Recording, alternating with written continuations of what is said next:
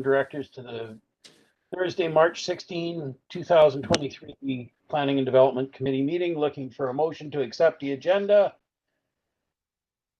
Moved Director Roberts, second Director Taylor. All in favor? Any opposed? Seeing none, we'll move right along. Picking up where we left off last meeting, watercourse development, item B. CAO Newell, would you care to give us the prologue? Thanks, Mr. Chair. So we're concerned about the amount of time it's taking us to issue a watercourse development permit. And it's important. I mean, everybody values environmental sustainability and the protection of fish habitat and the shoreline around our watercourses. And we believe that we've come up with a way to a legal way to shorten that process while the province is working on some of their internal issues with regards to staff that needs to be involved in the process. So Mr. Garish has a slide presentation that he's going to put up to explain this in more detail to committee, but we think it's a logical way to proceed in order to still allow development to occur in a timely fashion. So we'll turn it over to him, Mr. Chair. Thank you, CAO Newell. Mr. Garish, take it away, please. Great, thank you. I'll just get my PowerPoint up here.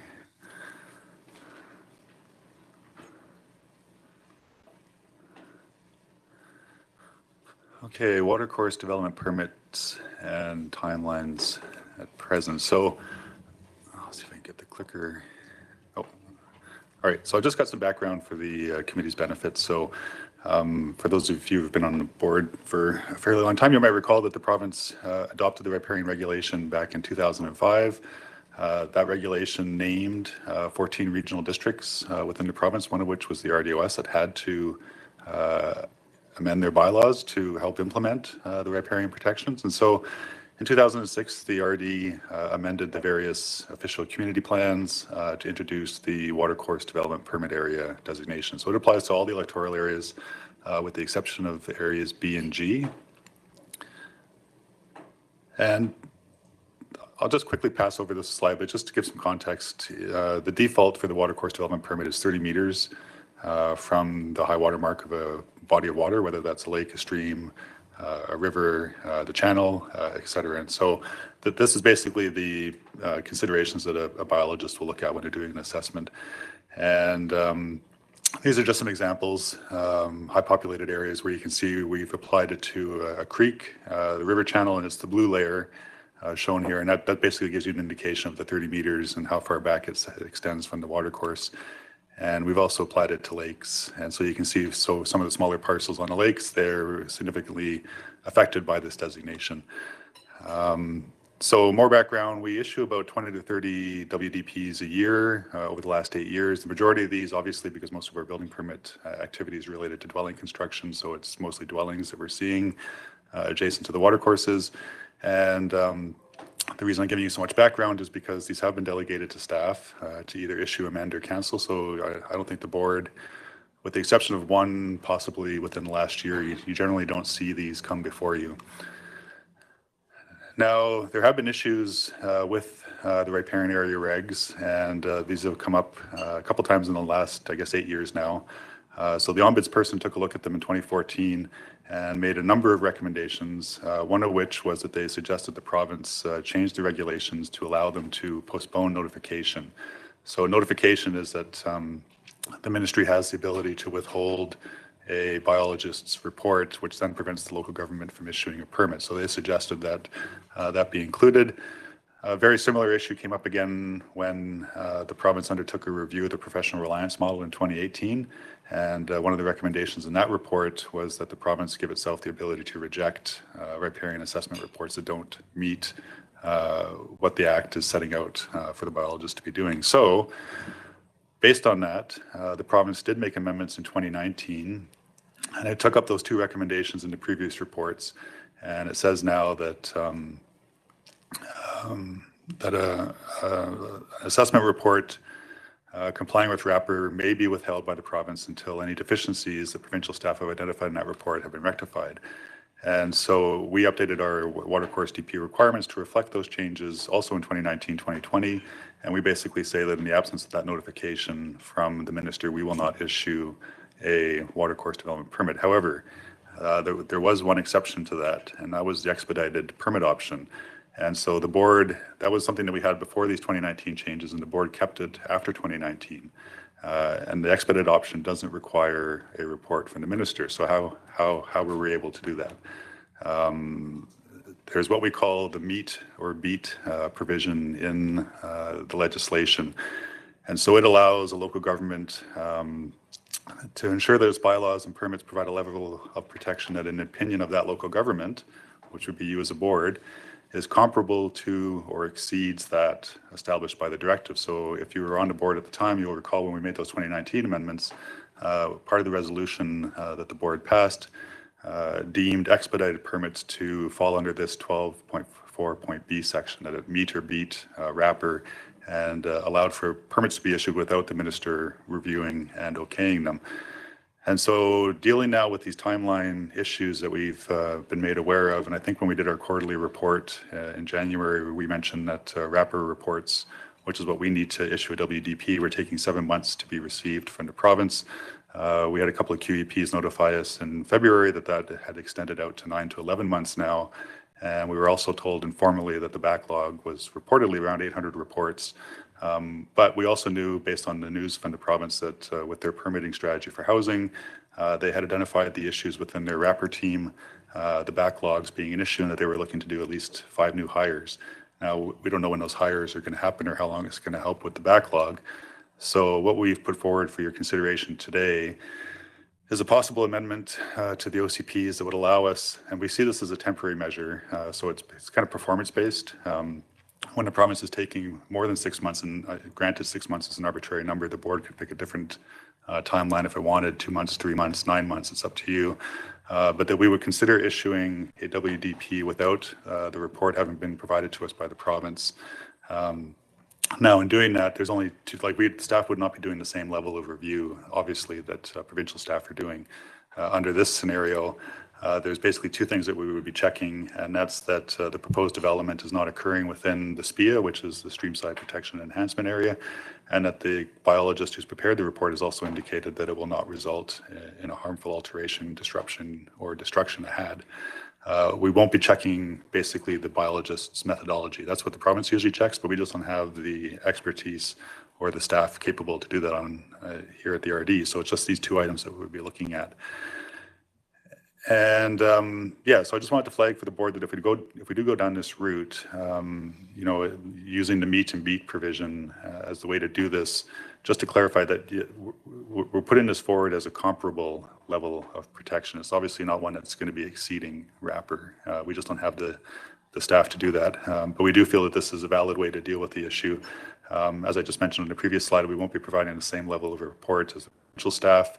And from our perspective, this is ideally just a temporary provision for those occurrences, hopefully rare, where the province is unable to review reports in a timely manner, such as is occurring right now.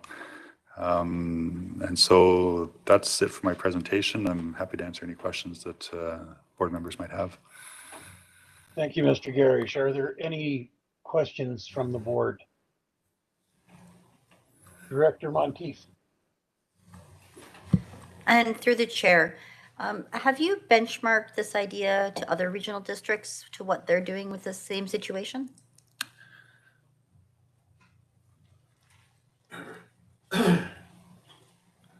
He's waiting on you, Mr. Chair. Go ahead, Mr. Garish.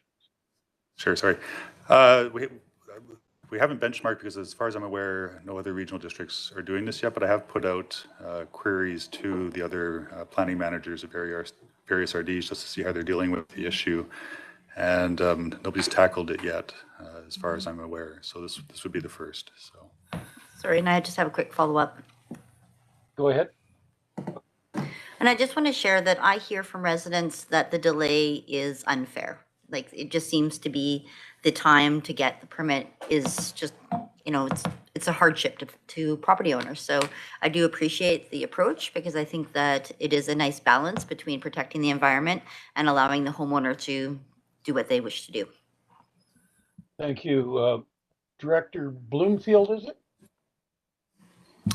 That's correct, Chair. Thank you. And through the Chair, Mr. Garish, does this potentially lead to an approval for a development in a watercourse area that has not been approved by the province? And if so, do we then have the potential for for a property owner to think that they've got an approval for a development or developing a property next to a natural watercourse area that eventually we might be in conflict with a provincial report that may come in after 11 months? Is that a potential? Mr. Garish? I think the potential risk that we're most concerned about is that because we're not reviewing and confirming the methodology that has been used by the biologists, if we go down this route, that we are potentially issuing permits on the basis of reports that the province might have rejected, or that the province might have had the QEP modify or tweak in some way in order to ensure compliance with the applicable reg. So in one sense, that is a concern. In the other sense, though, I mean, we are wholly invested in the professional reliance model, so we would be relying on the professional to make that determination about the streamside protection area and the harmful destruction. And if they're willing to do that and sign and stamp their reports, then we're willing to accept them. So, Thank you. Mr. Newell? CO, sorry, my apologies. I was just going to add on to that, Mr. Chair, that the riparian area protection regulation because I was concerned about the legal aspect of it as well, where it says administration of assessment reports by the minister. It says a qualified environmental professional may submit an assessment report to the minister. In my mind, that leaves some flexibility. We're still reliant on the qualified professional, and they're still going to require a report. And I also wanted to say, don't forget that this 9 to 11 months is after the environmental assessment has been done, which in itself takes months. So it's a bit of a conundrum. Is it a bit of a risk? We're not sure. We think we're on safe grounds here. But I also, and in addition to the meet and beat, there is this, I think, flexibility under the regulation that says a qualified environmental professional may submit an assessment report. And if they do, then yes, we have to wait until we get the response from the province. But if it doesn't seem to me there's a requirement that we require an environmental professional to do that.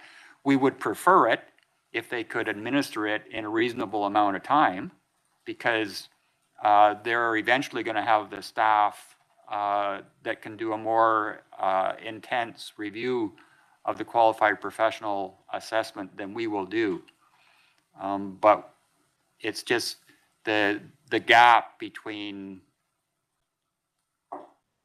when an environmental assessment professional can review these reports is too big. It's just not reasonable.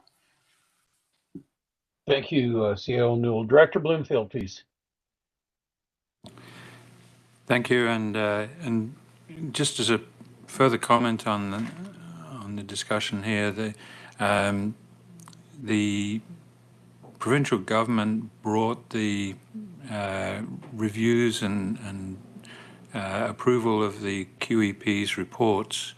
They took them away from the regional districts and brought them back into the provincial sphere for approval because of the inconsistencies in the QEP reports, which meant that, if somebody didn't like one environmentalist report on their property, then they could just hire another QEP and get another opinion. And the efforts of the provincial government were to stop that from happening. And so you know, we've got to, I think, you know, tread very, very carefully on this. And I think that probably a sound move would be to advise the provincial government, the relevant departments in the provincial government, that we are contemplating this. And if if their regulation is that vague, then maybe they'll come back with no answer. But if they think that they have absolute control over the situation, they'll come back and say, no, don't do that. So it might be getting I think getting some guidance from the provincial government before we bring in these changes might be worth trying, just so that we save ourselves from any fights with the provincial government after the fact. Thank you. Do you have a comment to that, CAO Noel? I'm hoping Mr. Garish has checked with the province, Mr. Chair. Thank you. Mr. Garish, please. Sure. So we, I mean, on a separate project, the ESDP update, we are having bi-weekly meetings with provincial staff. And so I have mentioned this to them. And I've already indicated to them, because it is an OCP amendment, we have to do, like the Act requires, an early and ongoing consultation, and that includes notifying potentially affected ministries, agencies, departments. And so if the board initiates this today, then we would begin that process. And I've already indicated to them, once that happens, we'll send them a copy of the amendment bylaw so they can provide us feedback. So. Thank you, Mr. Garish. Any other questions for Mr. Garish? Seeing none, Mr. Noel, or pardon me, Director Roberts, hold a second. CAO Noel, would you take your hand down, please? Thank you. Go ahead, Director Roberts. Thank you to the chair. My question would be in regards to the new OCP that we have in Area G. Would the water course been a part of the discussion? Because again, we had such an overarching discussion around water quality and protection. Is that something that some of the lines are already going to be pointing towards this particular bylaw in regards to those directions? Mr. Garish? Mr. Garish, please. Well, we certainly did have discussions about the water course development permit designation for Area G when we were doing the OCP. But a decision was made, and we can talk about it later, but not to include it at this time. But the policies certainly exist, and we can also amend the policies to the Area G OCP to basically facilitate the introduction of water course DPs. But of course, the challenge in Area G is that without building permits, capturing these WDPs becomes a challenge for us, right? So, thank you. Any other questions for Mr. Garish or Mr. Noel? CAO Noel, please. I'm not seeing anyone. I do have a question. Mr. Garish, are the watercourse development permits the same as the environmentally sensitive development permits, in that once the permit is issued, there's no teeth in enforcement on them, that they can be kind of ignored without consequence? So yes, the short answer is yes. The enforcement challenges that we have with environmentally sensitive DPs apply to all of our DPs, whether it's watercourse, protection of farming, hillside development, forming character. They're all problematic to enforce. Thank you, sir. These are another set of permits that conditions that people may not even know they have applying to them. I have one on my area where the person was trying to repair a deck that was damaged during the 2018 flooding, and found out that they required both environmentally sensitive development permit and a watercourse development permit, even though the creek was not even on their property, but the high water mark brought it close enough. So there's some issues there, that it may not be an actual development, just strictly a repair building permit that's needed, that causes this huge delay and an extra cost. So we may want to have a chat about that also. Any other questions for? Seeing no hands, anyone care to make the administrative recommendation there? Chair Pendergraph, you're making the motion. Yeah, I'll move the staff recommendation. Is there a seconder? Seconded, Director Roberts. Any other questions at this point? Seeing none, I'll call the question. All in favor? Any opposed? Seeing none, we'll carry on to the next item. Motion carries. Next item, another carryover, Okanagan Valley zoning bylaw, the 12-month review. CEO Newell, please. Yeah, just as it says, Mr. Chair, we've had that consolidated zoning bylaw for a year now, and there's been a number of minor issues, and we consider this housekeeping, but Mr. Garish has a presentation on it. Thank you, sir. Mr. Garish, please. Great, thank you. Cognizant of time, so I might go pretty quick through some of these slides, but I'm happy to answer questions at the end as always. So just some background context for the board. So it was basically a 5-year project undertaken in different chunks to review and consolidate the Okanagan electoral area zoning bylaws into 6. You can see the reasons here, you can see the outcome, certainly some efficiencies in terms of page count and number of zones, as well as regulations and definitions. But as with all of these projects, especially one as large and complex as this one, we generally try to advise the board that we're going to monitor and review how the bylaw is working over the next 12 months after adoption and come back with any issues. And so we've identified a few with the zoning bylaw, typographical, some interpretation issues and unintended consequences. And so I'm not going to review all of them, but I do have some slides that just give some quick overviews of some of the issues that we've seen. So in the category of typographical errors, you can see here, so the first one in relation to fence height, this was just a typo. So rural zones was a previous category under the older electoral area zoning bylaws, but it was removed and replaced with individual categories in 2800. So hence the need to change rural to the reference to each of the resource area, ag, large holdings, etc. A rather unfortunate typo on the Penticton Speedway, which we're hoping to correct. Interpretation issues. So this has come up over the months. So a winery, the way the definition is currently worded, speaks to it, at least our interpretation is a single structure, but we know that's not always the case. And so this amendment is intended to address that by allowing for multiple structures to be considered part of the winery.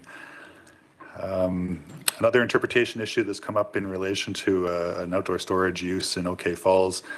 So sorry, this might be confusing, but the top table is the proposed new regulation. The bottom table with the red dashed line around the provision, that came up in relation to a specific proposal for outdoor storage. And because of the 1 per 200, it required 28 parking spaces, which struck us as rather excessive. And we looked at the member municipality bylaws, and none of them had a similar requirement. And I think ours is based on, or the proposed change is based on what Penticton has. And so because there's not much foot traffic with outdoor storage, we feel that 5 as a max is probably more appropriate. Some emissions, this is another unfortunate one. So for duplex zones, and of course a duplex is a shared common wall between the 2 units. The expectation obviously is that the duplexes with the shared wall don't have to comply with interior parcel line setback requirements. We had this provision in green here in the previous electoral area zoning bylaws. For whatever reason, we weren't able to identify what happened, but it didn't get carried forward into the new bylaw. So we don't want, obviously, a duplex that's required to meet setbacks isn't really a duplex anymore. So we want to put this back in to remove that requirement. Yeah, so another issue with duplexes, this is up at Apex, and we did increase the parcel size because of parking issue or known parking issues and snow storage issues at Apex.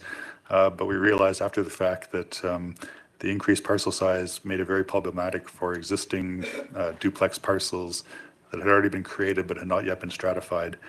So this is simply reducing the parcel down to 225. We feel this isn't going to adversely affect the original intent of going to the larger parcel size, because for the purposes of creating the parent parcel, it's still 600 meters squared, which provides that additional space for the storage and the parking. But the 225 will still allow for existing duplex lots to be stratified. New ones will still have more space, obviously. Another unfortunate admission, so this is for a parcel in OK Falls that has some multiple dwelling units on it. And I think it's either a query came in or a building permit came in, And it came to our attention that the provision for secondary suites had inadvertently been dropped from the density provisions in the zone. So we're proposing to reestablish that. We don't see that as being a change. It's just rectifying an error with the transition to the new bylaw. And I think I'm at the end of my slides. And so, you know, obviously any change, well, as you can see, you know, replacing or restoring the secondary suite allowance is obviously a change to use and density. So it's hard to argue that these don't affect use and density, but we think for the most part, we're just correcting oversights that occurred with the transition. So they're technically minor, or not technically, but in practical effect, minor changes. So that's it, and I'm happy to answer any questions that directors might have. Thank you, Mr. Garish. Any questions for Mr. Garish? Director Taylor, please. Yeah, I'm just wondering if the winery amendment allows or recognizes that there may be multiple different titles involved. So does your new title, does your new description straddle side by side titles?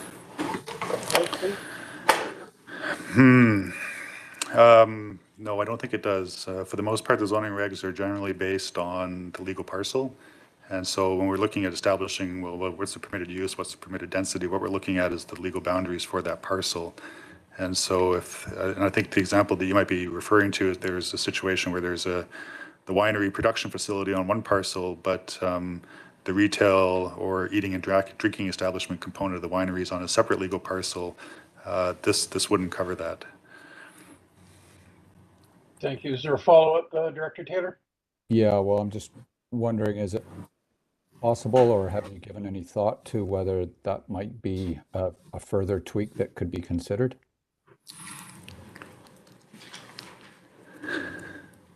Mr. Garish, please.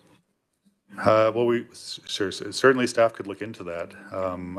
My concern is I think it exceeds the scope of this housekeeping amendment to the bylaw, because that would be something that we haven't historically applied to wineries in the past. Thank you, Mr. Garish. Any other questions for Mr. Garish?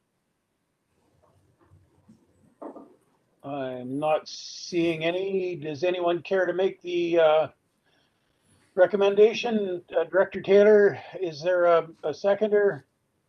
Director Pendergraft, all in favor? Any opposed? Seeing none, motion carries. Moving on. Item B, dog control bylaw. CEO Knowles.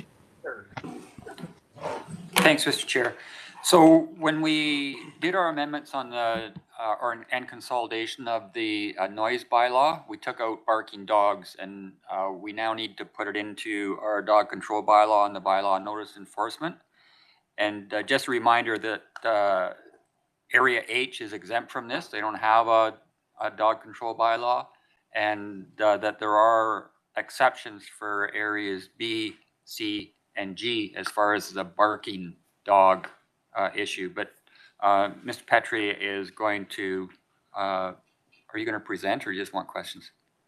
Just the questions, so maybe provide some background on that if people are. I probably did his presentation, Mr. Chair, so he'll take questions if there are. I'm sure he thanks you for that, sir. Director Roberts, please. Thank you to the chair. I'm interested in regards to section 4.9. I just think the language sounds a bit subjective. You know, basically, despite this section, it is not an offense. I'm wondering whether or not we could just say that sections 4.9 does not apply to B, C, and G. It just seems to have a little bit of some extra language I don't think is necessary. I think that might be a question for CEO Newell, please. No, I think Mr. Petrie is going to take this, Mr. Chair. Okay, thank you, sir. We could we could consider that, but this language was debated with staff, and we did look at that, and this was what was determined to be strike in the balance, but we could take this back and have another look at the wording. follow-up, Director Roberts, please? Yeah, thank you. I just think it gives us a little bit more flexibility because we also in area B and G have the animal control bylaw that has other areas that we can deal with particular issues. It's not that we want people's dogs to bark excessively. It's just that it's a very challenging and difficult bylaw to deal with in wide open rural areas like what we have. So that was our concern. But anyways, thank you. Thank you, sir. Any other questions for Mr. Paul? Mr. Chair?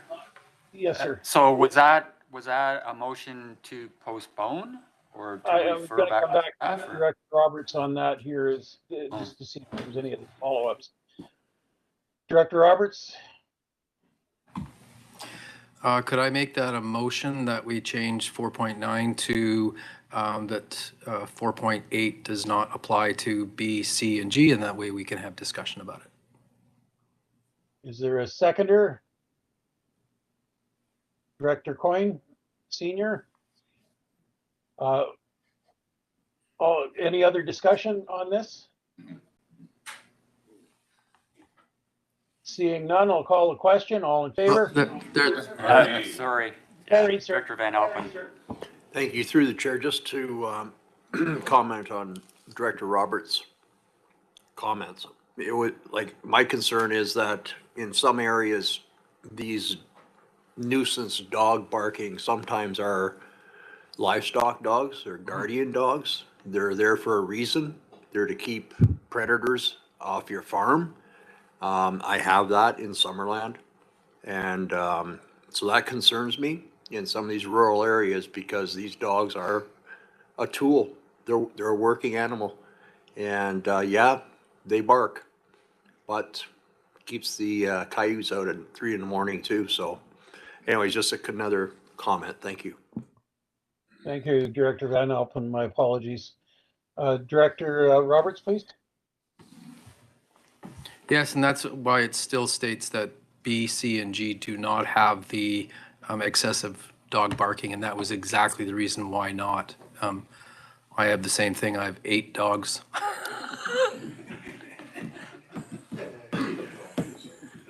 Bloomfield, please. Director Bloomfield. Seeing as the directors are throwing their personal opinions into the mix, we have the same issue in Area E. I have 2 hounds that keep the coyotes off my farm, so they do that quite vocally at different times of the day. So I can see that there's going to be issues in every electoral area where it's guard dogs, livestock dogs. So I just throw my opinion in there or my experience in there with the other directors. Thank you, Director Bloomfield. Any other comments or questions? Oh, Director Roberts again, please. Yeah, so mine is kind of a question to the other directors. Am I just reading too much into the way it's written? Because again, we're not going to have that particular part of the bylaw in area C, G, or B. I was just wondering whether or not that was just a little extra language and maybe I just took it a little too far, but I'm wanting a little feedback on my suggestion. Thank you, Director Roberts. Director Bloomfield, please. And I apologize, I don't have the bylaw in front of me, so I'm trying to remember the definitions within the bylaw and if it applies to different zones within the different areas. And because I think it could be more of a zoning issue if it was in agricultural areas or large holdings. Those areas, they're more interface areas with natural wildlife, and so that's where you do get more issues. And residential areas, obviously, where houses are in more close quarters, then it becomes more of an issue for satisfying your neighbors' requirements. So is it broken down by zoning, or is it, and the definition of excessive barking, what is that definition? Mr. Petrie, please. So the definition is 15 minutes within an hour, and we definitely use some judgment with that too. So within the bylaw, you can also deem a dog a nuisance dog, which would have been, I believe it's defined as three calls out or 3 bylaw offense notices that would have been issued. But we're not here to, first of all, fine. Like, that's not a trigger reaction. It's that nuisance dog that we keep getting calls about that barks generally all day. We have to define some parameters, first of all, to define what is barking excessively. So that's been generally defined as 15 minutes within 1 hour. Now, these larger properties, they naturally won't have the same sort of nuisance designation because they're spread further apart. So you're not going to get that high-pitched noise where if you're in a confined, a tighter density residential area, yeah, you're going to start, if your dog's barking all day, it's going to disturb more neighbors and maybe one's going to take offense to that. So we'd end up with more calls. We don't deal with a lot of these calls. I don't have the statistics, but we do deal with the odd one, and it is a problem for those neighbors. They do take, so there is a bit of a balance to be struck here. Thank you. Any other questions or comments? Director Roberts, please. Thank you. And I think in regards to a follow-up for Director Bloomfield, I believe we talked and I brought it up with bylaw around using zoning, and I think they weren't able to use that at that point in time, tying in with the OCPs, et cetera. Because I did bring that up because the concern was between small holdings, large holdings, and agricultural land. And of course, my concern was with rurally with 15 minutes. We breed Labradors, so if coyotes go off, that one dog barks, and then the neighbor bicycles by, and then that dog goes off, and it's like, well, how do you judge which dog and for how many 15 minutes? So I just saw it as problematic. And so my here is just that it's not that we want it, or excessive barking. It just sounds like it's extra language. I'm okay to drop my motion. Just wanted some feedback whether or not we just thought that 4.9 in there would just state that, because 4.8 is no owner shall allow the dog to bark excessively. And then if we just had 4.9, which right now states, despite section 4.8, it is not an offense for the dog to be barking excessively in these particular areas. And I just thought, why doesn't it just say 4.8 does not apply to area B, C, and G? Thank you, That was just my Director question. If Director there's any Roberts. response on that.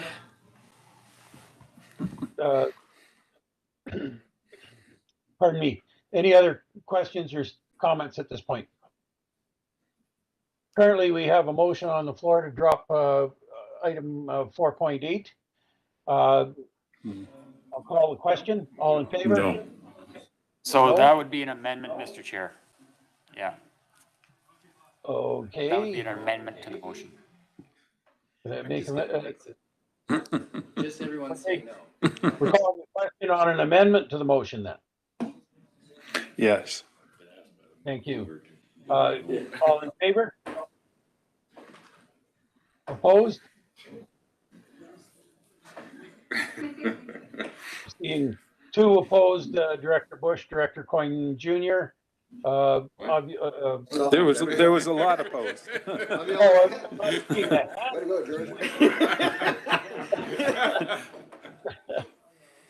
Would you care to do a count, Director?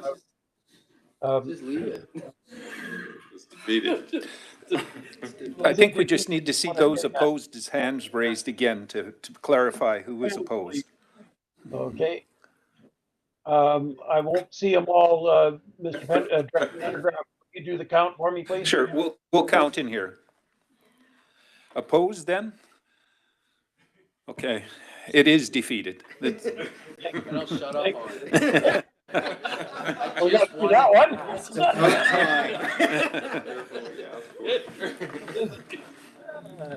Does anyone care to make the administrative recommendation, please? Moved. Director Pendergraft, second. I'll second it. All in favor? Any opposed? Seeing none, motion carries. I hope there was none. No. Dr. Mon- To the chair, sorry, I have a question. Certainly. So, I was wondering when it would be appropriate to kind of roll back to the last conversation about the Okanagan Valley zoning bylaw. Is that okay to do that right now, or should we, I just don't want staff to have to bring it back. CAO, no? Sounds fine to me, Mr. Chair. Okay, sorry. Okay. Director Monteith? Thank you. So I brought this to the attention of staff prior, but I think staff have left since I mentioned it. But in the Okanagan zoning bylaw, the Twin Lakes Lake is still referred to as the Nippet Lake, which it's not. It's the Twin Lakes Lake. Okay. So that also needs to be amended. If you're able to send me the section number, we can certainly look at it. Okay. Yeah. Thank you. I would believe that would not take a motion, would it? No. Very good. Carrying on then. Item E, vacation rental survey. We're finally into something new. CAO, no, please. Well, we may or may not be, Mr. Chair. We're sort of limited on time, and we do have some delegations set up under protective services, but I'm going to leave this up to Mr. Garish as to whether he wants to start on this or whether he wants to have it deferred. Mr. Garish, sir? And then leave them hanging. If it's all right with the, well, I was going to say, if it's all right with the committee, we can start, but I think our presentation was going to be about 15 minutes, so it's probably not fair to the delegations who are coming, but if you just have a few words you want to. I would suggest then that we carry this over to Okay. next meeting and go come out of this committee then. Late arriving news, Mr. Chair. Our next delegation is stuck in traffic, so we do have some extra time. Outstandingly. Use this Mr. big Garrett, button. would you care to carry on? Just the errors on the side. Oh. Yes, it's Evelyn Reichert presenting this. I'm presenting the vacation rental survey summary of the survey that we've done. And I will go quickly, so hopefully you can answer questions at the end. So basically, the vacation rental survey was done to get some input from residents and from TUP holders about what their thoughts are on vacation rentals. So the survey asked generally what they thought of vacation rentals in general, what they thought of our current regulations on how to obtain a TUP for vacation rental. And we also asked them some potential new regulations and what their thoughts are on that. Whoops. So the survey was open for about 6 weeks at the beginning of this year. There were two surveys, one for the general public and one for TUP holders, although the second section of both those surveys were the same, and that was on regulations. It's just that we asked different questions for the TUP holders than we did the general public. We had a really good response rate for the regional district. We had over 1,600 responses from the general, and then we had 24 responses from the TUP holders. This is actually, it's a small number, but it's actually a quarter of the TUP holders responding since we started issuing TUPs in 2014. So it's actually a fairly good number. And I do just want to make a note that these kind of outreach surveys are not statistically valid. They're basically self-selecting. People who have an issue will answer the questions and those who don't won't. So it's not, an absolute in terms of information, but it does give you an idea of where the public is and where TUP holders are thinking. So we did actually get responses from every single electoral area, which is nice to see, including B and G. The majority of responses were from Naramata, Area E, which I suppose isn't a surprise, but you can see that in Area A, we had a lot, as well as in Area I and Area D, had a lot of responses as well.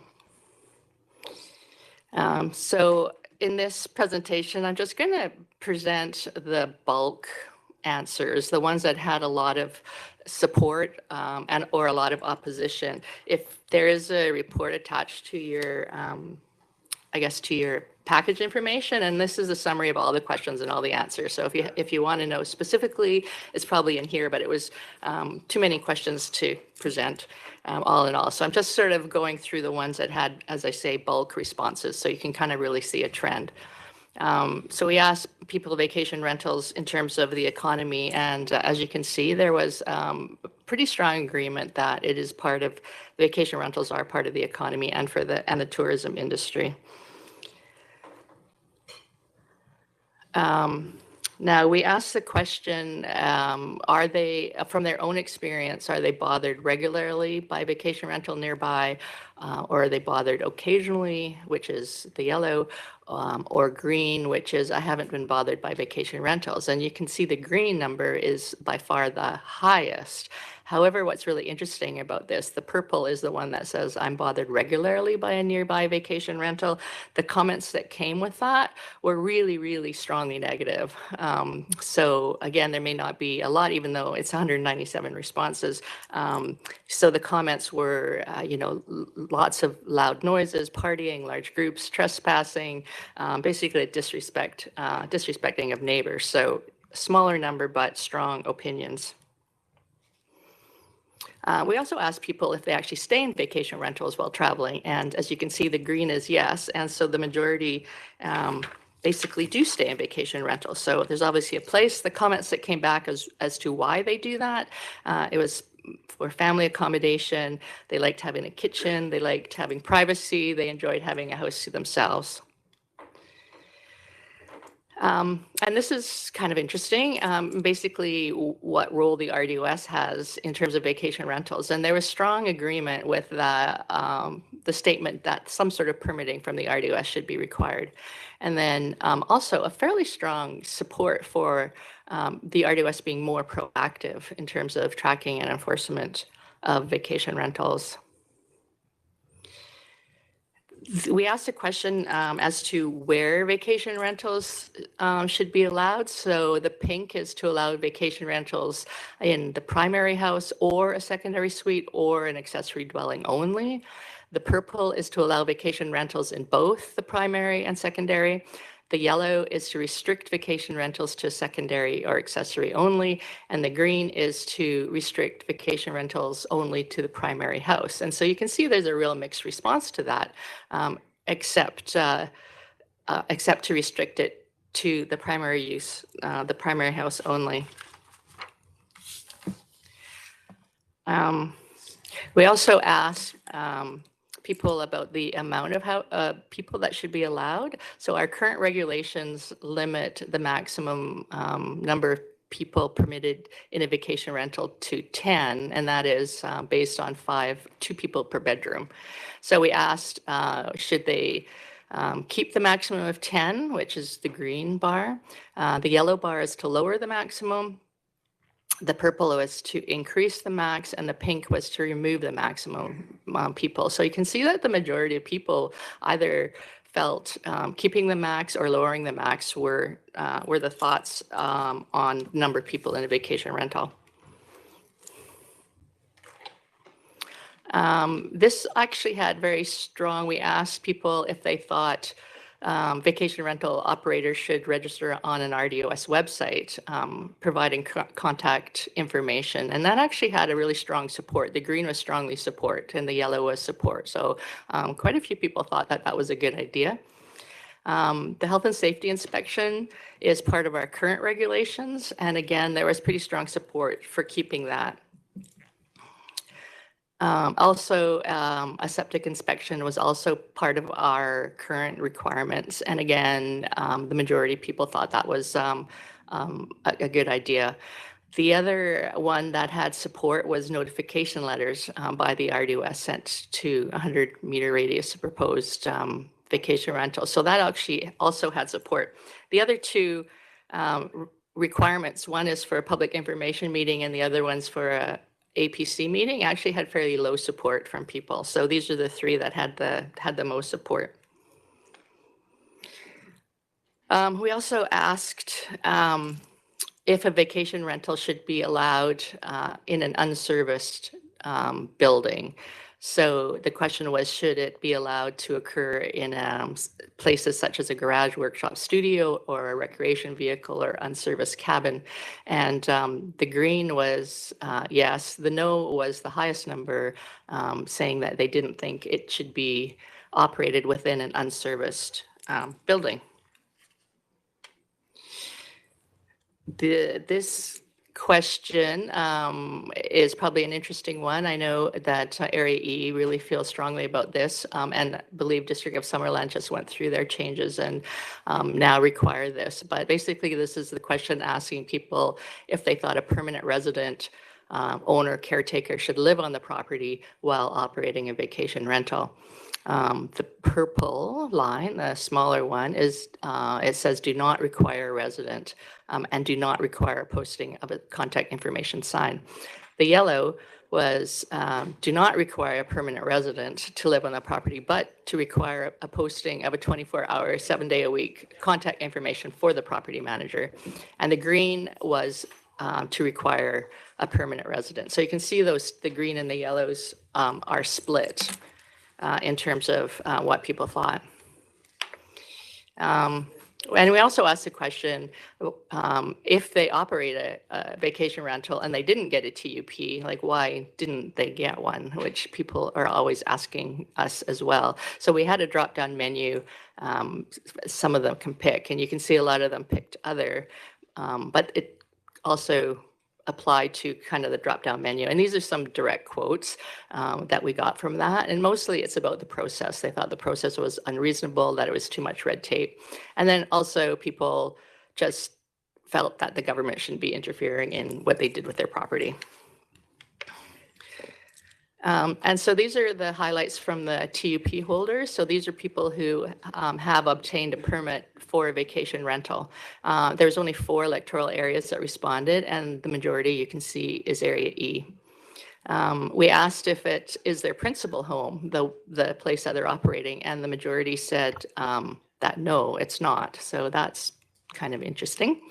And we asked them how would they describe the overall process of obtaining a TUP, and you can see the blue is difficult, which is half the people. I guess not a surprise, but 8, the orange thought it was reasonable. So again, the process does seem to be an issue. And again, we asked, their support or their thoughts on what we do already. And letters, again, it's interesting because letters being sent to adjacent landowners was actually seen as useful, even though there was also people who didn't think it was useful at all. And again, you can see in the Advisory Planning Commission meeting, most of the yellow basically said not at all useful. We asked them if they purchased the dwelling specifically to rent out as a vacation rental, and the majority of people said no, that's not what they did.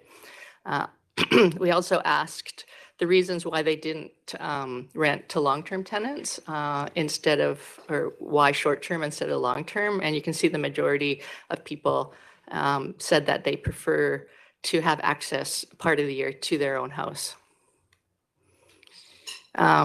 And again, this is kind of shadowing what the general public thought too, again, that the RDOS should have some involvement in vacation rentals. So there was support that permits of some sort be issued from the RDOS, and also that the RDOS should be more proactive in enforcing. So again, you can see there was strong support for those 2 statements.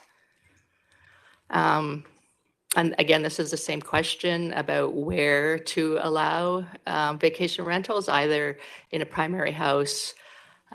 So let me see, the green is to restrict vacation to primary only. The yellow is to restrict it to a secondary or accessory only. And the purple is to allow vacation rentals in both the primary and a secondary, which I guess is not a surprise for TUP holders. And that the pink is just to allow it in either or.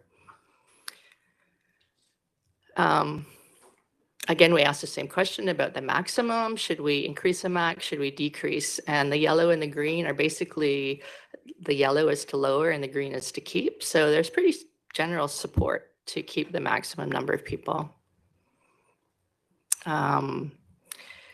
There was actually very strong opposition. The blue and the pink were strongly opposed to asking them to post a sign that can be seen by neighbors.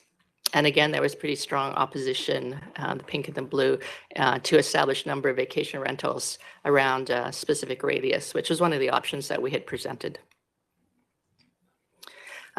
There was actually strong support for a health and safety inspection, as well as a septic inspection by TUP holders. So that was very similar to general public as well. And then we asked the same question: should it be only in a service dwelling, a serviced unit, or should they be allowed in other places that are unserviced, such as garage, RV, etc.? And the yellow is no. So again, pretty strong opinion about not allowing them in an unserviced building. We also asked the same question about a permanent resident or caretaker. The yellow, which is the highest number, was do not require a permanent resident or caretaker, but to require a posting of a sign that's available about the property manager information. So that was the yellow. The green was to actually require a property owner. So there was people who did actually support that concept. And that quickly is it. Thank you, Ms. Director. Welcome back. We're not allowing you to retire, are we? Any questions for Ms. Director? Director Frigo. Thank you to the chair. Evelyn, this is wonderful. Thank you. Is it possible to get the comments? Because I see in what we were given, the results summary doesn't have the comments. Is that possible? Ms. Can I Reddy? answer? Yeah, because there were so many, because we had, over 1,600, there was a lot, but I will be posting on Regional Connections the actual PDF that came from the survey platform itself. So it will have all the comments listed on there. Thank you. And as well as just the summary. Thank you. Director Taylor, please. Yeah, comment and a question. Comment, I think going back to the first stream, there were somewhere around 10% of people who indicated that they'd had a problem. And actually, I think if we look at sort of practices that go on in society, I mean, that's actually a fairly high number that are saying that, they've experienced a problem with a TUP or a Airbnb beside them. So anyway, that's my thought. And my question is, can you stratify the results by area?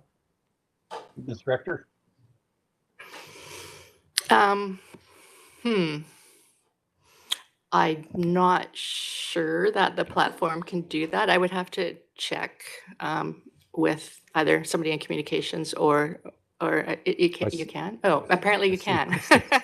I don't know how to do it, but apparently you can. So that would be of interest. Yes, it would. Thank you. Any other questions for Ms. Richter? I'm not. Oh, Director Helene Conant is here asking. Thank you. Thanks for the report through the chair. Has there ever been a study done in the RDOS or in any of these areas or about the need for or lack of tourist accommodation, since it is a big industry in the regional district? Has there ever been a study done of the lack of tourist accommodation? I'm only asking because obviously there's a driver here, and it's that people need somewhere to stay a few months a year, at least, right? And at least those few months. So has there ever been a study on that? I'm not sure that Ms. Rector can answer that, but you can have a go at it. Not that I'm aware of, no. My other question, I don't want to single any area out, if it's okay for a follow-up question. Yes, go ahead, Director Conant. Director Conodal, I don't want to single a certain area out, but Area E has obviously been very affected by this and has the most responses. How many homes at this point now, right now in Area E are empty most of the year? I know at one time it was very high, and I wondered if it was still at a 40% mark or higher. Ms. Rector? Yeah, Area E is definitely challenged with vacation rentals. As part of the OCP, we did run a quick address check to see how many addresses were within Naramata and how many were out. And I think that's where the 40% from outside came from. But whether those houses are empty or whether they're being used, somebody else is living them, you know, we don't know that. Thank you. Follow up, Director Konitz? No? No, thank you. Very good. Any other questions for Ms. Richter? I'm not seeing any from this vantage point, so we'll conclude this. There's no motion to be made, so it was for information. Thank you very much for your presentation, Ms. Richter. With that, we've made our way through this Planning and Development Committee meeting. Looking for a motion to adjourn. All in favor? Back to Chair Pendergraft. Thank you, people. Thank you, Director Knodel. That brings us over to Protective Services, and I will go to Director Roberts for this one. Go ahead, Director Roberts. Thank you, the Chair. Let's bring to order at 10:02 Protective Services Committee. Could I have a motion to approve the agenda? I see a second. All in favor? Thank you. And I see that now we have a bunch of delegates here. I'd like to pass this over to CAO Newell. Thanks, Mr. Chair. And if I could, I would suggest that we do amend the agenda to do our fire services contract at the end of the agenda after our delegates, so we can get right to the primary attractions. Do we have to make a motion for that amendment? We should. Okay. Can we have Director Wiebe, seconded by Director Bush. All in favor? Perfect.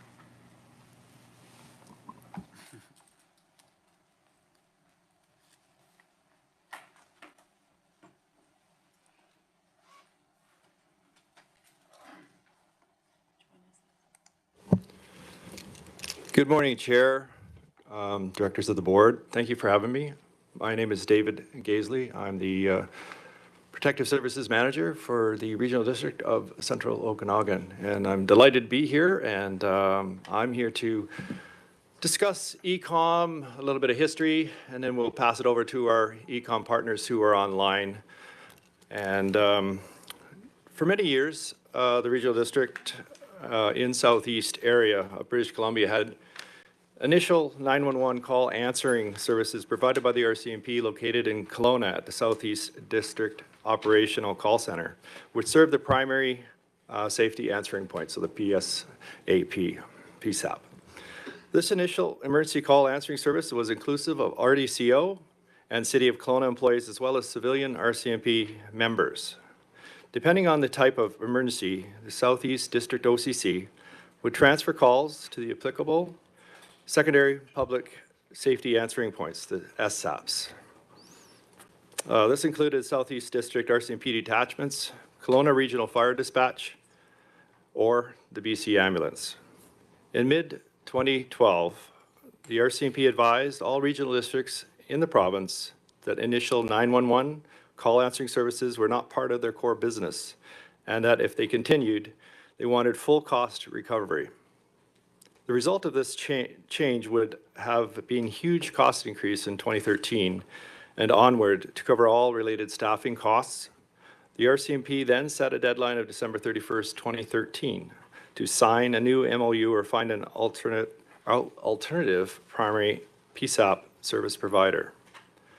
Joined by 8 Southeast regional districts, a request for qualification was placed, which resulted in 3 responses, one from ECOM, City of Kelowna, and the City of Surrey. On April 28th, 2014, the Regional District of Central Okanagan received approval to negotiate a contract with ECOM 911. on behalf of the partnering regional districts. The key drivers for a new partner contract with ECOM 911 were based on cost savings of more than $2.1 million, or 25% in operating costs over 5 years. Other considerations included excessive administrative overhead costs, the nature of the newly proposed service costs, the expensive RCMP IP interconnection, which were a clear indication of the RCMP we're getting out of the 911 business. Lastly, if accepted, the regional districts would now be in a better position to take advantage of the future move to NG 911. The duration of the contract was for 5 years, with 5 optional extension years. Currently, regional districts and our partners are in the process of executing the 4th extension. I'm still waiting for one more. It's not you guys. While we await the costs and the mandated transformation to NG 911. As the Protective Services Manager of the Regional District of Central Okanagan, I have oversight of a variety of programs, including the False Alarms Administration, Bylaw and Dog Control, Victim Services, Crime Prevention, Crime Stoppers, as well as the holder of the ECOM 911 contract for the regional districts. With that, I will pass it over, I believe, Stephen Thatcher, the Vice President of Operations, and Julie DeDecker, Operations Relations Manager with ECOM. They're online, and I'll stay for the duration and welcome any questions after the presentation or now, whatever you prefer. Thank you very much. Is there, are we wanting to kind of just move through and listen to what's going to be said and then have questions at the end? We all good with that? All right, so thank you. Thank you, you can continue. Well, good morning, everyone. Thank you, Mr. Gaisley. It's Stephen Thatcher here, VP of Operations for ECOM 911. I'm joined by my colleague, Julie DeDecker. I hope that you can hear me clearly. I don't think you need to see me so much, but certainly being able to hear me would be helpful. We do have a slide presentation for you today. I don't know whether you have the capability to display that or are prepared to do so, but I think it would be helpful as we work our way through this next 30 minutes or so.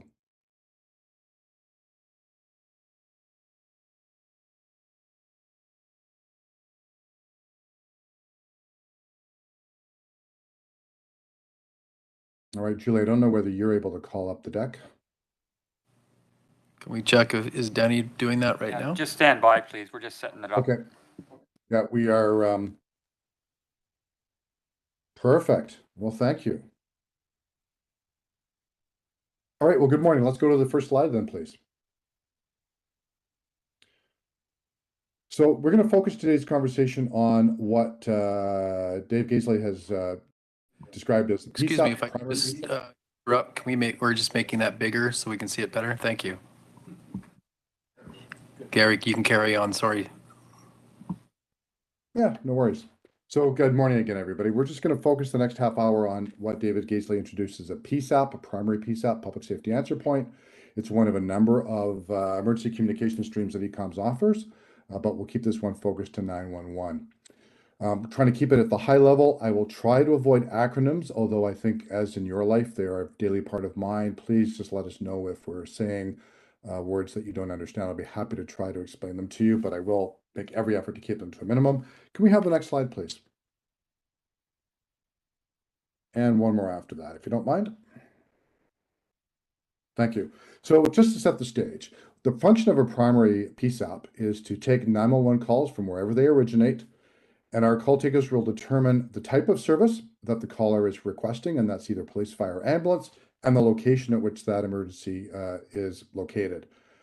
And that is sort of it's a very straightforward function in a lot of ways. You've asked the caller, would you want police, fire, ambulance, and where are you located? And they connect the caller to the appropriate downstream first responder agency.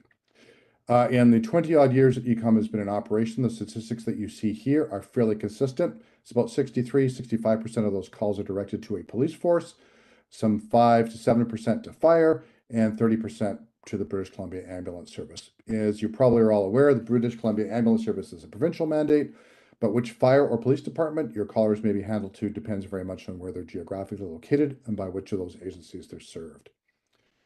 Ecom handles about 99% of 911 calls placed in the province of British Columbia. And in 2022, that was 22 million calls. And if I break that down, just so you get the math, if my math is correct, that's 175,000 calls a month. It's 5,700 calls a day, 240 calls an hour, and that works out to about 4 calls per second. Our jobs would be a lot easier at our end if it were actually that metrics, but of course calls don't come in conveniently spaced. They come in rushes, and that does make the work more challenging.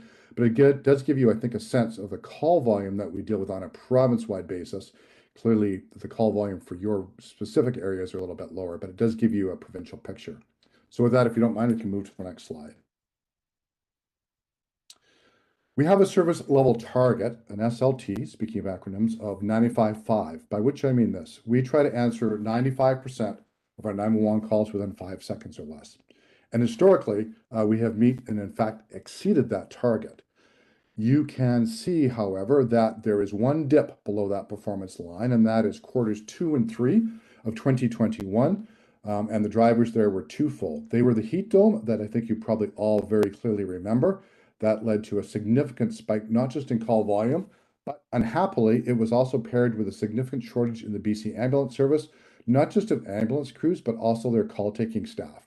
And what that meant is that our 911 operators had to spend a significant amount of time on the phone waiting to connect the callers with the BC ambulance service before they could disconnect and move on to the next call. And that led to that fairly significant deprecation of service you can see over that 2-quarter period. The good news is that for a number of reasons, we have service levels have rebounded. So if I can ask for the next slide, please.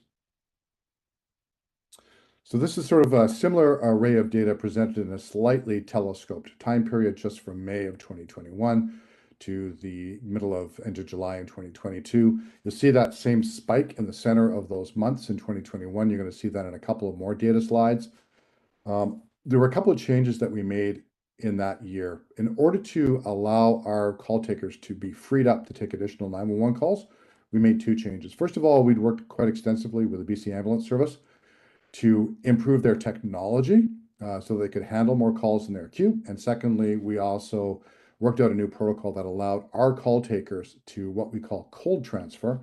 In other words, they would speak to the caller. If that caller wasn't indicating a series of 7 symptoms identified by the BC Ambulance Service, there was latitude in our call takers to connect that caller to the BC Ambulance Service, but then disconnect from the call before the BC Ambulance call taker picked up.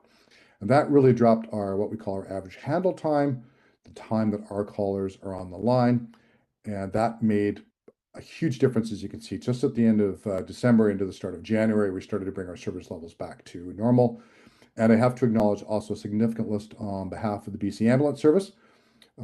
They also added additional call taking capacity as well as additional lines. So the message here is really that we're back to much more normalized 911 service across the province, including for your regional district. And our handle times are a little bit higher, as you'll see in some later graphs, but generally we're back in business the way that we prefer to be. Next slide, please. All right, this is what an average year looks like. You can see we've got data going back to 2018. We do a little bit of a forecast each and every year, and sometimes we're reasonably accurate. Sometimes, as in 2021, we are not accurate because there are drivers that are clearly beyond anybody's control. But you can see the general shape of the year, lower call volume at the beginning and the end, and then it gradually crescendos until it reaches a peak in the middle of the summer, and then the denouement starts once again. The jagged line that you see there, the dotted line, is really what our forecast is for the overall regional districts of Central Okanagan, including all of the 8 communities that we serve up there. So that's what the forecast is looking like for the year to come. It's lower than the historical numbers we saw in 2021, but a little bit higher than 2022. When we started the year, we were looking at maybe a 5% increase. That was our projection. We're actually running a little hotter than that in the first couple of months of the year, but it may settle down and even out as time goes by. The forecast for smaller regional districts such as yours are a little bit harder to contain because smaller numbers, as you all know, are likely to be more variable. And that makes exact forecast a little bit of a difficult art. But that's a little bit of what we're expecting to have to serve in terms of call volume for the regional district contract for your area. All right, next question, please, or next slide, please. Call volume is important. It's one of the major drivers of cost. Obviously, the more calls we have, the more people we need to service those callers within that 95.5 timeframe. But the other metric that we are keeping a close eye on is AHT, another acronym, average handle time. And as indicated earlier, that is the amount of time that our call takers are on the line with a caller from the time they pick up the phone to the time they can disconnect after that call has been downstreamed to a first responder agency. And as you can see from this particular chart here, our average handle time in 2018 was about 45 seconds. That was pretty normal up until that point. Where we started to see a slight increase was in the year subsequent, leading to that peak in 2021. And again, 2021 is an anomalous year because of the heat dome and other challenges. The average handle time was 72 seconds across the course of the year. Of course, it wasn't 72 seconds on each and every call. There were many calls that were shorter, but during the peak of those Q2 and Q3 call volumes and average handle time delays on the ambulance side, those numbers were actually much, much higher. They were into the hundreds in some cases, which was a very negative experience, not just for the callers, but also, as it turns out, for our call takers. You can see that over the last couple of years, that has come down back towards our 45-second baseline. There's a very, very demonstrable reason for that. First of all, in order to effectively allow our call takers to cold transfer calls to the BC Ambulance Service, we have a slightly longer recorded message than we traditionally have that tells callers what to do in the event that there's a change of circumstance. And that is basically to say, call back, hang up, dial 911, and we'll go into a priority queue. So the handle time's a little longer than it has been historically. And handle time is, of course, a cost driver. The more people we have tied up on the phone, the fewer there are available to answer the phone in that 95.1 slot. And so that's another metric that we keep a close eye on in terms of determining how we are monitoring both our service levels and ultimately the costing formula for our client base. Next slide, please. All right, contract pricing. The reason I'm showing you the data is just so you get a kind of a sense of what the call volume looks like, some of the dynamics in handle time that we try to manage on an annual basis. The fact that we have to show certain flexibility, thank you, in bringing on staff to meet with peak demands. The effect of the last couple of years, and certainly 2021, caused us to have a closer look at our metrics and determine whether or not we were in fact recovering sufficient income from our client base on the 911 call handling side to meet not just the growing service volume by call volume and average handle time, but other costs as well. And you can see that effectively, particularly in 2021, the regional districts were getting a pretty good deal on 911 calls. Their cost per call had plummeted because we weren't charging significantly more. We weren't, in fact, charging enough. And consequently, your rate went down and we were left holding a little bit of a bag for the summer of 2021. So we're back in a position where we're trying to make sure that we can forecast an accurate cost within the likelihood and the reliability of forecasting to make sure that we can indicate to you what future costs are going to be, while also making sure that we can maintain the high service level with appropriate levels of staffing. So really interesting picture of what's developed. And now I'll speak a little bit to what the course correction has been from the econ perspective. So next slide, please. As I was mentioning, these were really the drivers. We saw our costs increase over 2018. We were not really too concerned about average handle time. It became evident that we needed to pay closer attention to that because most of our agreements were based simply on volume. That hadn't been a concern, as I said, because historically it had been so reliably at 45 seconds that we didn't really need to worry about it. So there are a number of cost drivers here that have caused us to start to look a little bit more closely at what we need to bill for 2023 and for the years beyond that. And I will sort of foreshadow a little bit of what I'll speak to you about later this morning with respect to NG 911 and some of the pros and a few of the financial cons that that system will bring along with it. All right, next slide, please. So the ways that budgeting is done in ECOM is we do our best to forecast what our cost drivers are going to be. We present recommendations to our board of directors. They look at the needs across the organization and impose a levy for each of our service lines. For the 911 public safety answer point, there are slight variations in the agreements we have with regional districts. That is one thing that you will see that we are looking to normalize so that it's a much more consistent picture across regional districts for the same service. And the board range that they were looking at was 8 to 12%. And for this particular agreement going into 2023, the board has improved a 12% increase over 2022 figures. And I think I've explained to you what the drivers for those are, and certainly when we get to the Q&A portion of this presentation, I'd be happy to try to address the questions I'm fairly certain you will have about aspects of what I've been speaking about this morning. So that was the board approved range. If we can go to the next slide. You can see that that was actually a reproduction of what's been presented to the regional district of Central Okanagan as the sort of the collator of all your contracts in that zone.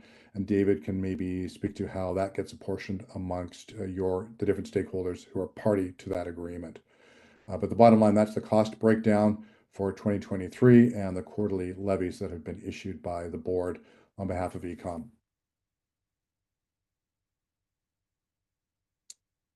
Next slide, please.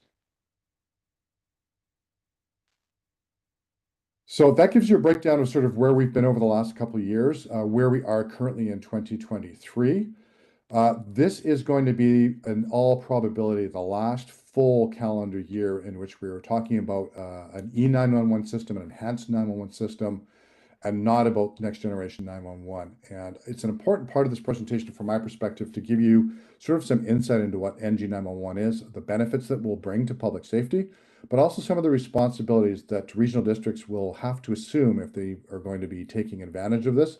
And ultimately, just given the way that the telephony system is working in British Columbia and the requirements of the CRTC, the Canadian Radio Television Communications Agency, these steps are ultimately really non-optional. If you want your community to be connected to the 911, you will have to jump through. So NG911, next generation 911, is basically a modification to the existing 911 system. As you're all aware, the current system runs on telephone systems. That technology is aging, it's 30 years old. It is reaching a point where certain components of it are failing and there are no market-ready substitutions. So the CRTC has decided it's time to move on and bring Canada's 911 system into the modern era. And the telephone system will be replaced with an internet protocol-based system that will run emergency communications across the country. It is driven by a number of incumbent telecommunications providers. Here in British Columbia and our neighbors in Alberta are going to be served by a network that is currently up and running and installed and maintained by TELUS.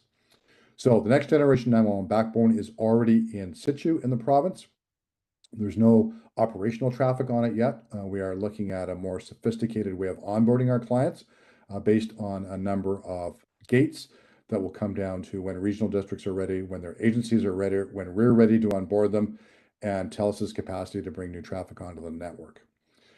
The real advantage of NG911 should be much more resilient, much more capable communications, the ability to do much more than just voice when people are trying to reach emergency services. The preliminary advantage will be in the short term, not just voice, but also real-time text. And when I describe real-time text, I'm sure you are all envisioning a way in which you type out a message on your phone and you send it off to 911. But as the name real-time indicates, it's actually a character-by-character progression. So when you open your phone in the modern era and dial 911, you will actually be presented with a texting screen. And whatever you type into that will be transmitted character by character to the 911 operator and ultimately to any secondary PSAP, so a police, fire, or ambulance agency, so that caller can have a communication by type. I think it's self-evident that that's hugely advantage for people with speaking or hearing handicaps. It's also helpful for people who want to call for emergency assistance and don't want to be overheard. For context for the call operator, the phone line will be open, so the call taker will be able to hear what's happening in the background as they do on any 911 call today. But beyond those two capabilities, we are looking at the capability of sharing not just voice and text, but also audio, real-time video, telematics for vehicles. In other words, your vehicle will be able to report that it's upside down in a ditch and that 2 seatbelts has been undone since the crash, and could you please send help? So there is lots and lots of forward-looking integration capabilities that we will be looking at with our first responder community to build out the true capacity of NG911. But naturally, before we run, we need to be able to walk. And those are the steps that I want to lead you through next. So if I can have the next slide, please. The timeline for adjusting to NG 911 is actually fairly aggressive.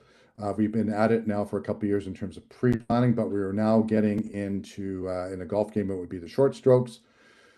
Currently, we are expecting to start onboarding our clients sometime in 2024, and really that's less than a year away now, because we really want to do this in the shoulder season to avoid that busy summer period, which you've seen in those data peaks. So we are getting our ducks in a row. Technologically speaking, we're starting to ramp up a training process to make sure that our staff are capable of handling next generation 911 calls when they start arriving, whether by voice or real-time text. The legacy system, the system that we are currently all depending on, is to be decommissioned on March 4th, 2025. And that is, for all intents and purposes, a hard stop. I have been many questions about whether there's a way to opt out, whether there's a way to extend that limitation. That is a schedule set by the CRTC. So if you have some influence in the federal government, this is maybe the time to use it.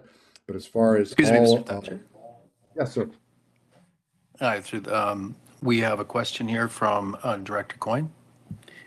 Hi there, Stephen. Thanks for coming. I love the idea of the whole being able to use your cell phone and all that. The problem we've come across in our community is, especially since you said TELUS, and this isn't a slap at TELUS or anything. TELUS's cell phone network runs off of fiber optic. Without power, fiber optic doesn't work. We had a power outage, the main transmission line to Princeton was severed between Karamias and Headley. And when that went down, we lost all of our communication systems and whatnot. And after speaking with TELUS about it, and we had a really good conversation, and they're working with me, it comes down to they have redundancy in their system, but if there's no power, then the systems don't work properly. So while you guys are moving forward with this, when you're talking about rural British Columbia and areas that only have single service providers, you need to build a redundancy system in place so that if something like that is to happen at the end of the line as we are, then they have the ability to still use a 911 system. So I'm hoping you guys are in discussions with the service provider on how that's going to take place. They're extremely cooperative to work with. I'm working with them right now on how to bring that a further level of redundancy to our community. So just a point that you guys need to be aware of. Thank you. Thank you, Director Coyne. And Mr. Thatcher, yeah, I think that's something probably all of us rural directors are thinking. So anyways, we'll carry on, and thank you, unless you want to have any further follow-up on that, Director Coyne. Okay.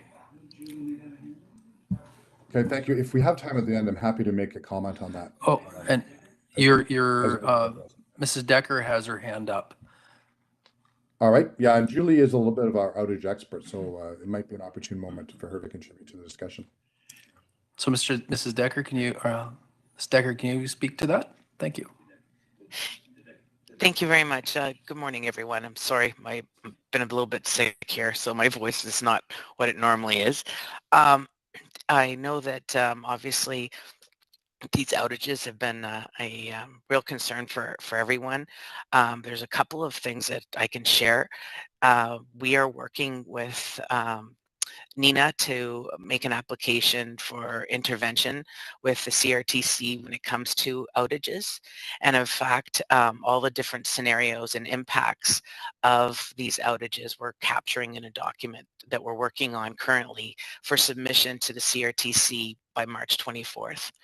I know that there's been a variety of scenarios that I'll be including in the submission, and I will definitely put this forward as another issue that needs to be included. Any other suggestions that you may have, I'm more than willing to take forward as well and for inclusion. I think we've actually got this covered in there, but again, I just want to make sure that you're aware that that will be included. It will go to the CRTC. There's the ABC 911 committee is also making a submission, and my understanding is that that I think it's going to be welcome feedback, and it will go to the CRTC in terms of how all telcos are dealing with outages and the requirements for notifications, etc. So that if there's more time at the end, I don't want to take up too much time. I just wanted to speak to that piece. Thank you. Thank you, Mr. Decker. Mr. Thatcher? Yeah, so the timeline is short, and we are working to meet it. And if I may have the next slide, please. So what are the objectives? We are looking at meeting the CRTC imposed deadline for both voice and real-time text. Where there's some indication that the CRTC is looking at letting the deadline for real-time text slip a little bit, which I think would be good news. I think it's a reflection that many PSAPs across the country are not quite ready for that particular technical change. We're trying to mitigate that risk, as I indicated earlier, of decade-old equipment failing and having no market-ready replacement. We're looking at a platform that is robust enough not to support the basics, but also looking at the far greater capability that NG911 will bring to public safety in the future. And the other short-term benefit that you'll see from the NG911 network is location data. And I'll come back to that in terms of the mapping requirements shortly. But really, if you start to think about the benefit of firefighters having a picture of the fire they're going to, of BC ambulance attendants having a clear picture of a road accident that they're attending in advance, it really allows them a clearer picture of what resources they need to respond fully and effectively to any emergency of any kind. So that ultimate ability to send live photos, live feeds will clearly be a boon, but we need to get the network in place first and foremost. So next slide, please. We are coordinating NG911 not just for regional districts on the NG911 side, but for a multiple of our downstream partners. We call, take, and dispatch for a number of police and fire agencies across the province. We're also supporting agencies like the RCMP provincially with the technology lift to make them ready for NG911. So that gives us the benefit of being able to pool resources, use our market power and our name to draw in the resources we need to help turn the corner for a number of agencies beyond the regional districts and 911. And of course, being able to share facilities, share costs has been that we're able to mitigate the cost of NG911 to the extent possible. So we're working effectively with a whole bunch of partners to make that NG911 journey together, make sure that we're in lockstep, that our needs of our clients are clearly understood, and that we will be ready on day one to go live, and that the system will be fully operational in accordance with the CRT mandate by March 4th, 2025. So next slide, please. I don't expect you necessarily on a small screen to decipher this picture, but when you get a copy of the PowerPoint, please take the time to review it more closely if you wish. It's basically showing sort of where we are on the top tier. Our current 911 system is it's very effective. It's a little bit basic in terms of information flow. The next stage is that bit in green in the center, in which we are going to get voice and real-time text. We will be able to handle calls in a number of ways that we can't currently. For example, right now, the technology does not allow us to downstream calls to two separate agencies at once. Next generation 911 will make that possible. We'll be able to say, hey, we're going to send the same message at the same time to a police and a fire dispatcher. That is technologically not possible at the moment. And then ultimately that bottom tier is where we're headed, which is location data, enhanced location data, including what we're calling the Z-axis, which is height, because one of the key metrics that's missing when you get a location from a phone headset right now is how high that device is, and that information will be coming. And then, as I said, telematics from vehicle and other devices. I suspect that many of you are wearing an Apple Watch or a similar product by another company. They will have that same ability, arguably, to link into the 911 system and call for help when you are unable to do so. So finding a way to triage that data, get it into the hands of the right resources at the right time at greatest speed is really one of the objectives of this maturing system. So what we do know is the threshold for getting in, exactly what the future holds in terms of capabilities remains to be determined, but I think it's certainly an exciting time to be in this industry for exactly that reason. Next slide, please. All right, local government authorities. As a condition of getting access to what is called the EZINet, and sorry, yet another acronym, the Emergency Services Information Network, which is the backbone of the NG911 system in the province of British Columbia, TELUS requires local government authorities to sign an agreement with it, which sets out a number of obligations for you in the regional district and for TELUS in what is called an agreement. It is an unusual document. I don't know whether you've had an opportunity to look at it yet.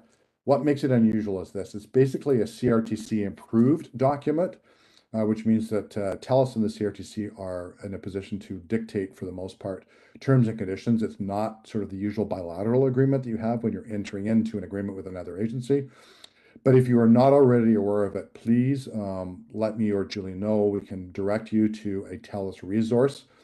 It is vital that if you want to move ahead with getting access to the NG911 system, for you and your regional service providers, whether it's a fire department or a police service, you need to get on board with NG911. And that document has, as we will see from the next slide, a series of obligations that it imposes on you. So you as a LGA will be subscribing to these and other responsibilities when you sign that agreement. I've highlighted just two there in bold. I don't want to take you through all of them. They are a little bit technical in a lot of cases. So I'll just highlight those two. Ensure that all designated PSAPs, so primary safety entry points, that's not just ECOM, that's any of your fire departments and police agencies, follow security protocols and patches, and that's to keep the network as safe as possible. And then probably one of the more contentious ones is towards the bottom there. It's provide GIS and addressing data to TELUS in a secure and encrypted manner expeditiously after changes. And that's so that TELUS knows as much as possible about the point of origin of the call, so that it can route it to the correct public safety answer point, and that in turn, that data can be used by responding agencies to make sure that they're taking the most expeditious route to serve whoever is calling for help. Needless to say, mapping is a costly endeavor, and as communities grow, as maps change, that data needs to be kept up to date. So I think the good news when you look at this long shopping list, and this is not exhaustive, this is just a couple of high points from the agreement, many of these responsibilities you will be able to contract out, as it were, to your PSAP, whether that's ECOM or another agency. Some of those that are doing your call taking will take on some of those responsibilities. Others are clearly going to remain a responsibility of the regional district or of your local government community. So something to be aware of there. In exchange, if you would be kind enough to go to the next slide, what TELUS offers you is this. And again, these are the high points. You can have access to the network. You're going to get call or 911 data, which means that TELUS will provide your PSAP with information about the caller, registered to the phone. They'll do the updating of the data that you give them into the mapping system. They'll maintain support teams to make sure that the network is up 24/7, and if it's not, that there's a quick response to repairing it. And they'll do the policy routing. And the reason that policy routing matters is depending on where a call originates, that is going to depend on where the responding agency comes from. That needs to be built into the system early on and kept updated as those service areas change. And to make sure that they are working with PSAPs such as ours to develop contingency plans. In event of misfortune or disaster, what is the coping mechanism? How do we deal with outages? How do we deal with areas that are out of communication? So that work is also underway. So that list is a lot shorter and a lot less difficult than the list of burdens on local government. So again, I'd urge you to review that document carefully if you're not already aware of it. Next slide, please. Mr. Thatcher, we have one more question from Director Coyne. Are we able to just slip that in? By all means, thank you. Sorry. Yeah, so your local mapping from local government, how long is that going to take? Because that seems to be a real issue in our area. Yeah, it is. And the first issue I think is for your regional district to work that out with TELUS, because that's the first point. I can tell you that we're having some ongoing conversations with TELUS and with GOBC about where the most effective way of aggregating map data is. I think there is a certain effort to try to get GOBC to step more fully into the picture to help communities out with the mapping enterprise. but I'm not exactly clear where that particular initiative stands at the moment. Okay, thank you. And we are well aware that mapping, and that's the reason I chose to highlight it this morning, sir, was I just know that it's a high priority and a high pressure issue for many communities. Thank you, Mrs. Thatcher. And we're needing to move forward because again, we've got other delegates, so let's try to keep on I'm happy keep to on just task. the last couple of slides. Thank you. I generally try to end these things on good news. We've talked about rising costs. You have probably all heard that the province has injected $90 million into ECOM's coffers.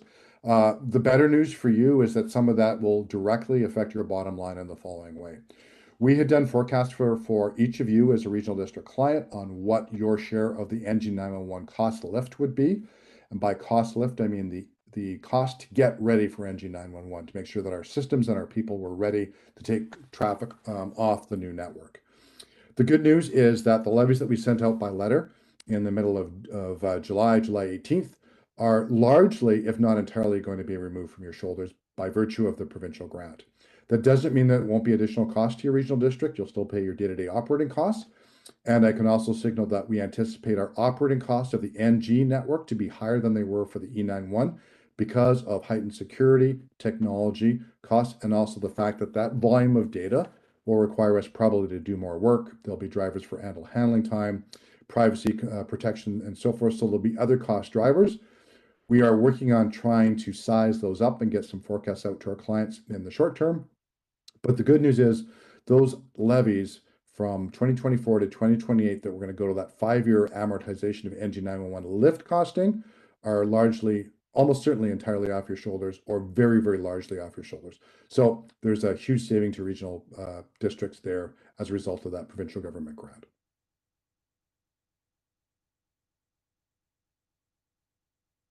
So I think I can leave it there. I know that time is of the essence. I don't know whether there are any more questions, but I'll be happy to take such as there are. Do we have any questions for the group here? And I'm looking down here. Not seeing any. Oh, Director Coyne still has a few more questions. Yeah, I have more questions. I'm the reason you guys are here today, so thank you. I don't know if this is a ECOM question or a EHS dispatch or fire dispatch, but when a request for support from somebody who's on scene comes into dispatch, who makes the determination whether or not that resource is dispatched? Is it the dispatcher or is it the people on scene? I don't know who to ask that question to. Yeah, so I think the way that would work out, largely, it would be a request from the people on scene, and then the assessment would be by the agency that they were seeking assistance from as to who and what they would dispatch. Okay, because we have a number of incidents within our region, and so when I'm saying our region, I'm speaking of the entire, I guess, upper Similkameen area, which goes from about Manning Park up to Aspen Grove, Tulameen, Comont, down towards Headley, where we've had, one incident, we had a MVI where the RCMP requested highway rescue 4 times, EHS requested 3 times the same incident, and they were all denied by, they said the dispatcher that they were speaking with. So that's just one incident. We had another one in Comont where we had a motor vehicle accident, and the fire department that was on scene requested, I think it was around 2:30, something like that, 4 o'clock in the morning, somewhere in that period. They requested RCMP. RCMP did not get dispatched out until about 8 o'clock in the morning. RCMP showed up and asked, why weren't we requested? They said we requested multiple times, and it took hours for them to get away. It was a drinking and driving incident. RCMP were obviously upset about the situation because the person was probably now at home in bed. And that's just like 2. There's more. And so my question is to whoever is responsible for that, who's making these calls? Because the people on scene know the most about the incident that's happening. And if they're requesting additional resources, those resources need to be dispatched, not decided upon by somebody on the other side of the phone at that time, especially if it's highway rescue and you have somebody trapped in a vehicle. We had the same thing out at towards Eastgate. We had an incident out there. RCMP and the local fire department members requested this was in August, requested support, and it took, I think, 2 hours for that dispatch to happen. So we have a disconnect somewhere, and we need that disconnect fixed because we're putting people's lives at risk, especially when they're trapped in vehicles. So I'm not sure who needs to answer that, but I'm hoping to get an answer. Thank you, Director Coyne. Sorry? Mr. Thatcher, Yeah. do you know who we could point this to? Yeah, I'll have sort of a two-part answer. First of all, since those are not going through 911, it doesn't really fall within the scope of this particular discussion today. Dispatch may or may have been done by ECOM, depending on where the calls originated and the service for which they were calling. I think I need to know more about the specifics of those calls in order to tell you sort of where to start looking for accountability on any delays. Secondly, it is an issue in the first responder community when you've got small volunteer fire departments, road rescue queues that are not permanent. They don't have a set dispatching model. That is an issue that's known to the industry. It's being discussed in groups such as ABC 911 to try to figure out whether there is a solution. Because a lot of these smaller organizations are under the radar and there's no fixed way of getting a hold of them. So I understand exactly the problem you're describing. Finding the solution that fits everywhere is a little bit more challenging. I'm happy for you to take my email address and get a hold of me, and I'd be happy to help you try and drill down. If you can't get a hold of me, I know David Gaisley will be able to provide you my contact information. Yes, Stephen, I asked for those incident details, and then I can follow up as well. It could be even a Northern 911 situation. We can discuss. Thanks. So is there any more other questions? Well, I think we're going to be having other groups coming up. All right. Well, thank you very much for your time this morning. Are you with fire? No. No, I'm the Protective Services Manager. Sandra Follick's here from Fire Dispatch. That's separate group. Okay. All right, so thank you very much. It was very in-depth, a lot of information to digest. I really appreciate the time that you taken to provide that. It's our pleasure. CAO? Thanks, Mr. Chair. So we'll get Deputy Chief Follick up. So that was the primary dispatch. So 911 calls go into ECOM, and then they dispatch them out to one of the 3 first responders. Probably the one that we're most familiar with is our fire dispatch, and that is dispatched out through the Kelowna Fire Department. So we have Deputy Chief Follick here, and we'll bring her up, Mr. Chair. Thank you, Mr. Chair, directors of the board. I'll stay for this presentation just in case something does come up for the Regional District of Central Okanagan. Thank you. Thank you very much. We appreciate that.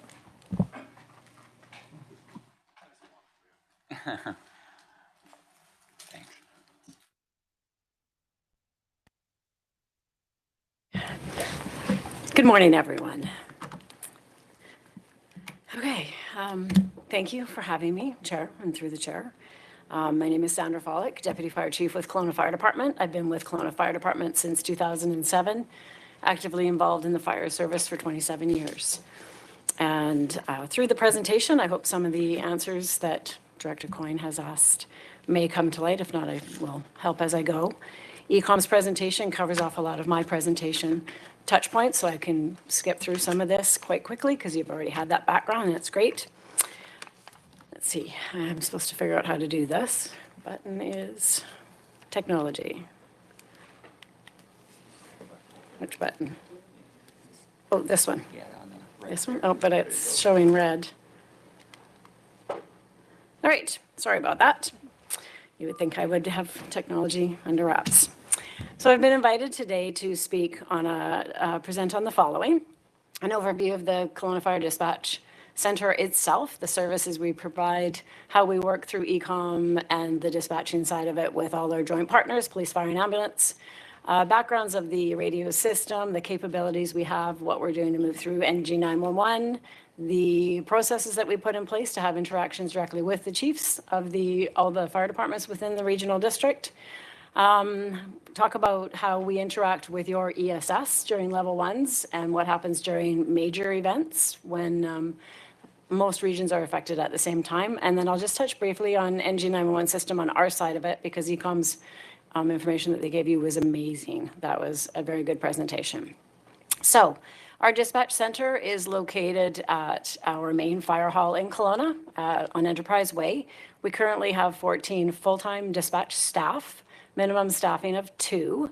We do staff up to 3 most days and during peak times. So we have the ability to bring in more staff during wildfire seasons, floods, major events and stuff. We currently are training 2 more people to have extra staff for the summer. We also have 2 administration officers that work Monday through Friday, varying hours to support the dispatch staff with technology or different problems, but they are on call. They spell off each other if there's any problems, so they're available 24/7. We do a quality assurance reviews on all of our calls. And if we hear about a discretion on a call or if something happens in process, we will review it and figure out what happened and then provide a report back over to Sean Basler, who I speak directly with when we're dealing with contractual conversations. We have a dedicated training budget, and we've just revised it because COVID put a pause on everything that we did, and we like to come out to the community and we like to bring our dispatchers out to get familiarization with the areas. And we were starting to do that quite a bit in 2018-19, and then of course COVID hit. So we have just confirmed all of that. I believe if we haven't done it yet, we're going to be doing some training with the team that has put together a wildfire task team in one of the areas, and that's a task force team, and it's a team of fire crews that deploy themselves to the wildfire, and they're doing a training scenario. So I'm not sure if that's happened yet, but I do know that our dispatchers, when they're on shift, we will bring in a dedicated dispatcher to work with them through a training day. So we like working directly with the fire chiefs if we can. And if they want us to be involved, we will either put dispatchers on site or do it through our dispatch center. We, of course, have the IT support team available 24/7, and we have the on-call after-hour phone numbers for the different IT people through the South Okanagan to do with our radio systems and our VoIP systems and our dispatching in case there is a disconnect between their side or our side trying to figure it out. So, and then, of course, we have all the different contacts through TELUS. If the phone lines aren't working, we try to figure out other ways how to connect if that's not going through. Let's just make sure I haven't missed anything. So you did have a presentation on the ECOM's 911 system. So they ECOM is referred to as a PSAP, which is a primary service answering point. CRTC, which is the Canadian Radio Television Communications Network, is changing it. We used to be called a SSAP, so a secondary service answering point. They've now changed the regulation, and we will become a PSAP as well. Not in the true sense of what ECOM does, but they want the language to stay the same. So we will receive all 911 calls into fire. We just receive fire from ECOM. So when ECOM answers the phone, which you've seen in the presentation, and they ask for fire, comes directly to us. Through that enhanced system, right now we get usually a kind of a location. It could have a proximity of 100 meters, 200 meters, or a kilometer, depends on what repeater it hits right now in the radio systems. And it tells us if someone's calling a cell phone, they might be in the location of. Currently, if you have a landline, a phone at your house, it puts you right at that house location, and that is a whole mapping conversation, which I'll touch on in a bit about that. So it's a direct link through the 911 system. Our systems on top of all of that, our room itself in the dispatch center is ULC compliant, and it has been since 2015. We did a phone system upgrade in 2017 to get us to the first stages of NG 911, knowing it was coming. We are right in the process right now of doing an RFP to bring our soft phone systems into compliancy by this summer, very latest fall, so that when ECOM and NG 911 comes over in the spring, we'll be able to just turn it on. So everybody that's I shouldn't say everybody, I don't want to lump other people, but we are prepared to be ready for at least a 6-month period. So we have a lot of training to do with the phone systems so that when NG911 comes into us from ECOM, because it's their system needs to be online first before we can receive it, we'll be ready to go. And we'll have a lot of training background on how it looks when you get a text. And because there's training components that you can use for a database. So we're looking forward to that. And our system will be ready to go by the fall. We have a new radio console paging system, which is called Zetron Max, and it just received an upgrade with the understanding of all the text and different things that are coming into the new world of technology. We have a voice recording system, so we can, anything that comes through our dispatch center is recorded, whether it's radio, phone call, on the scene, the digital, the VoIP systems, and all our backup radios. So everything is recorded in there. The only thing that's not recorded is the radio systems at the fire departments when it's a tactical channel, which is called a simplex channel. It's not on repeater. It's not recorded. And that's something that the radio system just doesn't have the ability to do through the RDOS side. We have 3 levels of redundancy in our system. So we have our main system is secured by itself in its own building, monitored and alarmed. It has a backup generator in the building next door. Plus, we have a third external system where if that fails, we can plug in another system. So we have 3 redundancies for the backup. So if we have failure, it's going to be quite a while before all 3 systems fail. The main power supported by generators is an automatic 40-minute UPS system, which is after our initial hour failure. So if we get a power outage, it's going to be 4 hours that we have time to hook up the third redundancy, which gives us another 24 hours. It's okay. Through the fire departments, we do pager tests with all departments, usually twice daily. Soyuz was once a day. I believe they've changed it. I was double checking on that. It's up to the fire departments having a conversation with Sean Vasler what they would like to do. And we through contractual obligation will change those if they need to. Sometimes training, dispatching, the pager tests happen 4 or 5 times a day, depending on what's happening with the radio system. We monitor all of our technology with it's called a real-time intermapper system. And it's on our wall in the dispatch center. And it will alarm with an audible alarm as soon as something fails. That also sends an immediate email to both supervisors, Assistant Chief Hawley and myself, to take a look at it, as well as our IT department. So if it's at any time of day or night, there's a redundancy system that somebody's phone actually alerts them that there's a failure. So there's different failures, whether it's an orange or a red, depends on what happens. We will respond accordingly. We have a fully functional dispatch backup site, which means we can pick up our dispatch center, turn our cell phones over to a different system, grab our portable radios, drive to a different site, and be fully functional within 20 to 30 minutes.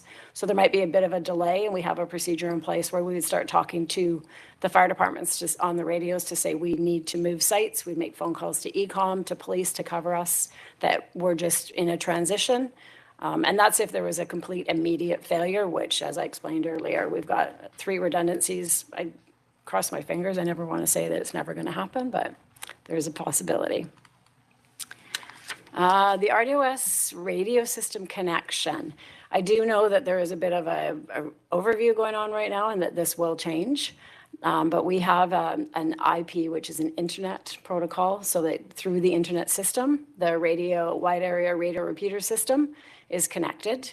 We also have a redundancy backup, which is on a telephone line. And our redundancy, even though you have only a TELUS provider, we have a redundancy of a TELUS and a Shaw. So if one goes down, we flip to the other one, so we never lose it. We're also working on trying to figure out how we can, with new technology, start working with some type of a SIM cell service system so that we have some other way of connecting. We realize that there is some rural areas that do have some challenges with it. Our interconnect system through the other radios is through Eastgate, Ayers Creek, Case Creek, Apex is changing and has updated a bit. And we're looking forward to the radio system accommodating some of that as well. And the backup interconnect phone system is for all the departments. And if that fails, we have another backup to that backup, which is a but really archaic button system that we just punch in codes. So we do have the connections with all of that. And it was at the school district wide area repeater system, but I believe it has moved, and I forgot to ask Sean about that update. Excuse me, we have one question from one of the directors. Can, Director Knodel, do you have a question? It was just a point, the previous slide said there, Suyos was once, everyone else was twice daily. I believe that all the rural fire departments radio checks are once daily now. I apologize. I believe you are correct on that. Thank you, Director Knodel. Thank you. Again, I apologize for that. Next slide. Oops, sorry about that. So in 2018, 2019, you were given a presentation when we were having contract discussions about the call volumes and the communications with the chiefs. So I've left those call volumes out. We know that there was a bit of a reset through COVID. There was a period of time where we were very quiet. There was not a lot of call volume. So in 2020, at the end of 2019, so your call volume was just under 4,000 calls. 2021, we started to notice an increase to up to 5,200 calls, just over. And 2022, we've seen just over 6,000 calls. We've looked across all of the dispatch centers that we dispatch for, and we've also looked at the ambulance and police call volumes throughout the province, and we've all seen the same thing, that there was a bit of a correction because of COVID. So a lot of the call volumes went down for different things, and then it seemed to spike. And then, of course, the heat dome, and then the cold and the atmospheric river didn't help. So there's been a bit of a correction, but we have seen from 2019 to now, we've seen about a 30% increase in call volumes. But I think that it's called the new norm now, and it's a correction. So it's a societal correction where this is where we're at. And if you look at what we were trending towards from 2018, it's very similar to what we would be at right now. So it seems like it's a big jump, but it really isn't when you look at the correction of it. So the fire chiefs have a direct access to the dispatch staff or the chief officers, depending on who they want to talk to for questions. If the process for a fire chief, if they have a question that's not immediate operational, is that we ask that they go through the Fire Protection Services Director, which is Sean Basler, to have a conversation. This goes back to Director Coyne's comment, if there is a question happening immediately on the fire ground and they are not seeing something progress as they feel it should, then a phone call into the dispatch center to have a conversation with an administration officer or a chief officer or the assistant chief or myself can happen at that time, but usually during an emergency, that's not what you want to do. So we ask that you follow up through Sean Basler for all staff requests, and more information you can give us. We're more than happy to look into everything.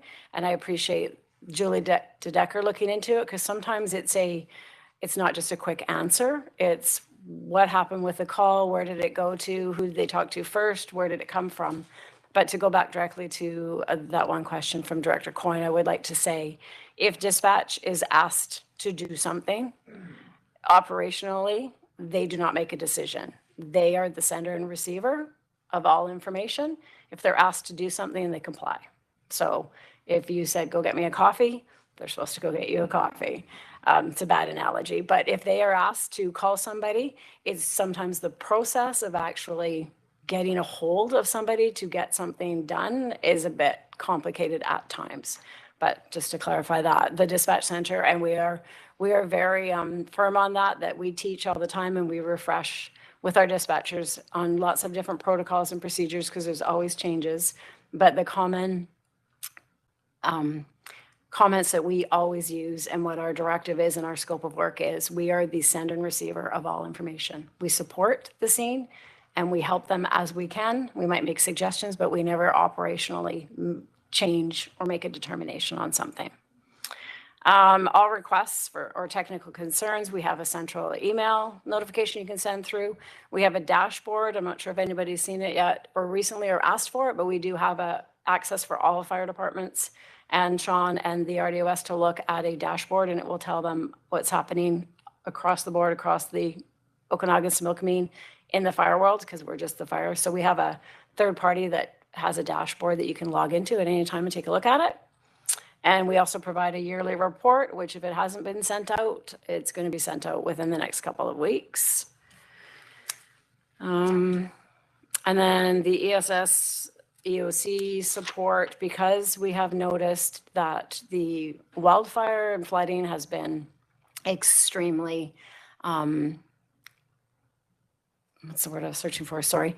The types of disasters that we've been having aren't just short, quick-term disasters. And we know with like Princeton and the wildfires that we had, and over the years, the support that is required on the fire ground to the dispatch centers, to EOCs, can get quite complicated. So we do have a system and a notification in our EOC where if they phone into dispatch and say, can you please get ESS out here? Or can you please get another fire crew? So we are always connecting with that. And it's wildfires and floods. And we have the central maps because we are a regional dispatch center. We usually know what's happening to the north of you or to the east of you or the west of you. So we can make a quick phone call into different areas, whether it's wildfire or anything, to find out other support mechanisms if you're looking for it. Resource allocations, I was talking about earlier, that's great that one of the areas has created a task team that can deploy themselves.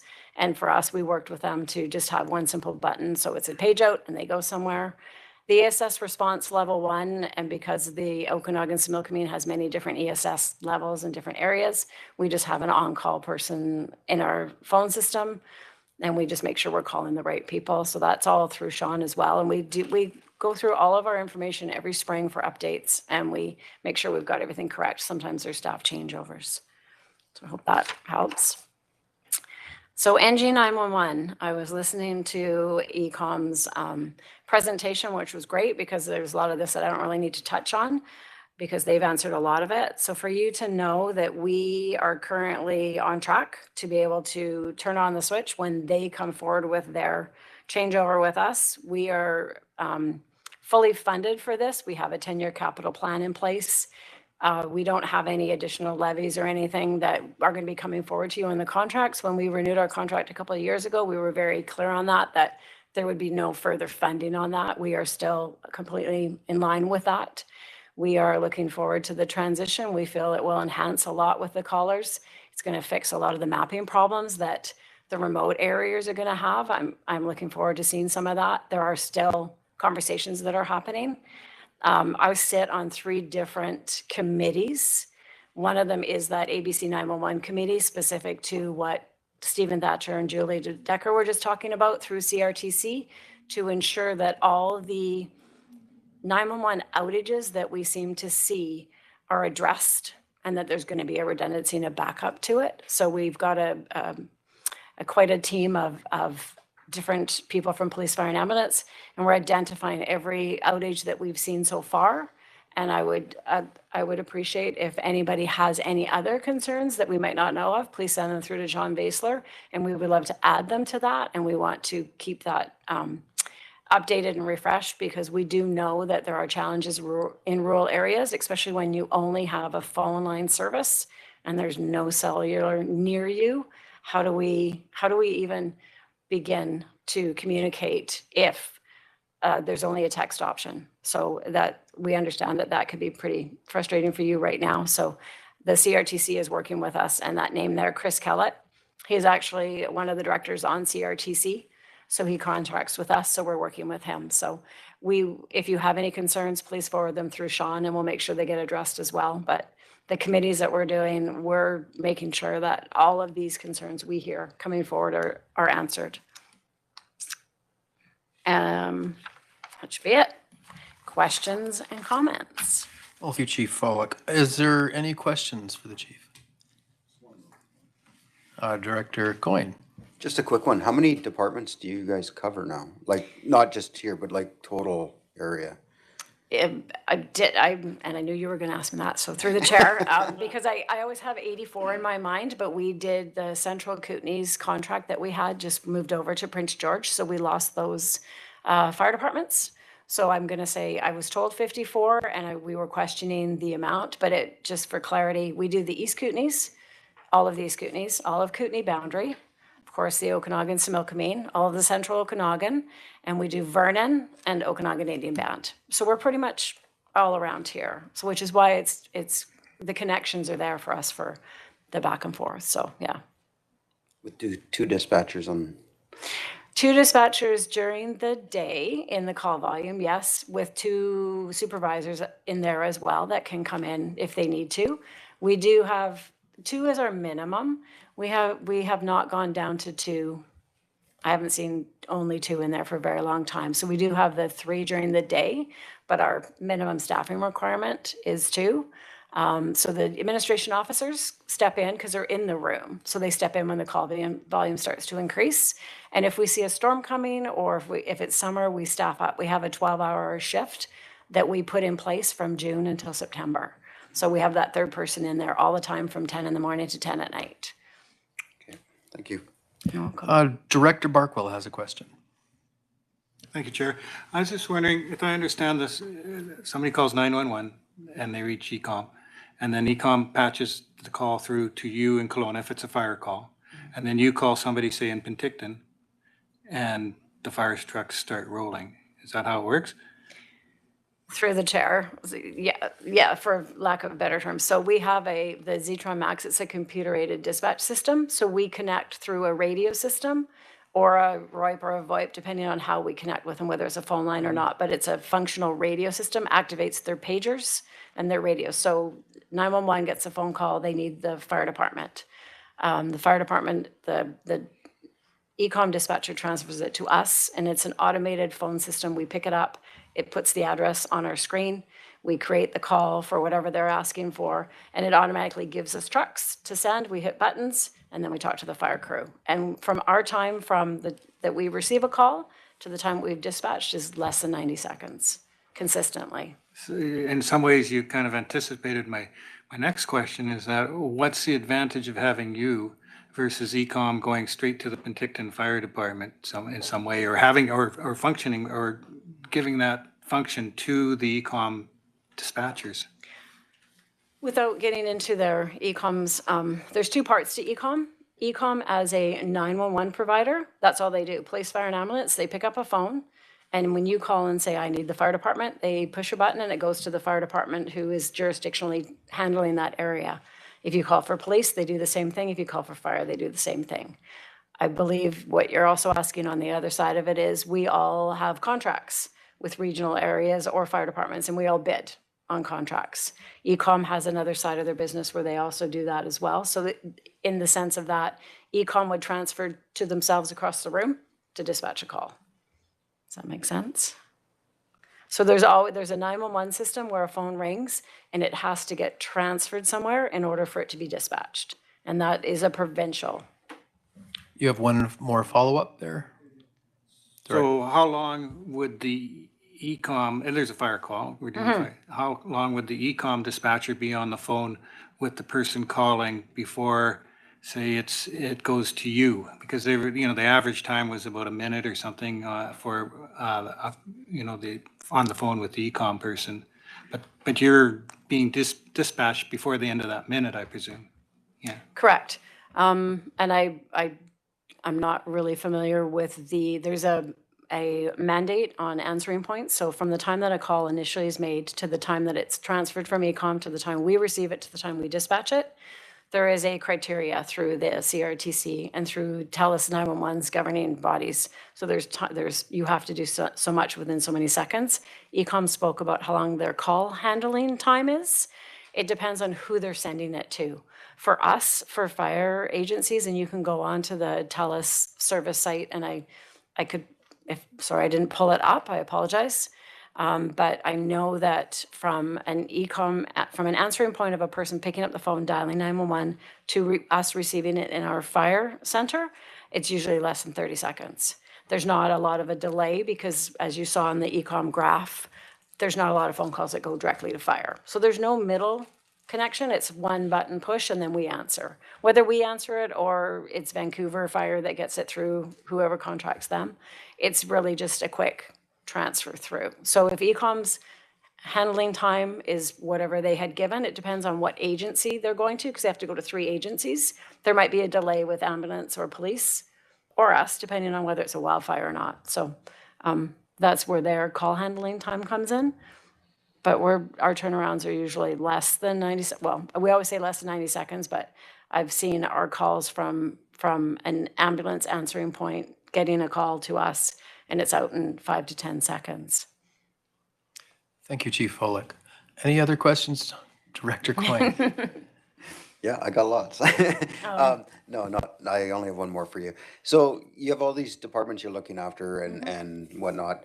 So in a busy day, how do you, I'm just trying to figure out in my head, how do you keep track of all the assets that are out while you're dealing with the situation? So like, what's your situational awareness and how do you track that? Through the chair, I would love to invite Director Coyne to come and look at our dispatch I would center. love to. And I should have said at the beginning too, with all the chiefs, we have had an open invitation to our dispatch center at any time for you to come in and just take a look around. But we have what's called a computer-aided dispatch system. Everything is automated. So when we put a call in, Karameus rolls out the door, their trucks are on the screen and it shows different colors, whether they're responding on scene or just out in the area. And it's just right in front of the dispatchers, and they have the ability to see all the trucks everywhere at once. And for a person that's not used to dispatching, it sounds very busy and very convoluted, but once you learn the system, it's actually quite amazing how easy it is to track because it's computer aided. And it's voice activation as well, because some departments have a mobile CAD system in their trucks, which they can change their statuses and give us updates via their mobile data system, which the Okanagan Similkameen does not have. But there are other departments, so there's so many different ways of communicating, but it's all on a dispatch screen in front of you. We might show up with a party on your doorstep, so. Absolutely. We would love to have you. Thank you. Thank you, Chief Folek. Any more questions? So we have another delegate. All right, well, thank you very much. It was very informative, really appreciate it. And a bunch of us will probably take you up on it. And remember, when you go to dispatch, you take them donuts. Thank you, Chair. CAO, our next delegation. Thanks, Mr. Chair. So we do have a delegate from the Ambulance and Emergency Dispatchers of BC. So we'll invite Mr. Clifford up to make his presentation.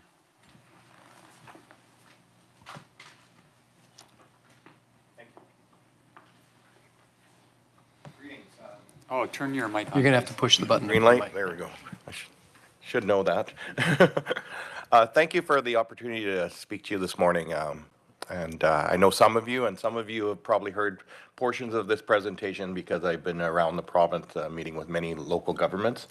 This is an opportunity to meet with obviously regional district, which covers a large area. So some of your communities I haven't met, and I have met some of you personally and work with some of you in various roles that I have. So I'm Troy Clifford. I'm the provincial president with the Ambulance Paramedics and Emergency Dispatchers of BC. And what that is it's the union that represents 4,600 paramedics and dispatchers in BC. So that's in every community that you serve. That's in every community of this province.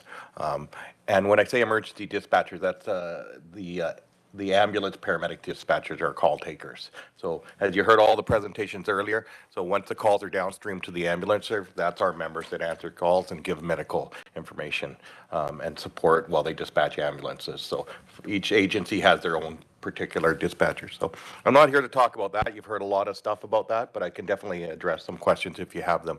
So I'll keep it to a short presentation because I'm respectful of your time. And then we can follow up with additional things or questions. You all have my contacts and we can, it's really about having a conversation. So when I say we're the union, we're also unique in BC, that we have a dual role. And we do all the traditional roles of a union where we negotiate, we represent our members under the labor code, all those sorts of functions that are traditional union focused. But in BC, we're unique as a profession is that we also are the BC chapter of the profession. So we represent members on the professional side of things. And so what we are is the BC chapter of the Paramedic Association of Canada. So every one of our members is a member of that association. And that's why one of the main reasons you see me at events like this and engaging local governments, provincial governments, federal governments. I'll be in Ottawa next week or next month at the Parliament Hill on lobby days with the Paramedic Association of Canada. So why this is important to have conversations with local governments is that engagement on service delivery, collaboration with local governments in response to emergency management, resource levels, service delivery, and the challenges that in reality we've all seen. So that's why you see me advocating on behalf of our members for services, additional resources, scope of practice, because what that means is our ability to treat our patients. Our paramedics want more skills to treat their patients. That's what we do. Our dispatchers want the resources to send. So it works very well in BC. It's unique to us as compared to other professions, because usually there's a separate entity that does the two. It's just the way BC is and how we're set up. It works very well for us because, quite frankly, that's how our members identify. And that's what they expect of us. Over and above our legal duties as a union, they identify as the profession and want those skill sets and that. And it works very well for us. So that's why I'm out here. About 3 or 4 years ago, or over 4 years ago when I became president, I identified that we had not done a great job of local government engagement and regional districts and that. So I've been on a journey the last 4 or 5 years to meet with all over this province. We've done a lot of virtual, but I've also had the opportunity to do in-person presentations and just opening up conversations and how we can work better. I'm not here representing BC Ambulance Service, but I am a 35-year paramedic, and I know there's one in the room that works with me very closely, and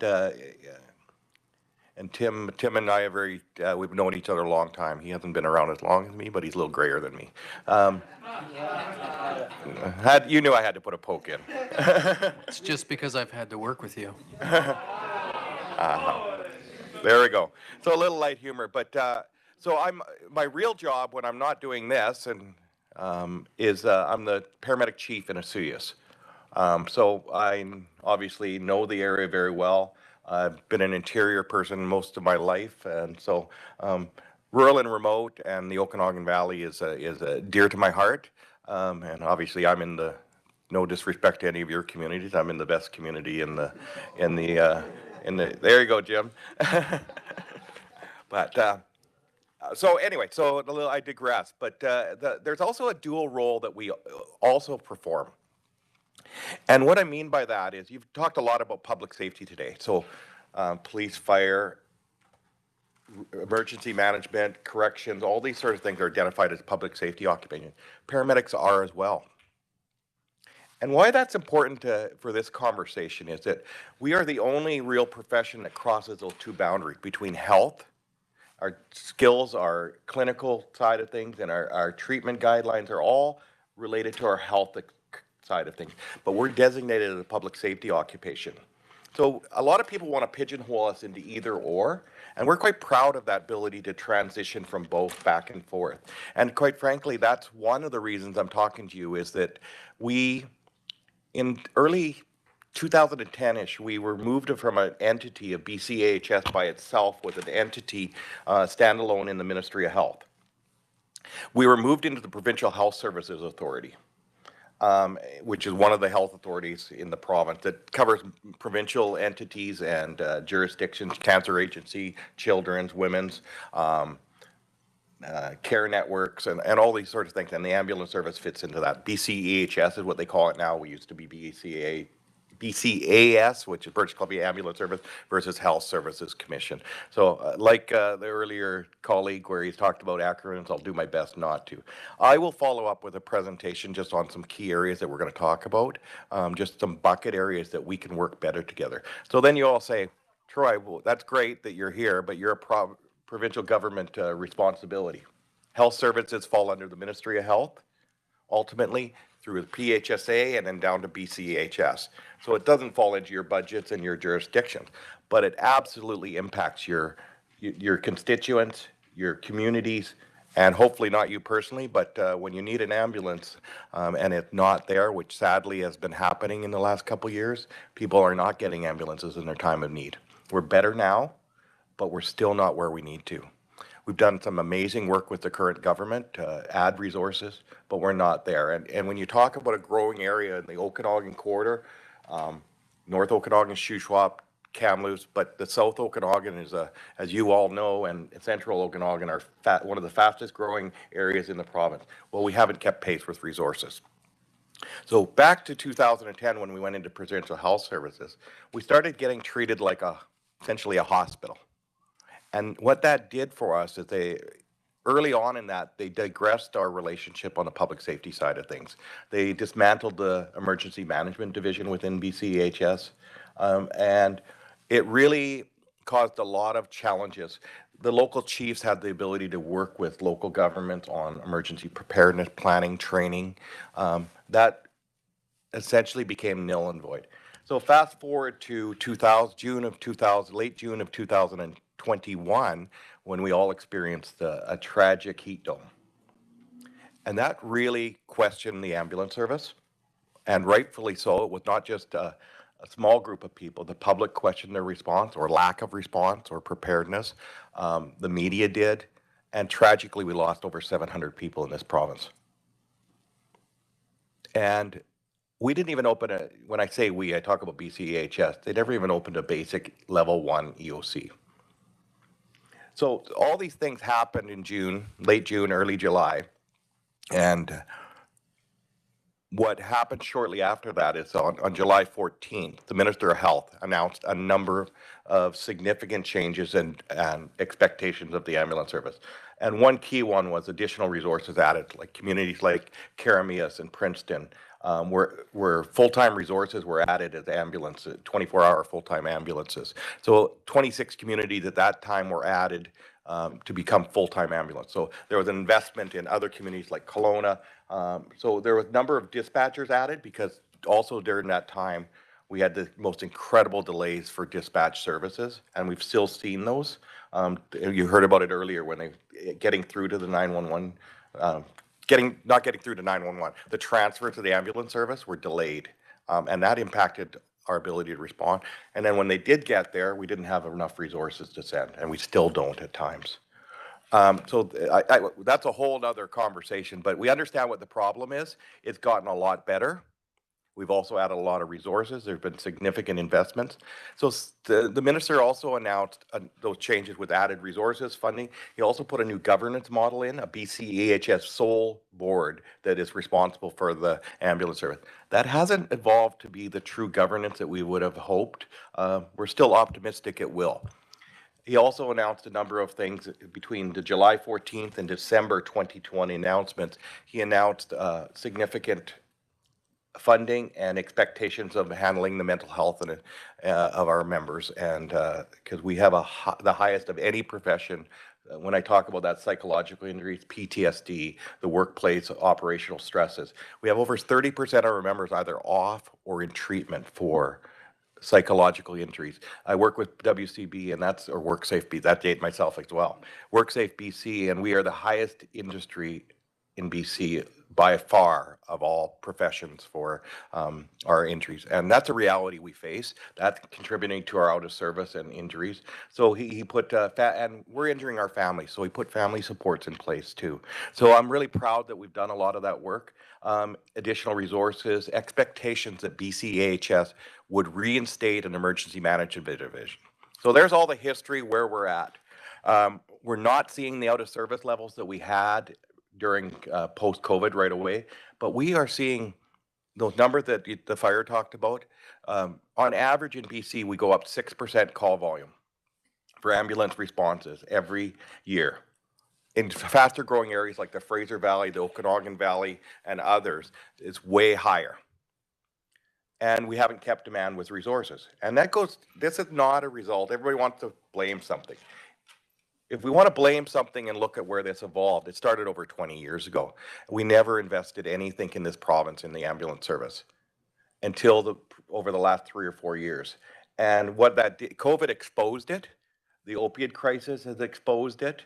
And it really has allowed us to really it enhanced it, but it really wasn't the reason. It's not a result of all these things. It's the product of not keeping pace with resources and investments over 20 plus years.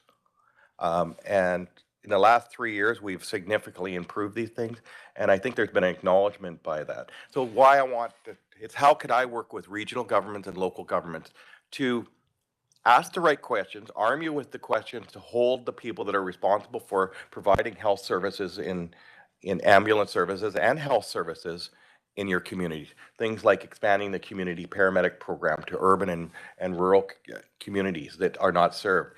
Most places other than small communities do not have our community paramedic, which is a support system to provide care in the community. I've met with Penticton, I've met with many urban communities, and we all are challenged with homelessness, addiction, mental health, all these things. And we know that having somebody with an addiction or a mental health crisis, the best place for them may not be in the back of an ambulance or a police car or an emergency room. But the problem is we don't have the resources. So we've been really lobbying for adding these community resources that can be referred through alternate pathways, so that if you don't, unless you're having an immediate crisis, you don't need to go to the emergency room. Have the paramedics part of these emergency or these community response teams, the mental health supports, the addiction specialists. So we'll be able to send our secondary units that are in an SUV or a unit that doesn't. So it's not just about adding more ambulances. It's also adding resources that can support. Over 30% of our calls are potentially calls that don't need an emergency ambulance. So how can we resource them properly and support the people, get them the right care and the right time in the communities? So every community I meet with locally is like, we need this. We need this. How can we do that? So I'm meeting with the Premier again here in a couple weeks. I've met with the Minister many times over this stuff. And everybody I talk to says this seems obvious. So it's moving from these conversations of good ideas to how can we actually do that? So we know from evidence out there that every $2 invested in community paramedic programs or community response teams, in our experience, bring back a $3 value. So there's also ways to do this with cost neutral and other people's money. When we talk about Indigenous communities, how can we help them better? There's federal money, there's resources out there that can be utilized for these training of additional people. And so paramedics can be part of that conversation and part of the solution. So I talked a lot about the history and what our challenges are. We also just ratified, in my view, in my 35 years, the best collective agreement we've ever done. And that's an acknowledgement of the government that how far behind we got. We are now going to be way more competitive with our colleagues in health and public safety, which is going to allow us to recruit better into communities. We are moved from, when I started this conversation 4 years ago, we moved from 30% of our service, our 4,600 members were full-time, and 70% were on call. As of right now, we're approximately, that's transitioned, and this goes to how much investments went into our resources. 70% of our members are now full-time, and 30% are on call, part-time, that precarious model. That's significantly changed our ability to respond and cover communities, which is good stuff. But it's also realized that we're still seeing delays. I just met with the mayor of Nakusp, and I'm sure you all heard about the tragedies in Ashcroft and Barrier and in Port Hardy, these communities where people didn't get an ambulance in their time of need, and so people tragically lost. We're seeing outcomes like that, and especially when you see communities like the South Okanagan. So I'm going to stop quickly here, and I know there's going to be lots of questions. There's just so many things to talk about, but there's a couple areas that I'd like to see support you guys in your communities and have you ask the right questions, or we can work with you through letters or help facilitate meetings with BCEHS to ask, why is my community not this? But also I really want you guys to be able to advocate in your community that the ambulance service re-engage in emergency preparedness. We're going to see fires again this year. We shouldn't be surprised every year that we have wildfires. I don't know why some people are. And it's going to affect your communities. The odds are, and we need to make sure the ambulance service is prepared. And we all know that training and preparedness as the agencies leads us to the best possible response. Whether it's a bus crash on the Coquihalla, whether it's a flood, whether it's we're probably going to have bad floods this year because of the high snowpack that happened this year. So we know these things, but we need to be at the table at emergency operation centers. The local chiefs need to be part of that conversation, not somebody in Victoria or Vancouver that's an administrator. You need the people that are the chief for the ambulance service, the head of the RCMP or whatever your attachment is, and the fire and emergency preparedness. All your other agencies that are important need to be working together, preparing together, and planning together. That's an area we definitely can work together that have interest. Also ensuring that you ask the right questions of if your community is not resourced properly, or you don't have resources in ambulance, because none of us want to hear of a tragic outcome in your community because somebody didn't get an ambulance. That's where I can help. And just the engagement, and this is really about having an engagement and having conversations about what's best for our communities and our constituents and the people that we serve. And then the last thing I'll mention is that the challenges we have with health care, doctors, impacts so many of us. And it's a big challenge down here in the South Okanagan. Many people don't have doctors. That puts more pressure on the ambulance service. We have limited resources at Karamias and in South Okanagan General, where after 10 o'clock at night, anything that's not critical basically comes to Penticton. That's putting a lot of pressure on the Penticton Emerge. And so basically everybody from the whole South Similkameen region comes to after 10 o'clock at night, unless they're critical, comes to Penticton. And that takes resources out of your communities.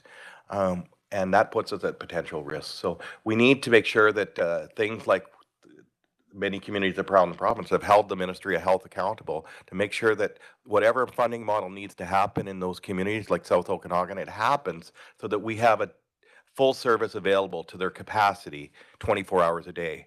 And, you know, obviously this is a tertiary hospital here, so patients are still going to come here. So a lot of things are within my scope, but they're actually things that affect us all, whether personally or in your roles as elected local government. So I will stop there. And if you have any questions, I know I probably went over time. I'm sorry. And I probably didn't breathe because I know everybody says I don't breathe, but I think that I hope I've informed you and armed you with asking some right questions, whether it's in your role here or your communities where you serve in other roles. Thank you, Mr. Clifford. Any questions? So my contacts, I'm not sure if she's here, has all my contacts. So, and I'll be able to send out some resources for you and help you guys with and you could reach out to me or I'll get you in contact with the right people. So don't feel you have to ask questions now, but I'll definitely send it out. I'll send out the resources to you, and then through my contact here, through it set up, and then she can forward it to you guys, and then you'll have my information and some resources that will help you. Thank you. Director Bloomfield. Thank you, and through the chair, and Mr. Clifford, we have spoken before, I think, when in my role as Mayor of Penticton. Oh yes, we did chat. Yes. We still have a follow-up to do. We do, and I just want to give you a follow-up that further to the conversations that we had, I'll actually be going to Victoria to advocate for some of the services that you alluded to earlier in your discussion with dealing with the call volume that you have, where you noted that 30% of your calls actually don't need an ambulance. They need, the mental health wellness alternate calls. Yes. Seniors, whatever. Yeah. So, we'll be advocating for some actions in that regard, and so just to let you know that that's happening. If you bump into any ministers in Victoria between now and the end of the month, then maybe voice your support for what we're doing there. Why don't we set up a time to chat over the next couple of weeks before you go there, just so I can update you on where we're at with a few things. We certainly will, yeah. Okay, I'll follow up. Thank you. Thank you, Director Bloomfield, and thank you, Mr. Clifford. Anyone? I'm just looking. Tell me if I'm missing anybody. I don't see anybody else. All right. Well, thank you very much. That was very informative. Really appreciated it. And as we've stated a lot of times before, some of us have to tell our patients to put oxygen on in the back because we tend to suck it out of the room. You did really well and really appreciated you coming, and look forward to seeing you again. And thank you, Tim, for advocating that I come to this group. He's been a good advocate in all his roles. And, we appreciate having insight into that. And just one other thing, we'll be back at UBCM this year, so make sure you come and say hi to me. And definitely, if you guys want further information, follow up. We always have a booth at UBCM, and it's exciting to talk to the local governments, and we've really made some good progress with these engagements. Thank you very much. And seeing no other questions, we'll move back to the CAO in regards to further discussions. Thank you. Thanks, Mr. Chair. Thanks. So the Kermias Volunteer Fire Department currently serves the Lower Similkameen Indian Band. They do that through a contract agreement. That contract has expired, and you would see in your folder that Chief Boschka has renegotiated the agreement, brought it up to date, got the appropriate geographic area included in there, and that we have a draft agreement, and he is recommending that we go ahead and authorize signature on that. And I believe he's still working with Lower Similkameen Indian Band to get their band resolution, but this enables our part of it to sign. So we're recommending that proceed, Mr. Chair. Thank you. So someone to make a motion. We have Director Wiebe making the motion. Okay, and seconder. Okay, Director Peer. And everybody else, and all in favor? You want to discuss it? Yeah, sorry. I'm just wondering if, like, we don't know what's included in this right now, but I'm just wondering if that in cost and what is it, reserve number 6, if they're included or not. Would you know? Blind Creek, yeah. I'm sorry, I'm just pulling this up, Mr. Chair. Chief Boschka did include the draft agreement. I just didn't pull it up myself, so. And I believe it did have Blind Creek in there.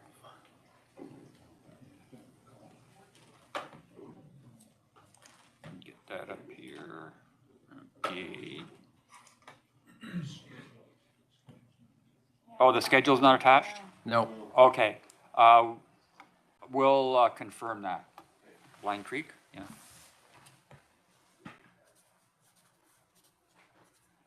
Thank you. Any other questions in regards to the motion? Not seeing any. All in favor? All right. Opposed? Carried. Oh, CAO? Oh, Director Pendergraft is going Oh, to. sorry. I was just going to say, I think this is supposed to be sent to this afternoon's board. Mm. The intention, so I'll move that it goes to today's board. Oh, I forgot it too. I'll move that it goes to this afternoon's board meeting to be ratified. Second for that? We have, okay, thank you. Second. All in favor? Any opposed? Carried.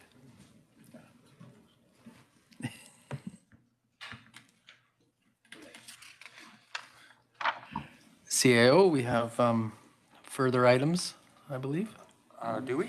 No. Nope, that's I it? don't think so, Mr. Chair. Okay, perfect, thank you. So not seeing any and any other agenda items, I will ask for a motion to adjourn. Protective. All right, thank you, thank you. All in favor? Good. Any opposed? Nope, carried. Thank you. Okay, thank you.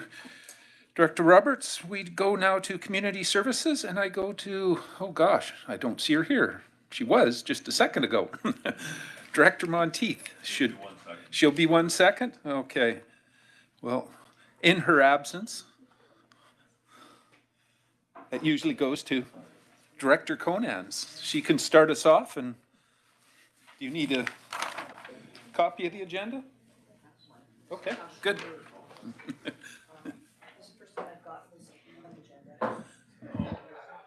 Okay. Oh, good job.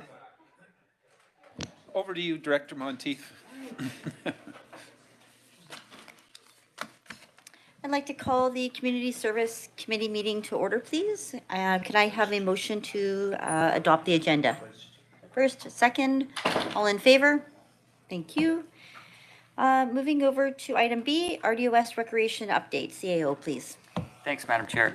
Just as a follow-up on the Parks, Trails, Recreation 10-year plan that the committee received last meeting, we thought we'd bring staff in each of those components and to provide committee more of a detailed report on their specific areas. So we have Augusto Romero, our Manager of Recreation Services, present today, and he's going to talk about our regional recreation approach and then answer questions as to where we're planning on going in the next few years. So we'll turn it over to Mr. Romero, Madam Chair. Please. Thank you. Good morning, everyone, and thank you for the opportunity to present today.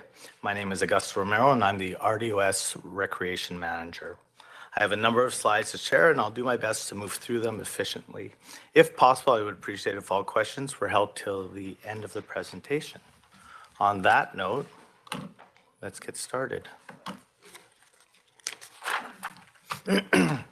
As mentioned, recently the board received our guiding document on parks, trails, and recreation, which can be referred to as our master plan or our game plan for the next 10 years. With this in place, we now have what we like to refer to as our North Star to move towards. As a follow-up to the 10-year game plan, we felt that an appropriate next step would be to present to this Community Services Committee an update on our work. In today's presentation, I'll start with a high-level look at recreation and parks, and then we'll go into deeper look into recreation itself. In a future Community Service Committee meeting, parks and trails will be presented with a deeper dive as well. Over the years, through recreation or parks, we have received some questions on how we relate or how does recreation parks work together. I hope this visual helps simplify and hopefully provide clarity. Essentially, parks and facilities maintains the public spaces and places we have in the community. And when it comes to those spaces and places, recreation is involved with the activation of those spaces and places by working with groups, partnerships, and providing programs and events. Essentially, recreation works with the people. So when we look at recreation parks from a broader standpoint, and by starting with the why we do what we do, we could start as high level as Canada's Quality of Life Framework. The intent of the framework identifies what matters most to Canadians. Looking at key areas of the framework, we can start to envision where recreation parks has a role. And one could argue that recreation and parks shows up within several of the key areas and not just within the health and environment category. But I would propose that recreation and parks contributes to prosperity and society areas as well. More specifically, the benefits of recreation parks often have been tied to some of the following. This is certainly not a complete list, but it does give folks an idea of how some of the benefits fit with the key areas outlined in Canada's Quality of Life Framework, as shown in the previous slide.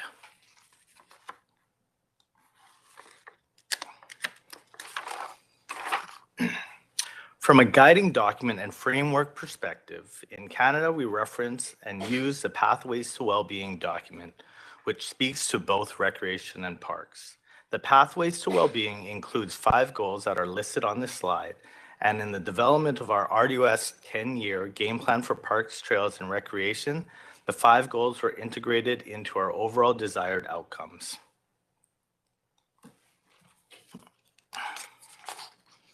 The next couple of slides here, I want to quickly share regarding why we do the work we do, best captured by our community and the people accessing our programs. I'll pause on the next 3 slides so folks have an opportunity to read some of the testimonials shared by our participants.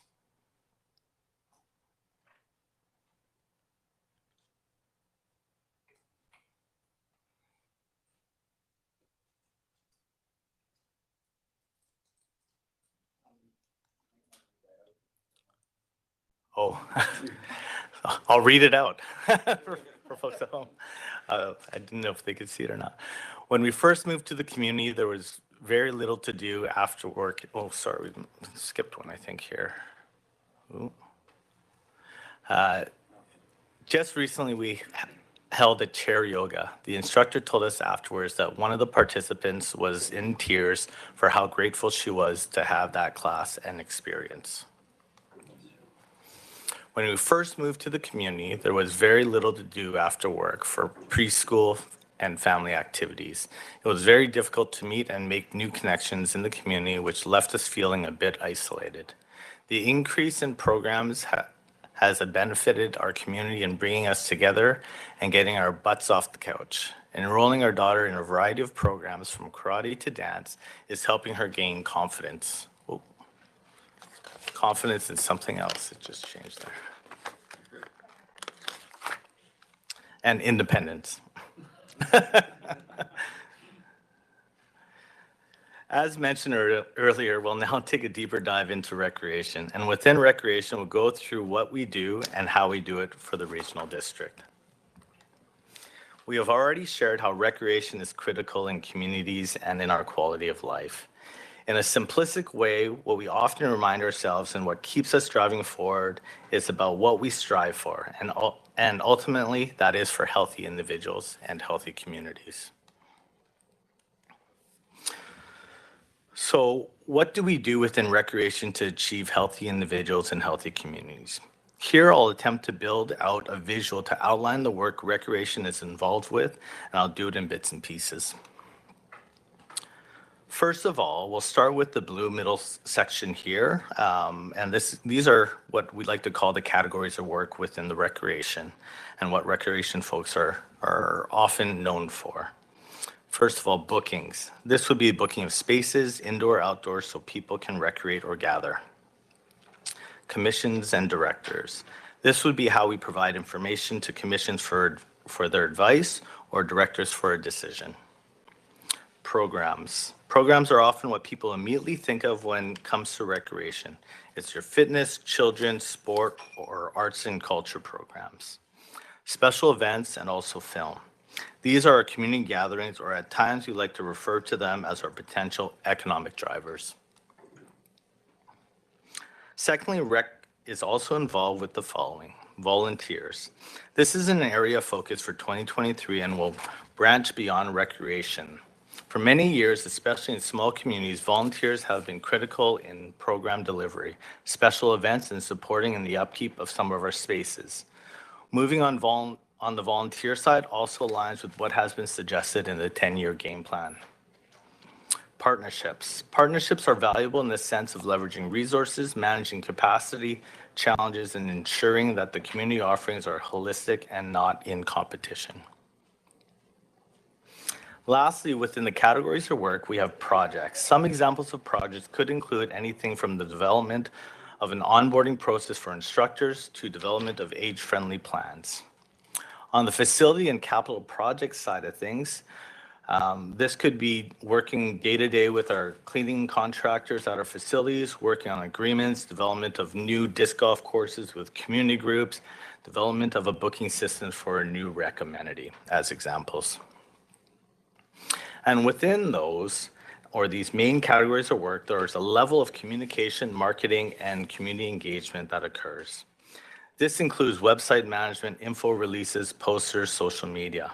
It's worth noting that just within this area that our staff need to be sufficient in multiple softwares and tech platforms.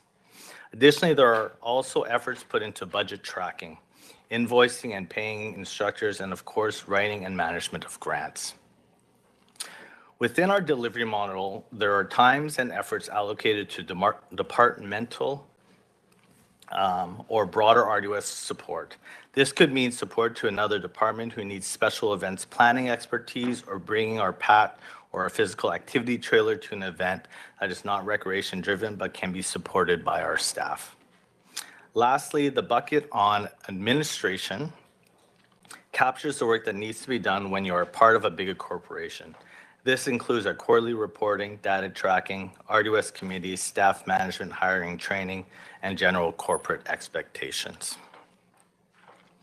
Another dimension of looking at this visual is from a regional versus local service level. Again, if we were to look at the categories of work or blue boxes in the middle, the lighter shading representing work that may have more regional elements versus the darker blue, which is likely more localized in nature. So under project, examples of regional work would include the work we've done on childcare, the work with the arts and culture sector, and then film industry work, or initiating some social media platforms such as Instagram.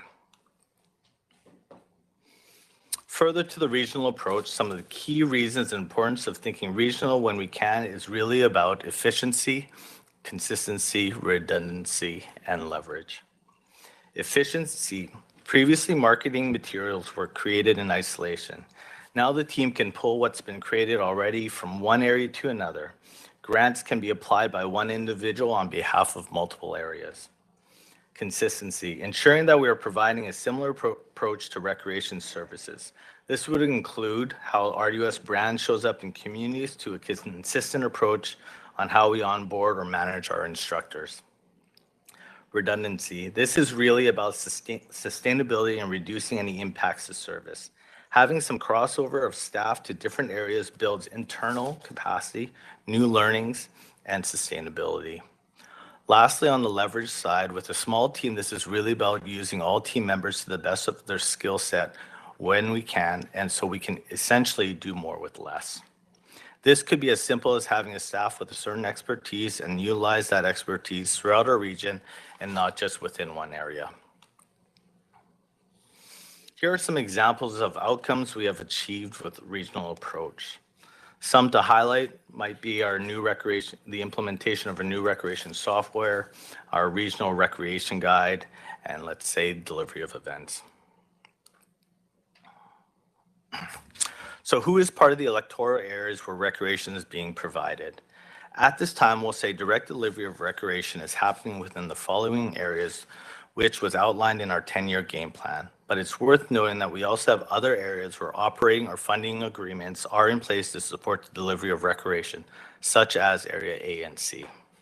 The following outlines roughly how much is provided in each area, but as you can see, currently we have this language around days of service for each area, which really only speaks to how many days our rec coordinators roughly budgeted for that area, and does not really accurately capture full service efforts. Speaking of our coordinators, I'll just take a quick moment here to share who we have as part of our team. So servicing our Kalita and OK Falls area, we have Sid Clement.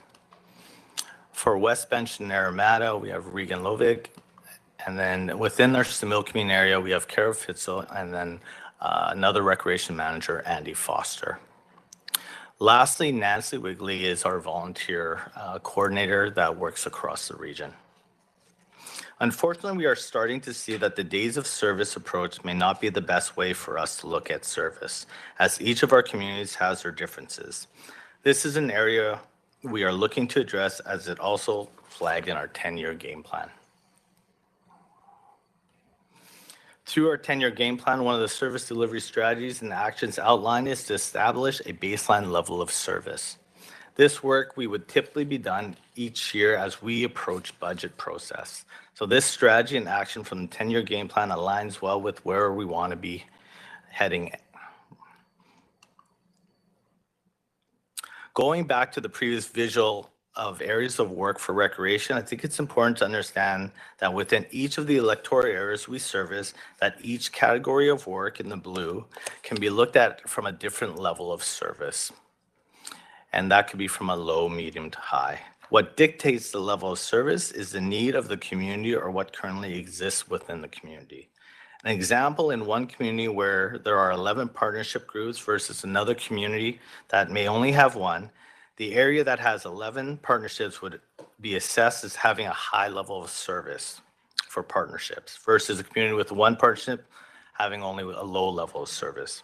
Now, that being said, when we deal with people or multiple variables within recreation, the level of service may not just be impacted by volume. When we deal with people such as a passionate bride or groom, planning the wedding, or a group starting up a new event but having limited past experience in event planning, we know that these scenarios, more time is often needed. So as an example, if we go through an assessment of our different areas that we provide recreation, we may get a visual that would look like this from a low, medium, or high level.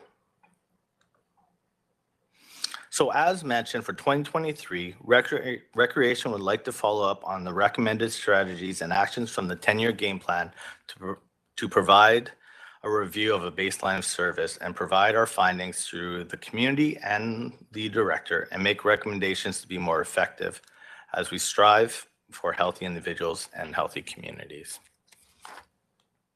Thank you again for this opportunity to present.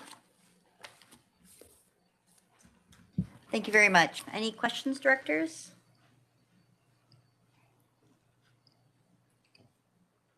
Okay, well, I'll start. So Area I, Caledon, we're happy with the service levels we have. So I don't know how other directors feel. I know I've had a conversation with a few directors, specifically Director Gettins, and we definitely, through our conversation, I guess what we got to was that I think it would be beneficial to have an electoral area directors, all of us together, with recreation before budget planning happens, or maybe during, so that we are well aware of what is being presented so that we have an understanding. Yeah, I guess that's sort of where I'll leave it. So anybody else have anything to say or suggestions?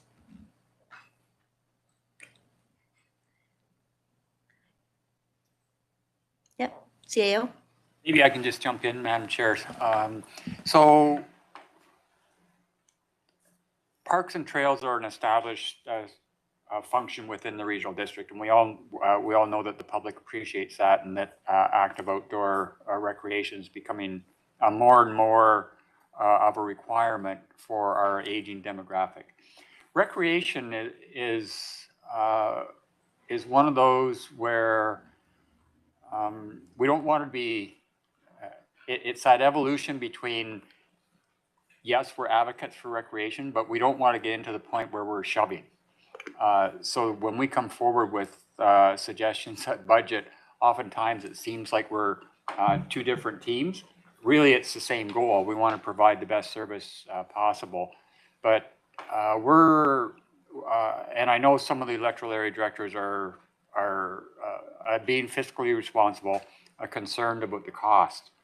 So yeah, we have to work out a framework where we're on the same page on this and not seeming to cross that threshold from pushing forward to shoving.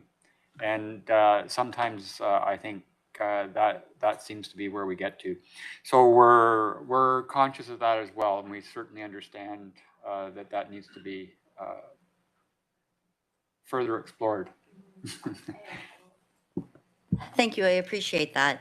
So to follow up, now that Nancy is now going to volunteers versus booking, who's doing booking and how does that implicate budget this year? Because I did not have volunteer coordination in my budget. So I guess I'm curious to how that sort of shifted and I guess how that affects my budget this year and moving forward, because it really wasn't something I had on my radar.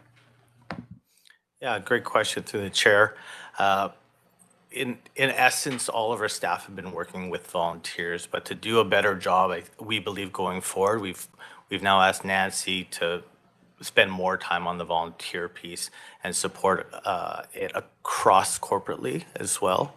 And so some of the booking elements will just fall onto our other staff, our coordinators, as taking up some of that work. And so we've just redistributed. It's not changing budget in any shape or form for this year. We are just looking at this as a way that we can focus on moving a volunteer program appropriately going forward and spending the right time with our volunteers.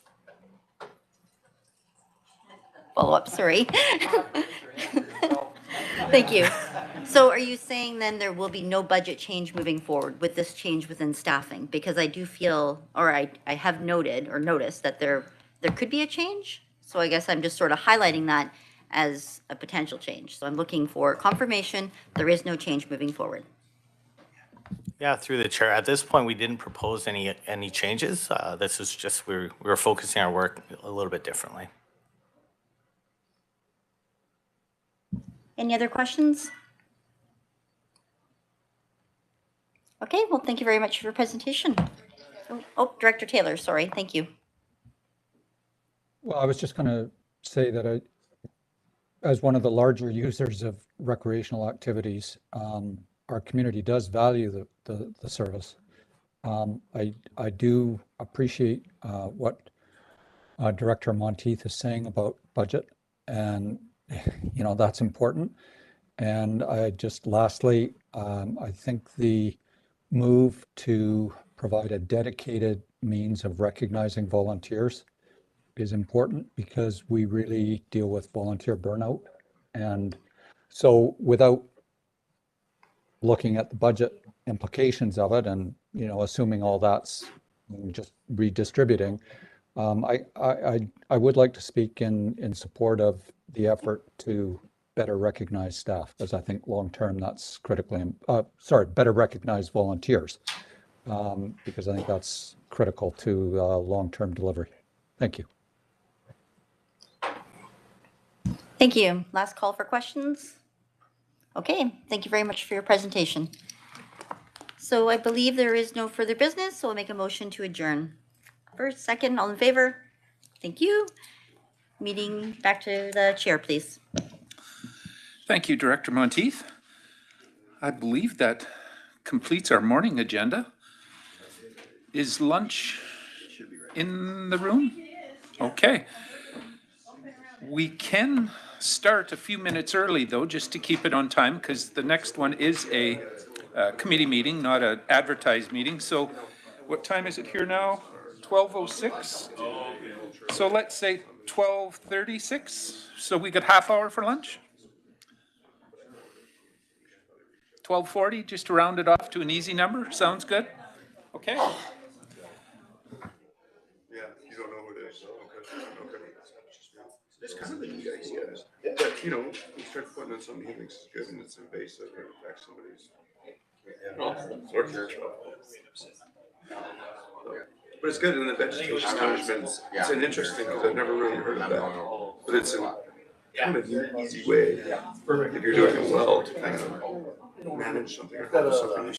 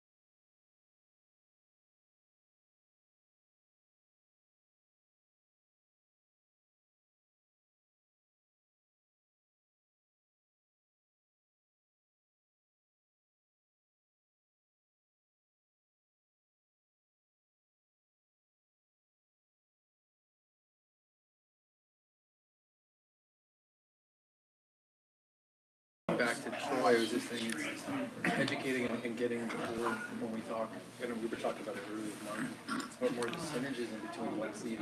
Because they just give us these, structural building here and that there. No, the whole thing is an organization that balances. Yeah. Get some more water.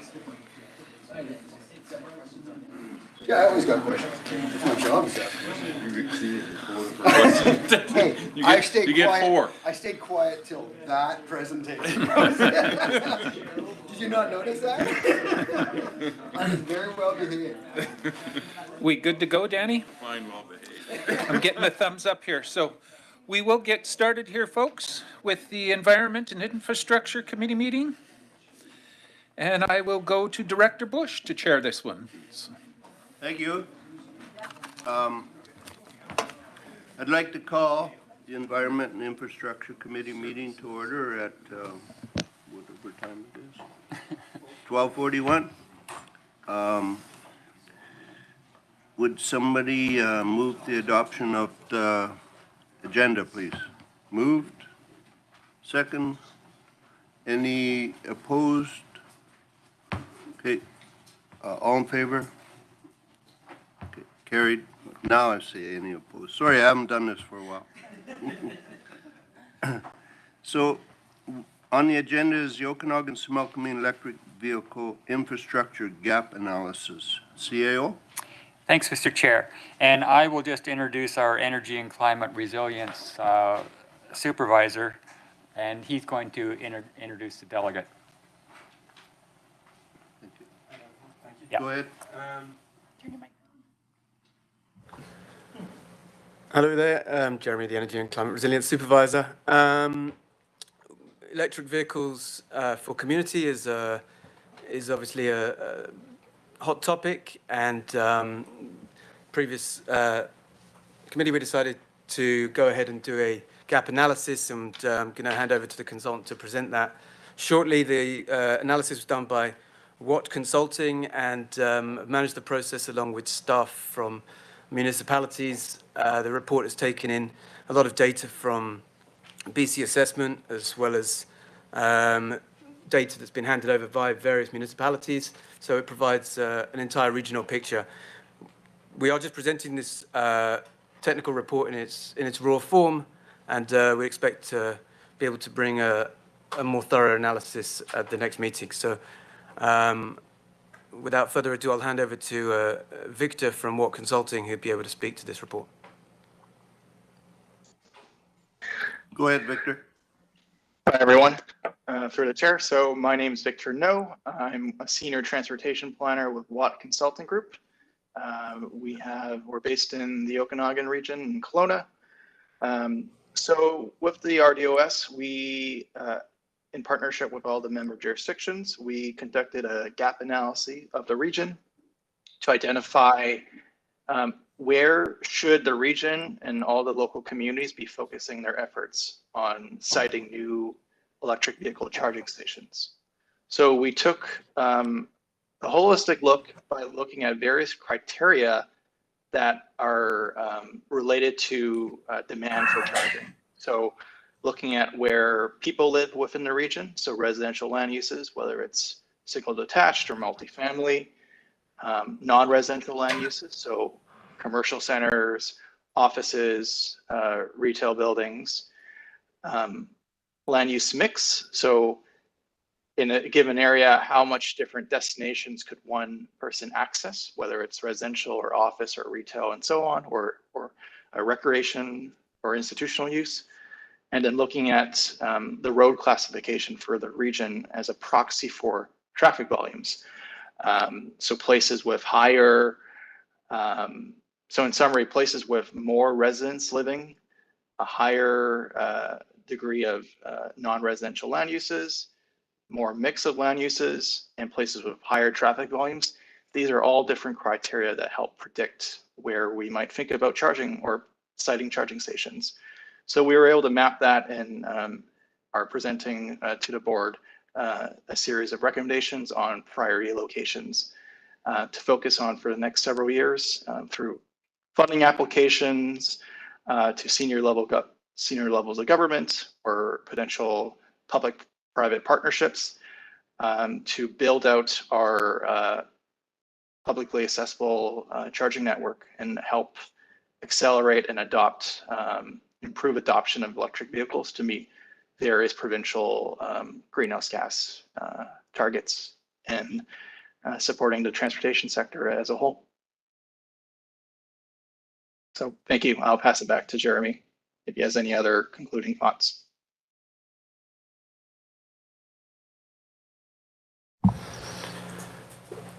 Thank you, Victor. No, I think I'll back to the chair. I'll be happy to take any questions.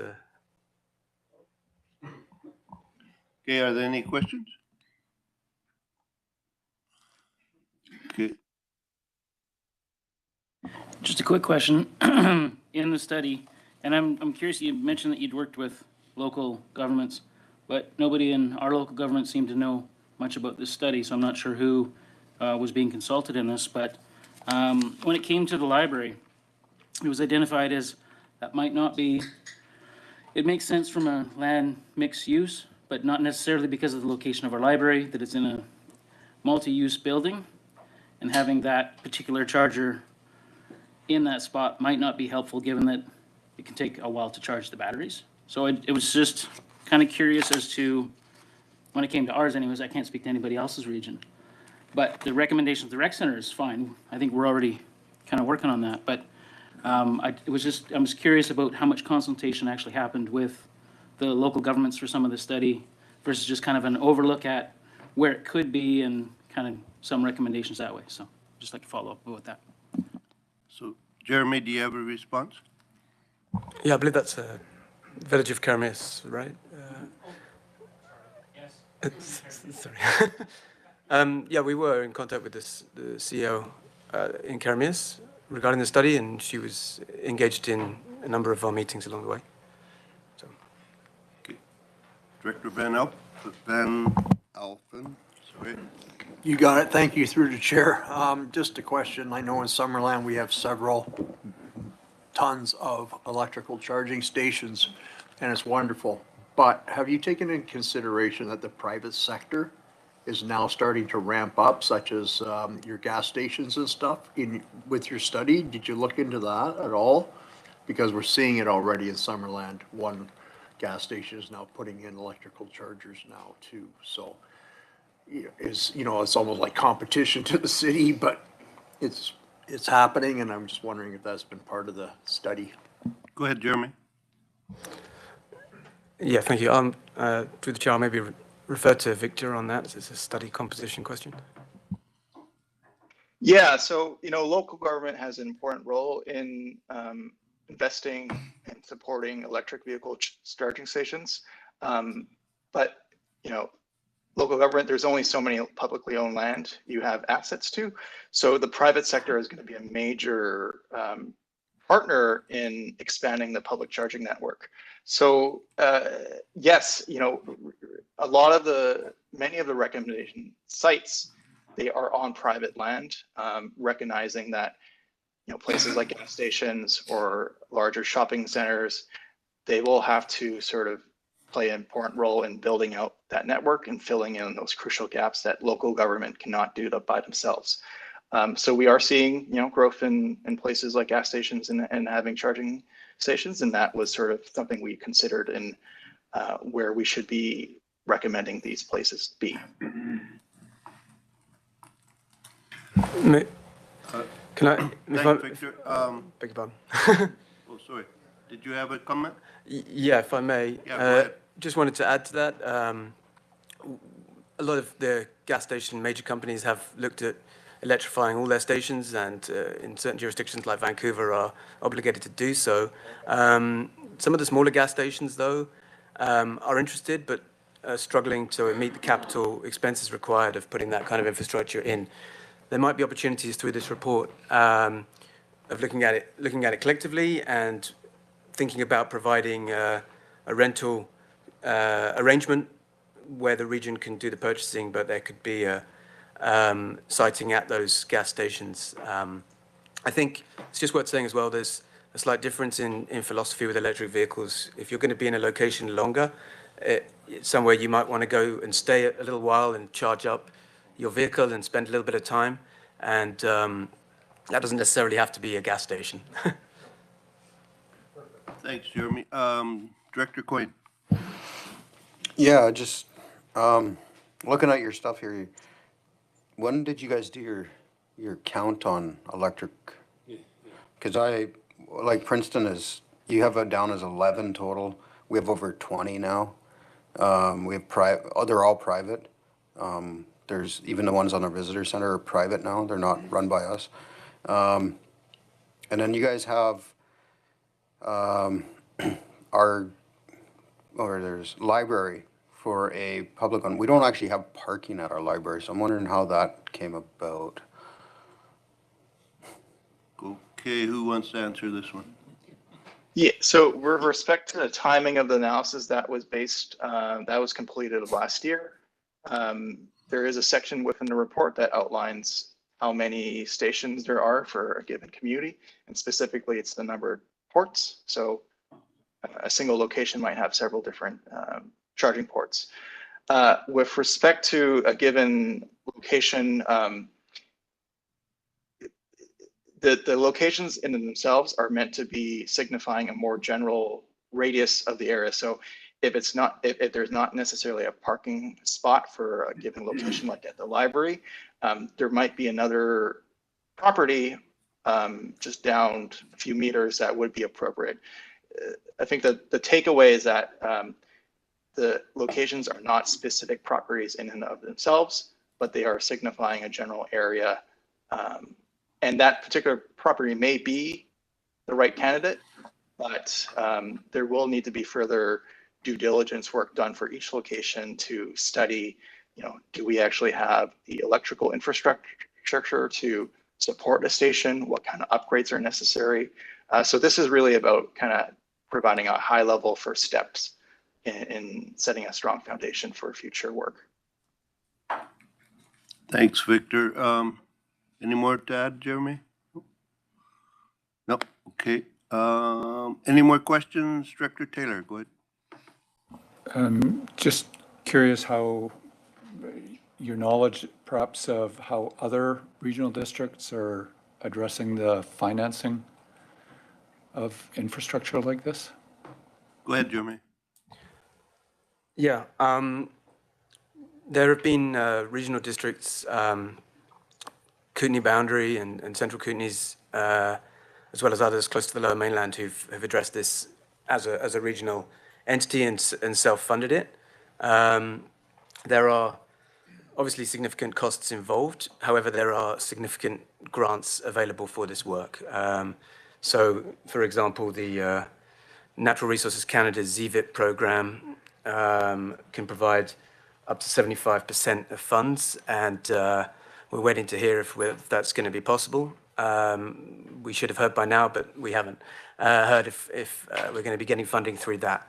So that would open, obviously, significant amount of funding. There are other options now, though, which are worthy of consideration. For example, there is funding for the actual carbon credits from the province, which is a source of revenue. You can now charge for the electricity as well, which is new under the BCUC regulations, and there are federal credits on top. As a result of there being so much stacked revenue, some companies are saying that they will put in charges for free and take a certain portion of that revenue. So when I bring it back as a report, I'll go through the different ways of doing this. But there's a few different models, each with their benefits and drawbacks to how we might consider funding this. Thank you, Jeremy. Director Roberts has a question. Thank you, the chair. Somewhat of a follow-up, kind of like what the other ones were about parking, et cetera. Small town of Hedley itself doesn't really have parking anywhere, but it does have a large parking lot that is used in its MODI. So does some of these take into consideration the usage of Crown land? That, for instance, Hedley itself, the large parking lot out front of Hedley is actually Ministry of Transport's land itself. So is it a possibility of putting these types of infrastructures on Crown land? Jeremy, go ahead. See, Victor, do you want to comment on that? Yeah. Again, I think the approach we sort of took to the study was identifying or recognizing that local government won't have all the right land in the right places to build out a network. So as previously discussed, partnerships with the private sector will be important, but also partnerships with other government agencies like the ministry, where they may own the land, but it's in a very strategic location.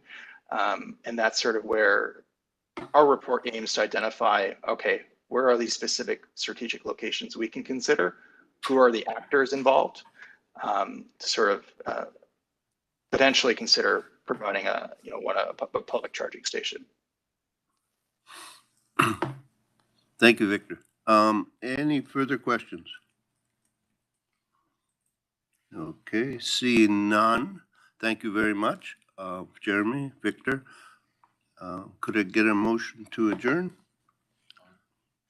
Move. Second. Okay, all in favor? And opposed? Carried. Thank you. Bye. Hey, thank you, Director Bush. We'll move straight into Corporate Services Committee. And we have a proposed agenda, looking for a motion to approve the agenda. Moved, seconded, thank you. All in favor? Great. Any opposed? Motion carries. First item on the agenda is working with the media. Go ahead, Director Miller. I see a hand up quickly.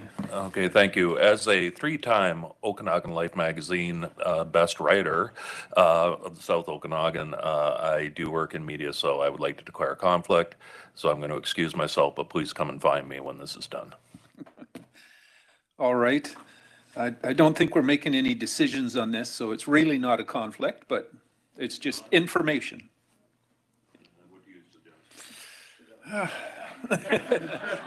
It's your decision. So, CAO, do you want to start us off on this?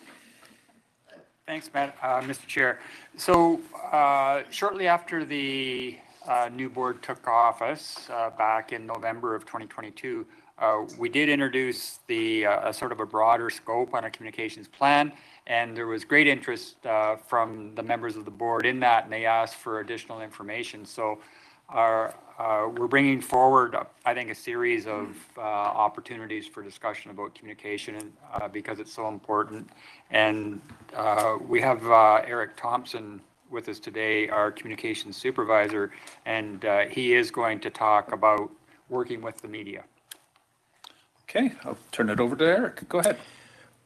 For the record, I think it would be great to have Director Miller here if he'd like to join us, because we'll be talking about issues that he probably has some insights into, but that may be too late. Anyway, local government communications covers many areas, and at the RDOS, the communications section provides strategic guidance and support for all projects and initiatives with public engagement components. It's a big task, and there is a lot involved. It includes facilitating opportunities for residents and property owners to provide feedback. I often tell people that we don't just make information releases. We don't just hand information out. We actually are tasked with receiving information from people, receiving feedback, helping other departments facilitate that information and make sure it gets to this table here at the board. It's a vital part of the communications process. And communications, just like social media, is not intended to be a one-way conversation. The communications section also coordinates corporate and board communications, media relations, emergency messaging, and supports the creation of advertising and communication plans. This is a short presentation. It offers some guidelines and suggestions to help the RDOS Board of Directors, all of you here and virtually, provide the media with clear, concise, and accurate information in a timely manner. Now, much of that information will come from staff, but often it will come from you in the form of an interview or even just a phone call. As an elected official, it's your face and your name in the public. That's why we have this slide here. Here's a quick overview of our presentation. Who are the media? They're journalists, videographers, bloggers even. Regardless of their background, your response is what really matters. What should you do when the media calls? Well, we've created a top 10 list of considerations. We'll get to that in a few minutes. We created it based on a list that was made by Jan at Jan Ends Communications, who's presented to this board before. And is there such a thing as off the record? Spoiler alert. The answer is no. We'll get to that later. We'll also discuss some of the differences between interviews and public speaking. If you have any questions during this presentation, please don't hesitate to follow board procedures and ask through the chair. Happy to stop anytime. It's important to be intentional about the term media. Is the person requesting information or an interview a journalist, a producer, an editor, someone with a recognized media outlet, or are they a citizen journalist or a blogger? The answer could yield a very different end result. Is there oversight, such as a senior editor or publisher, or is this just someone's opinion on the news? That's important. A radio DJ is another category altogether. Radio DJs often interview elected officials. You'll sometimes hear that in the morning or in the afternoon, a lighthearted chat. They may not be a journalist, so keep that in mind if you're chatting with them. You maybe don't want to go too deep in those types of interviews.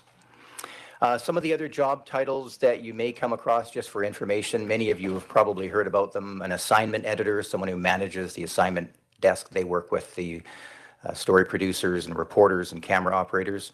A camera operator is someone who often will work with a reporter and may be sent out just to simply get visuals, but they may also be asking you questions. And often they just have literally a list. So they may not be a reporter. A videographer could be a camera operator who is also a journalist. There's a new term out called multi-skilled journalist, and they contribute content to television, radio, and digital platforms. Some of the people I used to work with in television who were camera operators, who were tasked with simply going out and getting pictures, are now tasked with reporting for multiple platforms with a short turnaround time. That's challenging, and that's why it's important to provide as much information as possible to those people. A publisher, roles could vary there. They're responsible for printing, distribution, marketing, and of course a sales representative, someone who sells and coordinates newspaper advertising. I mention those two because it could be anyone from a media outlet who contacts you. As you all know, we live in a multimedia universe. So that means that if you're doing an interview, part of it or all of it could end up online. I have been part of an interview before where I saw it a short time later on television on their website. End to end. And it made me happy that I didn't stop in the middle and say, can I do that again, please? So that's important if you're being interviewed. Think of that raw interview being posted online, start to finish. If you receive a request for information or an interview, here is our list of considerations. All right, first thing, how can I help you? What is your story about? What's your deadline? Have you contacted anyone else at the RDOS? And that's important because it will provide you with some context. They may already have the answers they need, but it's good for you to know. Consider whether you are the best person to talk to that issue. If you don't feel you are, don't hesitate to let that reporter know. And of course, the fallback on all of this is please contact communications. And that's not a bad thing. I've spoken with many reporters about that. If they contact you as an elected official and you have a relationship with them and they can get the information that they need from you, everybody's happy, they're done, they move on. But if you don't feel comfortable giving them that information, they're okay with you being honest and saying, please contact RDOS Communications for whatever reason that may be. It may be to provide clarification. It may be because you've determined you're not the best person to speak to that issue, or it could be any other issue. Maybe you're not feeling well and don't want to say the wrong thing on camera. So one of the questions, of course, is this an issue for the chair to address on behalf of the board? Again, you can say, let me get back to you as soon as possible. It is helpful if you let RDOS Communications know that you've been in contact with the media. That can help us. It can also help if there's an issue with either liaising with the chair or other staff, if that's required. Also a good idea, do your research, request information or clarification from RDOS Communications or staff. This is an important point. We have had situations where we've had elected officials contact different staff people, but those different staff people don't know that this conversation is going on. So we could have 5 different people working on the same file. That's where if you want to use RDOS Communications as the conduit to that, let us go and run down the hall, talk to that person, go talk to the CAO, talk to the Legislative Services Manager, whoever's got the information, and then we'll bring it all together and get it out to you. And then, of course, prepare your response and deliver. When interacting with the media, it's important to ask whether they are looking for just simply background information or are they looking for a comment. That's important because there's a big difference. Remember, see that little microphone there? They could potentially be live at all times, including this room, because often when this meeting ends, as you know, sometimes the mic is still live. So be cautious of that and remember that microphones, and I could share some stories with you, but I don't have time, about working in television where somebody didn't pay attention to that and they used the wrong language in the wrong setting, like when the Queen arrived in Victoria. The first thing people heard on TV was a word they didn't want to hear from the reporter because they didn't know they were on camera. Well, they weren't actually, their mic was on. Just one of the examples. There are so many more. Again, not the forum for that. So remember, there is no such thing as off the record. And I say that I had this very conversation with someone yesterday. It wasn't off the record. It was, what are you looking for? I can give you some background information so you have the details, but I'm not able to give you a quote. And I'm not going to go into, oh, it's off the record. Don't tell anybody I told you this. There is no such thing. As an elected official, especially, and anyone working in local government, we must be professional at all times. What I can tell you is I know that this story may evolve later on today. There you go. I've given you some background information, and now you can prepare. I haven't told you anything I'm not allowed to tell you, but there's no such thing as off the record, in my opinion. I spoke with the Canadian Press Reporter recently, also known as CP. They prefer to print names. They hardly ever use the term source. A source told me this. Now, CP is one of those sources, one of those outlets where other media outlets will take their information to write their stories.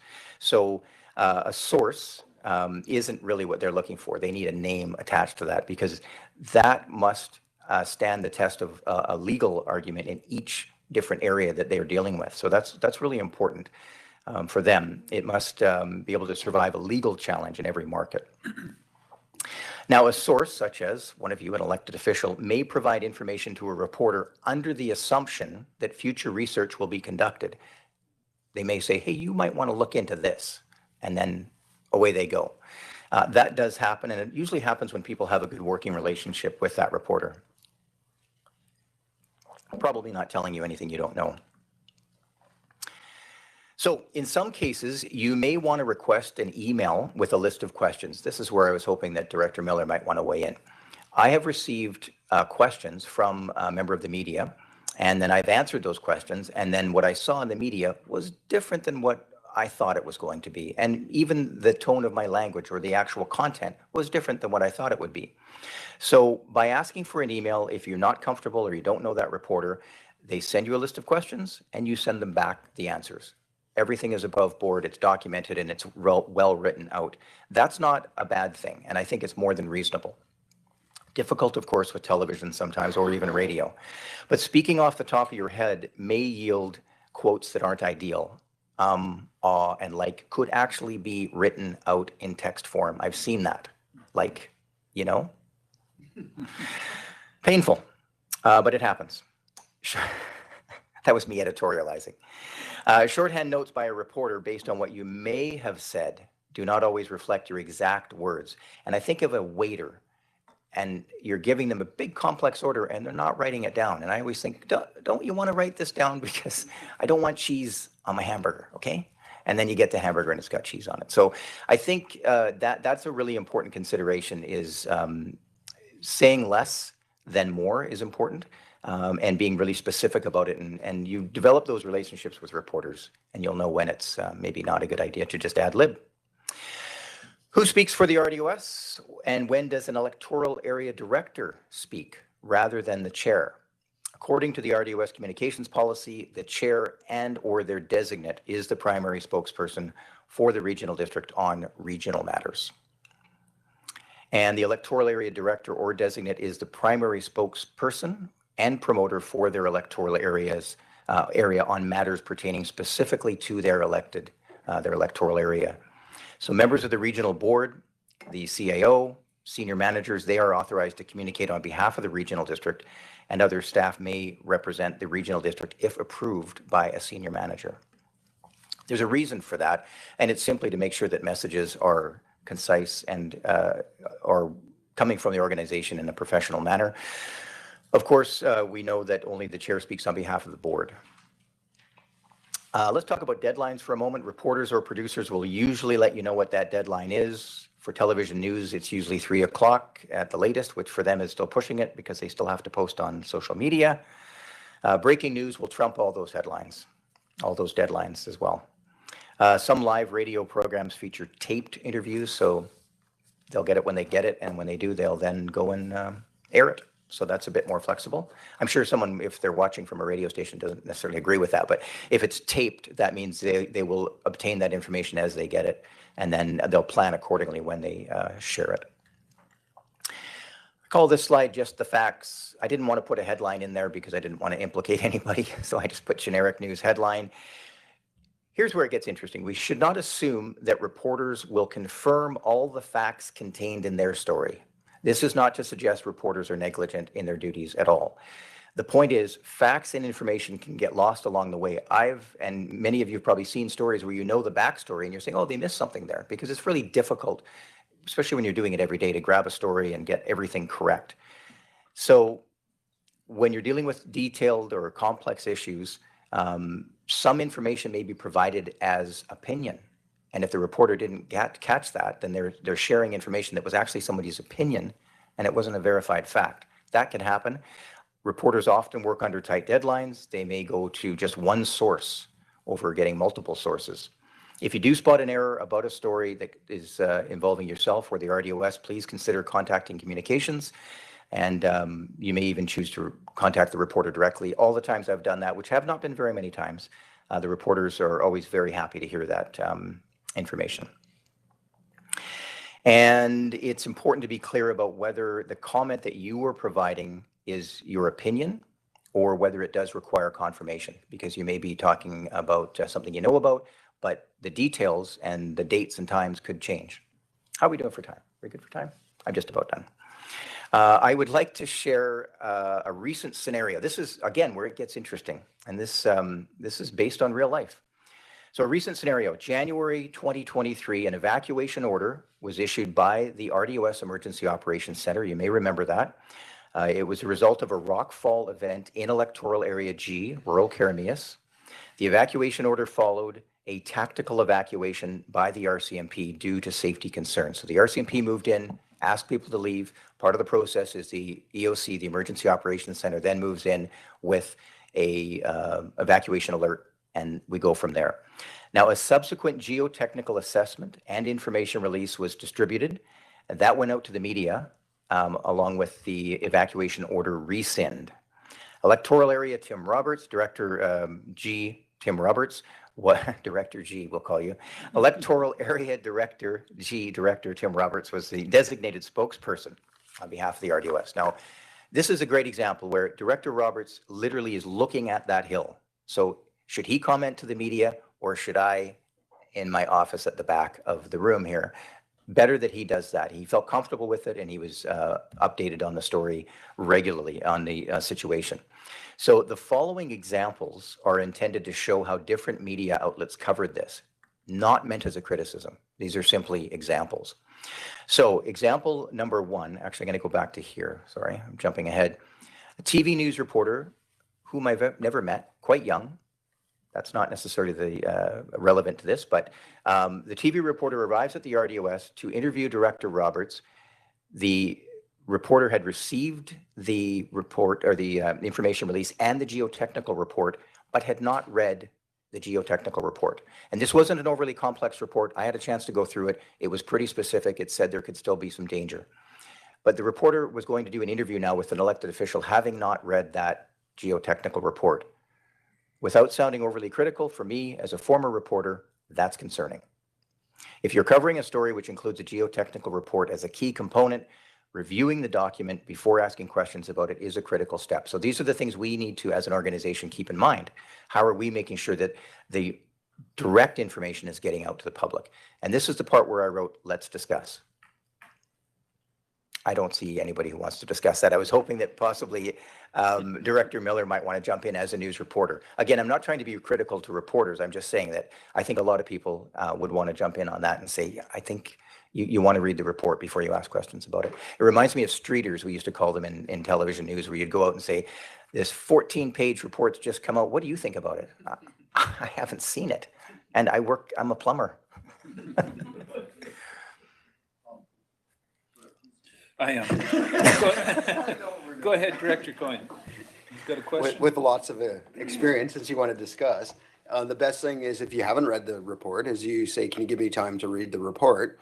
Usually they will give you a chance to read the report. And if you don't have all the information, you can always refer to the report so that make them do their homework as well, right? It's a give and take when you're dealing with the media on that stuff. It happens all the time. An announcement from the province will come out. You get a phone call. Hey, I'm driving to work. It's 8:30 in the morning. I haven't seen it yet. And they're like, oh, okay, I'll call you back in an hour. And then usually you can do an interview after you've had a chance to sit down and read the report and whatnot. Because they need you as much as you need them to get the information out, because they don't have a story unless you can speak to it. So it's a give and take. And usually if you have a relationship with the reporters, you can make that happen. So. To the chair, so to be clear, you're saying that you may want to also give the reporter time to read that report. Oh, definitely. And I've suggested that as well. I mean, we had a reporter during the flood, and we had a report, and she came into my office, and I brought this 500-page report, and I said, there's the report. If you want to take time to read it, here's my office. And they skimmed through it, but I gave them the opportunity to be able to understand what they wanted to ask me questions on, not just, oh, you have a report, and then try to make it up as they went. I'm like, here, you can read as much as I can. and we sat afterwards, and they took about 20 minutes to read over what they wanted to, and then we had a conversation about it. And then I brought in one of my staff members to help answer any technical questions that they may have jumped up while they were looking at it. And that allowed them to do their job better as well. So I didn't just throw it back on them. I said, here's an opportunity to read it. Let's both have a proper conversation about this. Okay. Not seeing any other hands. Good. I wanted a discussion. It's okay. I'm not the chair. I'm not directing this conversation. That was great feedback. Thank you very much. You're right.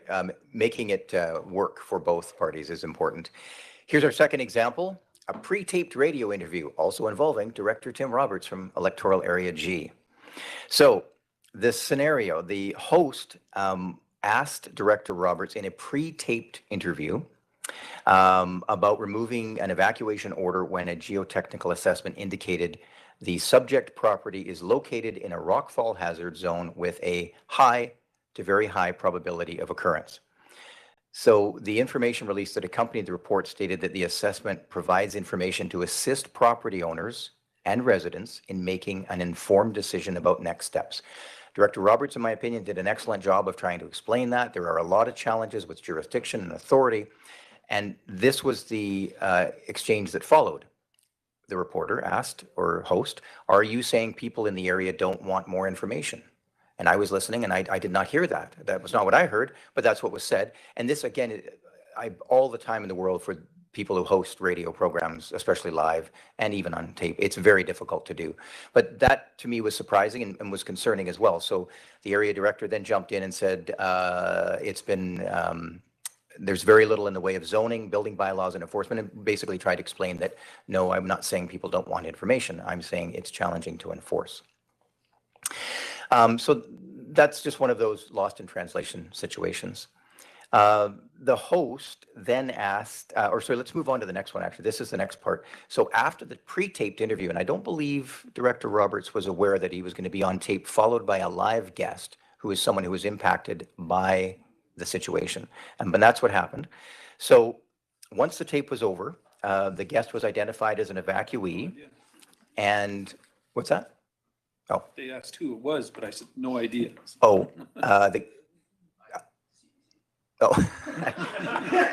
I don't know. No, yeah, it was CBC Radio, for sure. It was the afternoon show. And again, I have a lot of time for CBC. I shouldn't say it that way. CBC does an excellent job. CBC is actually, along with many other local media outlets, excellent at getting information out during emergencies especially. So, and again, this is not meant as a criticism. This is just what the situation was. So as an elected official, you're in a situation where you're explaining things on tape. And now, coming out of the tape, you have somebody who's a live guest saying things that you're not going to have a chance to respond to, and that an expert or somebody from the RDOS won't have an opportunity to respond to, which again is one of the challenges we face in local government. So the host asked if the evacuee felt she was forced to return home.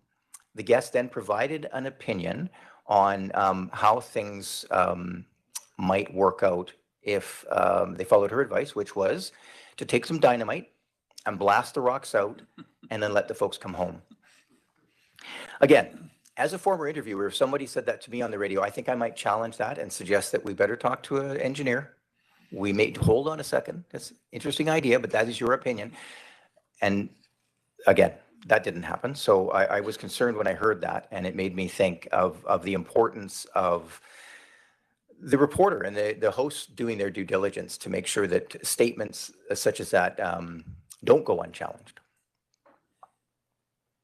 And let's move to the final thought. So again, an opportunity was not given to Director Roberts or anyone from the RDOS to challenge this comment. And I could read it to you if you'd like. I think it's a bunch of double-speak garbage trying to pass the buck for the responsibility they already have. They are not doing their job. They are not keeping us safe. I have an issue with that because the idea is to try and keep people safe. So when the media is involved in sharing information on behalf of the organization or other people, I think it's important that they do their due diligence to keep it on the up and up and challenge assumptions, but also to give the organization a chance to respond. But having said that, it's not always perfect. Things happen quickly in the news world. So that, again, is why as an organization, we need to make sure we're providing as much information to people so they can go find it themselves. They're not having to go dig through things. If we say there's a report, the report's easy to find. It's not buried somewhere. And this next part, I will go through pretty quickly, unless there's any questions. And this was just really the idea of participating in interviews yourself and some of the things you want to keep in mind. I put these two in here as some headlines. If you only read the headline, you might not get the full story. I believe we're all guilty of it. I've read headlines and thought, I probably know what's going on. And then I read the details and realize that that headline was potentially misleading. So I probably should read the rest of it. Excuse me. So if you are doing interviews, a couple of things really important. Many of you have probably gone through media training. Many of you haven't. Some of you haven't. Know your message is the key. I find in the Emergency Operations Center, if there's a lot of data and a lot of information, you don't really feel comfortable with it, it's hard to then convey that in an interview. That can be really challenging. Going to the site, seeing what's going on gives you a people perspective and a different, as I mentioned earlier, having Director Roberts know the neighborhood, know people. He can share the kind of information that's a bit more emotional and people related than facts and stats and figures, because that's never that interesting. So you do need to know your audience. And when I say that, I mean, who are you speaking to? And in our case, usually in local government, it's everybody. It's partners, it's anyone listening, but also know your audience. Who are you talking to? Who's the reporter? What's their background? What do you need to know about them? Maybe they, as Director Coyne said earlier, maybe they need a bit more information. Maybe you need to assist with the story. Be confident. Look confident, that's always really important, and stay in your lane. We talk about that a lot. If you're asked to get out of your lane, well, why don't you comment on what the provincial government said? Probably better that you don't if you don't feel comfortable with that. And then know your message, be prepared, prepare some bullet points. That can really make your life a lot easier. Anticipating difficult questions, curveballs, those kinds of things. Transition statements can help with that. And again, you're not being disingenuous. You're just really saying, that's an important question. I don't have the details, but what I can tell you is, and that's a transition statement. And it can be really helpful to avoid staring and going, I don't, because that can be painful too. Know your audience, as I mentioned. Stay on message. Know your medium. These days, you could be doing an interview that you think is for TV, but it could end up on social media. It could be in print. So that's obviously a consideration as well. There's a little different world we live in. Here's something I remind myself every day when I have a conversation with people: to speak clearly and slowly. Sometimes I don't do that. And all of us, especially when we get excited about something, we want to talk really fast, and then people can't understand us. Casual and conversational is helpful, makes it more enjoyable. I forgot to do this, breathe. And that's important. Smiling can be helpful because then you don't sound like too robotic. Energy and posture is important too. And proper grammar. That comes with practice for all of us, including me. This is just one of those things. If you're going to be on an interview, you probably don't want to have things that are too loud. You may want to promote your favorite company, but logos aren't ideal. Checking your hair is important. We're going deep here in the weeds. You can be really shiny, a lot of people, in their chin, and when you watch it back, you'll think, oh, I was shiny. Why didn't somebody tell me that? So you can get a napkin and just pat. That's a little trick. Check your teeth. It's always important. If your spouse isn't around to check them for you, you may want to do it yourself. And we're wrapping up here, by the way. Staying in your lane, I mentioned that one already. Just your area of expertise. Not good to comment on other organizations and what they're up to. It's best not to. Stay in your comfort zone. And the last part of this is do your research. Remember those live microphones. Everything's live all the time, just in case. Professionalism at all times. And if you don't have an answer, offer to get back to the reporter. Be sure to follow up. Couple of final notes here is RDOS Communications. If I often will get email directly to me, but it's important to note that we have two other people who do an excellent job at communicating. We have Sarah Foss and Jessica Brown. They're communications coordinators.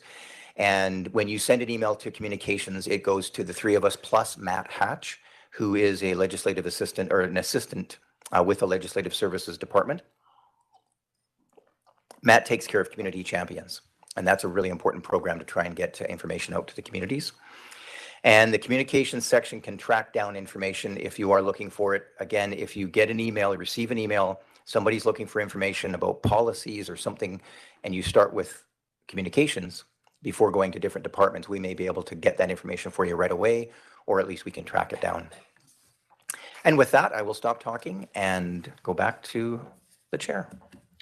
Okay, I see one hand to start here. Go to Director Roberts. Go ahead.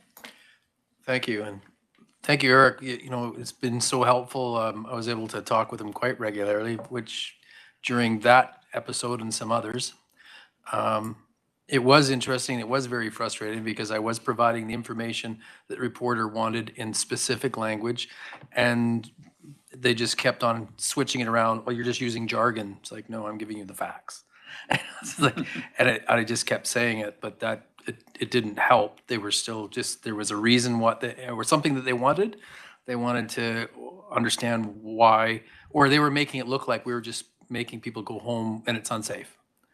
And that was where they were coming from. And they, at the same time, did say to me before having a shot, this is off the record. And I didn't believe them. So, but thank you. All the suggestions and things that you provided were always very helpful. Okay, thank you. Any other questions or comments? Go ahead, Director Wiebe.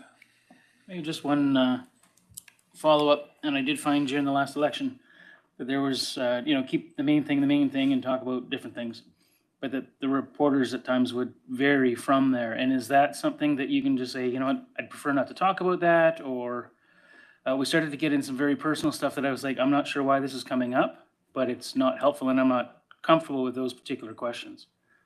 So is that basically just the only way that you can go about it? Is like, I was open to talk about X, Y, and Z, but this I'm not. Thank you for following up, but this interview's over, or right, deal with that?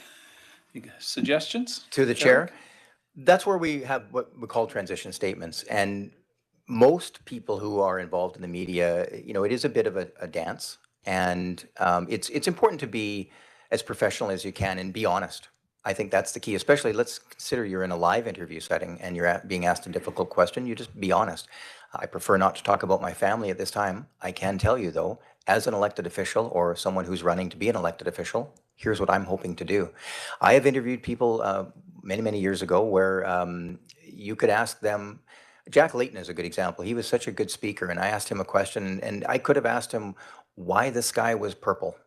And he would have come back and been very polite and said, well, what I can tell you is the NDP, you know, and he'd give you the story that he was there. He's got probably 5 points that he was going to share with you, but he wasn't going to be rude about it. And he would be very clear that it's an interesting question that you're asking. I don't know why you're asking that, but what I'd like to talk about is why I'm here. That's all I've got. Okay, yeah, we've all seen that, I'm sure, or can recall that. Don't think I'm missing any hands, so much appreciated. The information is always useful. Thanks, Eric. Thanks. Next up on the agenda is the 2023 Citizen Survey, CAO. Thanks, Mr. Chair, and we're just getting Director Miller back in. Sure. Miller. Oh, one. There we go. So we're going to talk about the citizen survey, and Mr. Thompson's going to do that. But just as a lead-in, I appeared before you probably a couple months ago now, showing the results of our staff perception survey and talked about those 8 characteristics of high-performing organizations. And always one of the characteristics that are of interest to any elected body is how closely can we keep in touch with our citizens. And that is the start really of a customer service program, which all local governments are interested in and aspire to do better at. Well, it's never going to be perfect. We're never going to be excellent at it, but one can aspire to be, and to develop a plan as to how we're going to move towards that goal. So that first characteristic of excellent local governments about environmental scanning and also about closeness to citizens always starts with how do you find out what the issues are before they become problems so that you can be proactive and get out and get after them. So one of our tools is a citizen survey. And when I came before you previously and talked about those 8 characteristics of high-performing organizations and the link between a staff perception survey and a citizen survey, with the focus being how do we improve customer service? And always the answer from a local government organization is going to be, well, if you want to find out what you need to do, ask your employees. But then they showed us that linkage model about the results of a staff perception survey should correlate to the results of a citizen perception survey, so that as the organizational climate score increases, so should citizen perception of service. So we've got our staff perception survey results, and I showed you the longitudinal results of that back to 2008, and that we had anticipated doing a citizen survey every 2 years. We do the staff perception survey every year, but we had intended to do, since 2010, a citizen survey every 2nd year. We missed a year. So we did our last one in 2020. We have identified in the corporate business plan to do one in 2023. And then this is now my segue into Eric, who's going to talk to you about the question set that we're proposing to go out and ask, and certainly looking for input or feedback into what those questions should be. Okay, go ahead, Eric. To the chair, the report that you've all likely seen, I hope you have a copy of it, has all the questions in it. So the questions that are proposed for 2023 have been asked previously, which allows us to continue that data, and that's very important. We did add an additional one on there at the end about service. We've also included, when I say we, the communications team or section, have included questions that were asked as a follow-up survey to the 2020 citizen survey, and it was based on communications and public engagement. So the current idea is to have both those sets of questions asked again, and now we'll have, in this case, a previous year of data for the communications and public engagement component. We're going to do something a little bit different this year. That's the proposal. And that is to take not only the survey results, which are not statistically valid because it is a participatory survey that people can just jump in and take themselves. It's not like we've approached them on the phone or those types of things, but we're really hopeful that we can get as many people as possible, anywhere from 500 or more, participating. What we'll do then is have a couple of focus groups. One would be in person here in the boardroom, and then another one in the boardroom but virtual.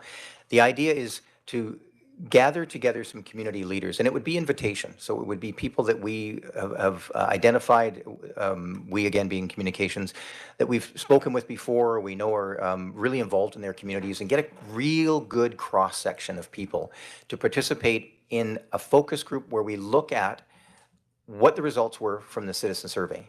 So if we're finding, for example, 85% of the people who responded say, you're doing an excellent job, and this focus group delves a little bit deeper and says, here's why I think that is, or here we don't agree with it.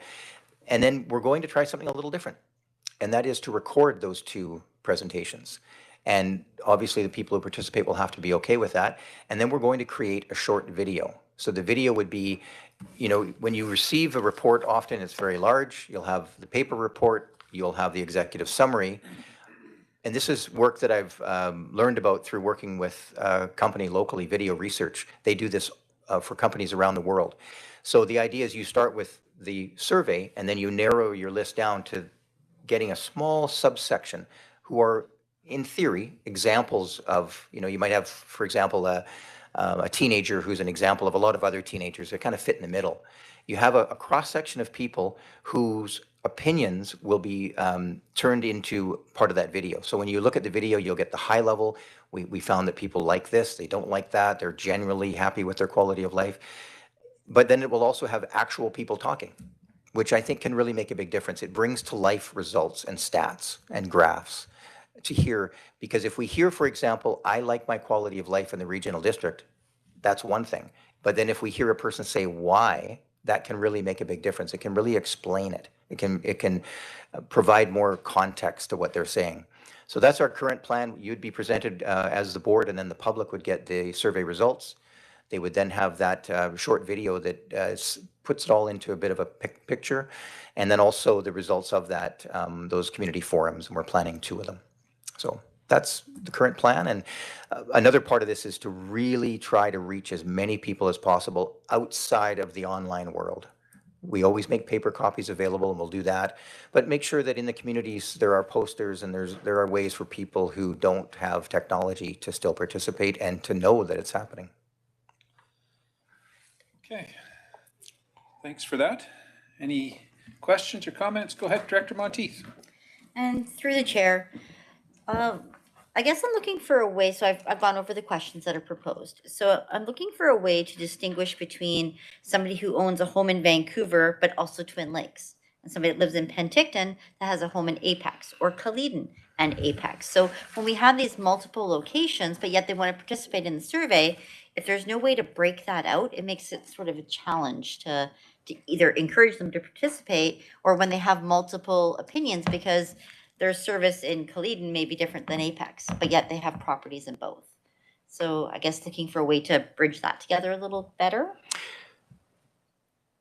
Okay, you have a thought on that? Go ahead. To the chair, are you saying if someone owns multiple properties within the RDOS? Mm-hmm. Okay. Because, sorry, to follow up. Sure. So people who own homes in Penticton may also have property at Apex or Caledon and Apex, or so there is sort of those crossovers of property owners. So it might discourage them from giving an opinion on their service at Apex versus Caledon if they have multiple properties. Okay, go ahead. To the chair, we'll have to look at how we can differentiate that, because I know right now when you're conducting a survey and you have what electoral area you live in, there's one option basically. So to be able to provide 2 options could be challenging, because then we could also then have, they might have an answer for Apex, they might have a completely different answer for another area. But that's good feedback. We'll definitely look at how we might be able to do that. Okay, Director Conans, go ahead. Yes, thank you. I have a question about question number 9, which I think it's really good through the chair that we specifically say Please note the RDOS does not maintain highways or roads. So even though that might be the most important issue for people in the regional district area, we've taken that question out, correct? Or that answer out about highways and roads as one of the ones you can tick there. But at the same time, we have healthcare in there.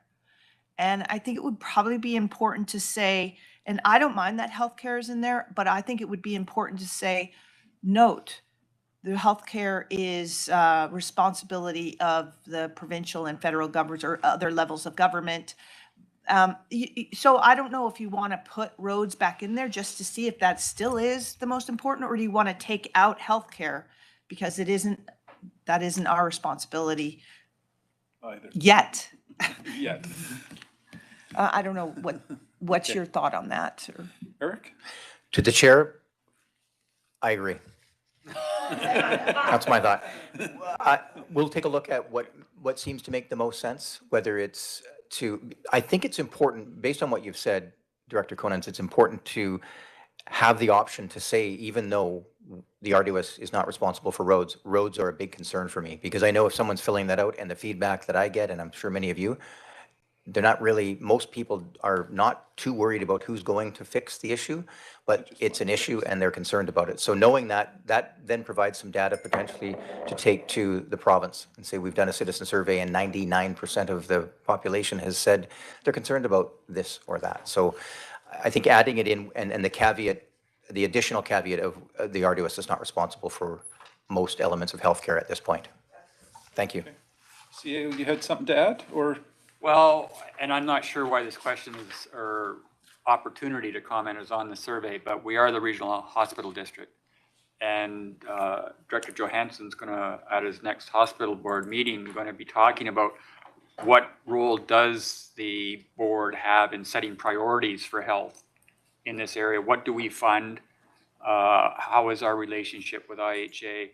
We're already into discussions about doctor recruitment and the primary care network. So my question is, should we have more questions about health in there? I don't know. Good thought.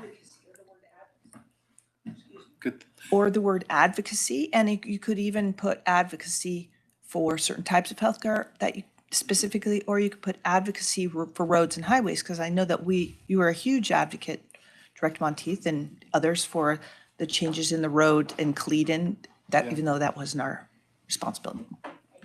Absolutely. Director Federico?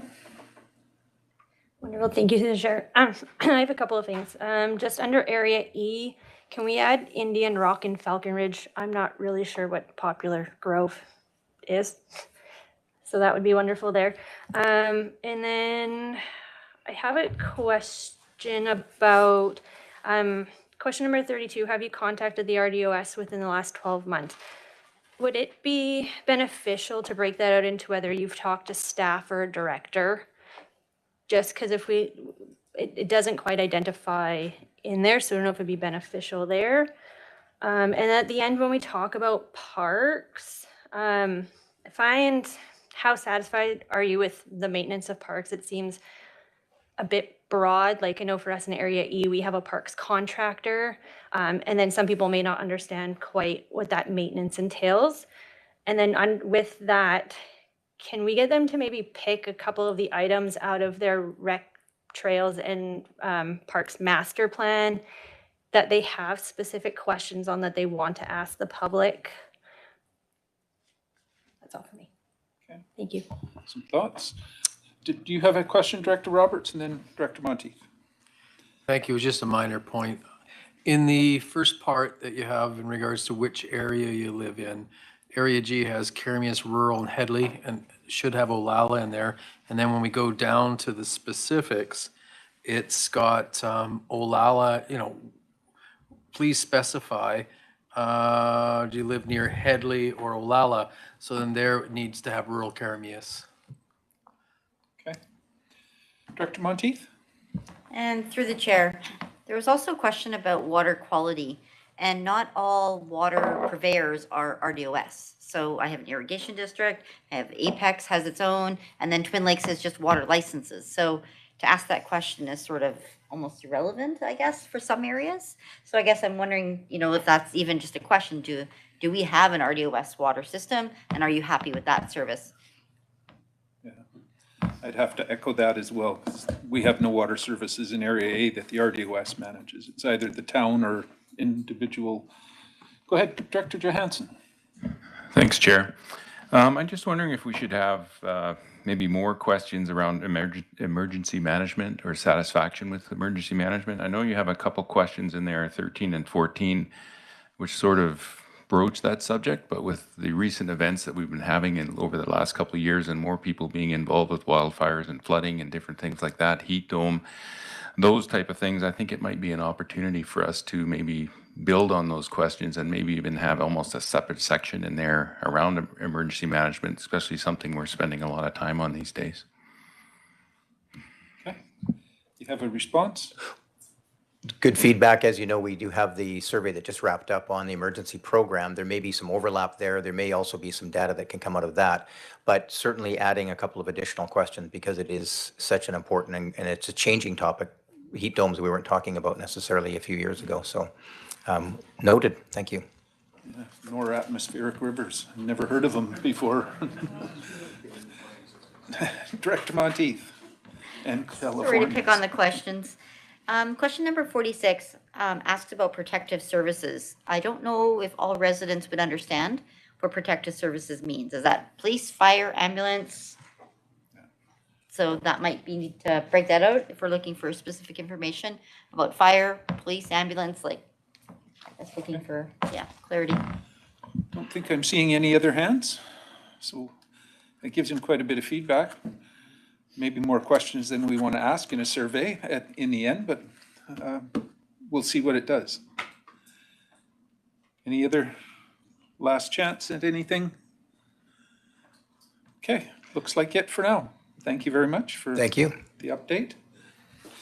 Next on the agenda is our External Auditors 2022 Audit Planning Report. Do we have the auditors online? Is that okay? So Mr. Zaffino and company will come up to the front. CAO, do you want to start us off on this? Thanks, Mr. Chair. So we are on a calendar year, and now that Mr. Zaffino is through the budget process, we're keeping him busy along with Noel doing our 2022 year-end financial statements, which they then present to the auditor, and we get that independent viewpoint on how well we're fulfilling our obligations for fiscal responsibility. So I'm just going to turn this over to Mr. Zaffino, Mr. Chair, and he can introduce our auditor. Go ahead, Jim. Thank you. So as the CEO stated, every year we are independently audited, and that's a requirement from the Local Government Act. One of the things, the auditors will present the financial statements with an opinion, and also if there's an issue that they see that we're doing something wrong or could do something better, there would be a management letter. This year, there's our new requirements that they must go through and check out, and they thought that you might be interested in knowing what they are and answer questions as they come up. So both Noel and I are here also to supplement those questions. And with that, I'd like to have BDO, Sinead, and Kayla introduce themselves and do the report. They won the RFP in 2021, so it's every 3 years plus 2 years extension at our discretion. So with that, I'll turn that over to Sinead. Thank you. Okay, please go ahead. We can see you online. There you are. Good afternoon, everyone. Can I confirm that you can hear me? Yes, we can. Okay, perfect. Good afternoon, everyone. Thank you, Mr. Zaffino. My name is Sinead Scanlon. I'm an audit partner with BDO, and I'm joined today by my audit senior manager out of our Penticton office at Kayla, North Coast. I can't see Kayla on the screen here, but I was just, Kayla, if you want to confirm that you're on the call. Hi, everyone. I'm Kayla. I'm here. I can see you, Sinead. Okay, perfect. Okay, we'll get going then. Sure. This afternoon, we were hoping just to spend a couple of minutes of your time is going through our audit planning report. I believe that that has already been circulated as part of the package. Can I confirm that everybody has a copy of that? And if you'd like to share that PDF on screen, I'm happy to walk you through the document as well. It had been circulated to everybody. So. Okay. So it's a 39-page document, and what I'm here to talk about today is about maybe 6 or 7 key pages of that that I think are of most relevant and kind of touch on some of the changes that Mr. Zickino referred to. So what I'd like to do is just kind of go through the letter at a high level, but willing to, of course, stop at any point for any questions. Rather than sharing the screen, then I lose the ability to see all of you at the same time. But maybe just by a raised hand, anybody can stop me at any point, and I can dig deeper. So okay, I'll interrupt if I see a hand raised. Thank you so much, Chair. I appreciate that. So for those following along, on slide 4, what we look at is just the team that's been servicing the regional district for the last couple of years.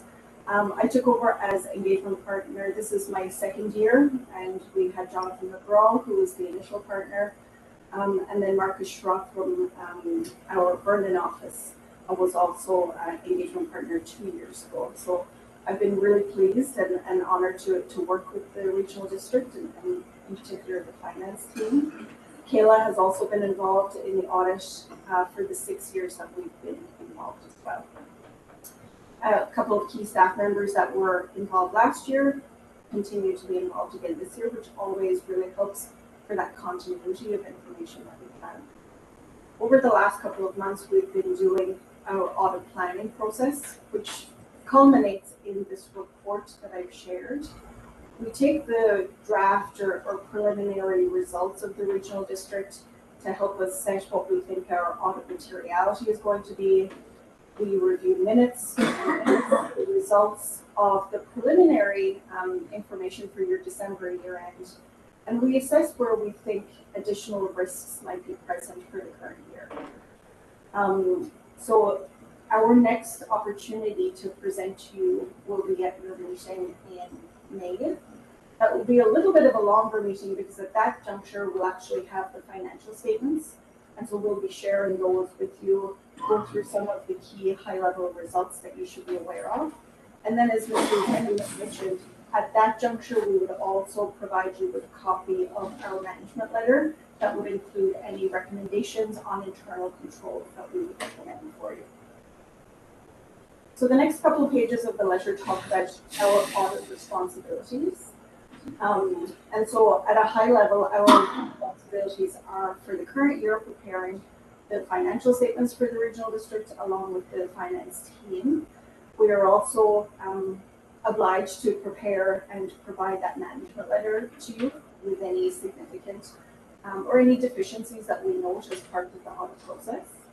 And then key findings report. So similar to this report right now, this only covers the audit planning, whereas the year-end final report will cover the actual audit process itself.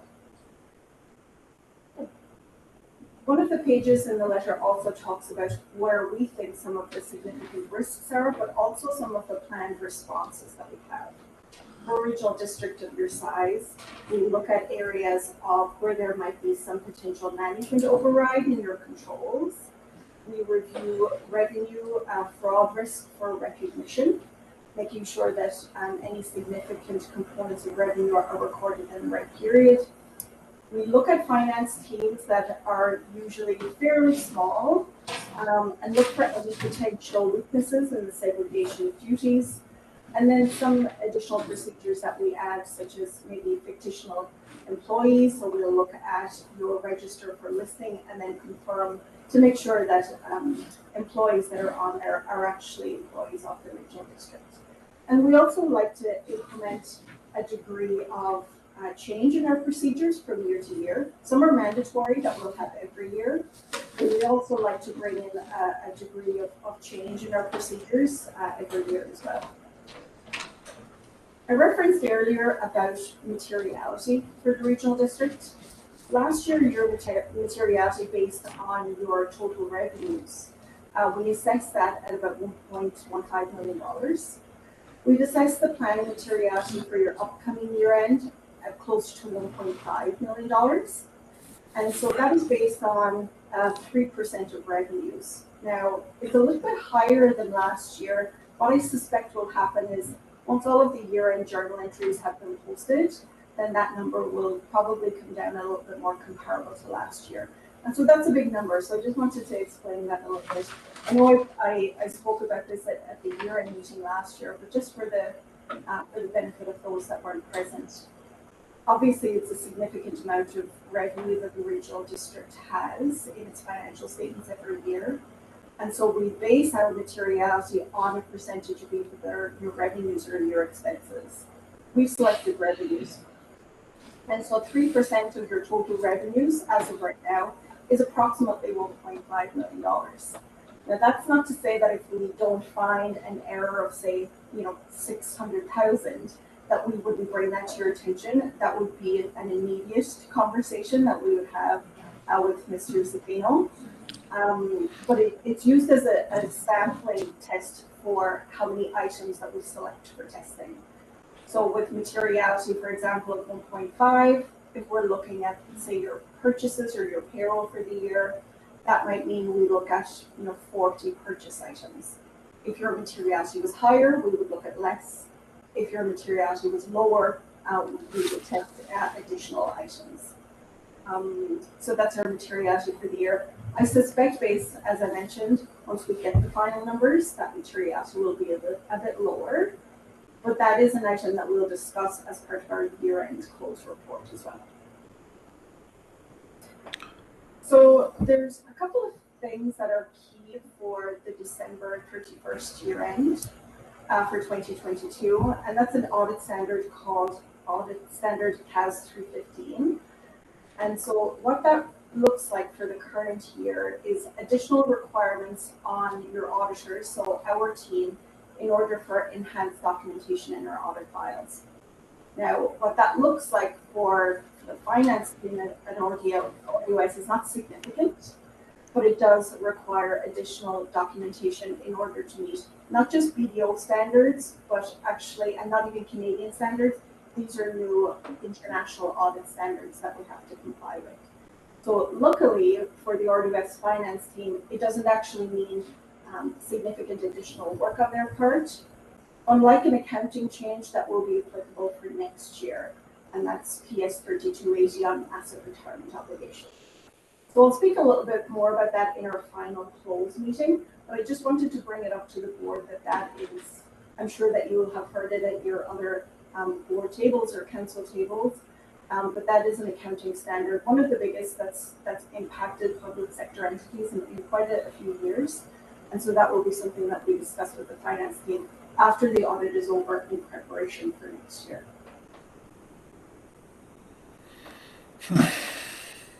That concludes my presentation. I feel like I covered a lot in a short space of time, but I'd love to take any comments or any questions or any clarifications that anybody might have for us. Okay, well, thank you for the presentation. I'll check with the board if there's any questions they might have. I'll go to Director Barkwell and then Taylor. Go ahead. Thank you. In the audit process, is there a formal opportunity for employees to make confidential disclosure to the auditors? And has any audit procedures changed due to your experience at the TNRD? Great question. I apologize. I don't know who I'm referring to, but I'll answer and happy to take any follow-up questions. The first one about confidential disclosure to auditors, it's rare, but it has happened. There isn't a formal process in place for say members of the finance team at RDOS to come to the external auditors. Of course, anything that we would learn or hear from, our likely first point of call would be Mr. Zafino. If there was a concern, perhaps internally, that an individual thought that the auditors, the external auditors, should be aware of. And so it hasn't happened very often in my experience, because usually internal channels would be used rather than the external auditor, but it has happened. And so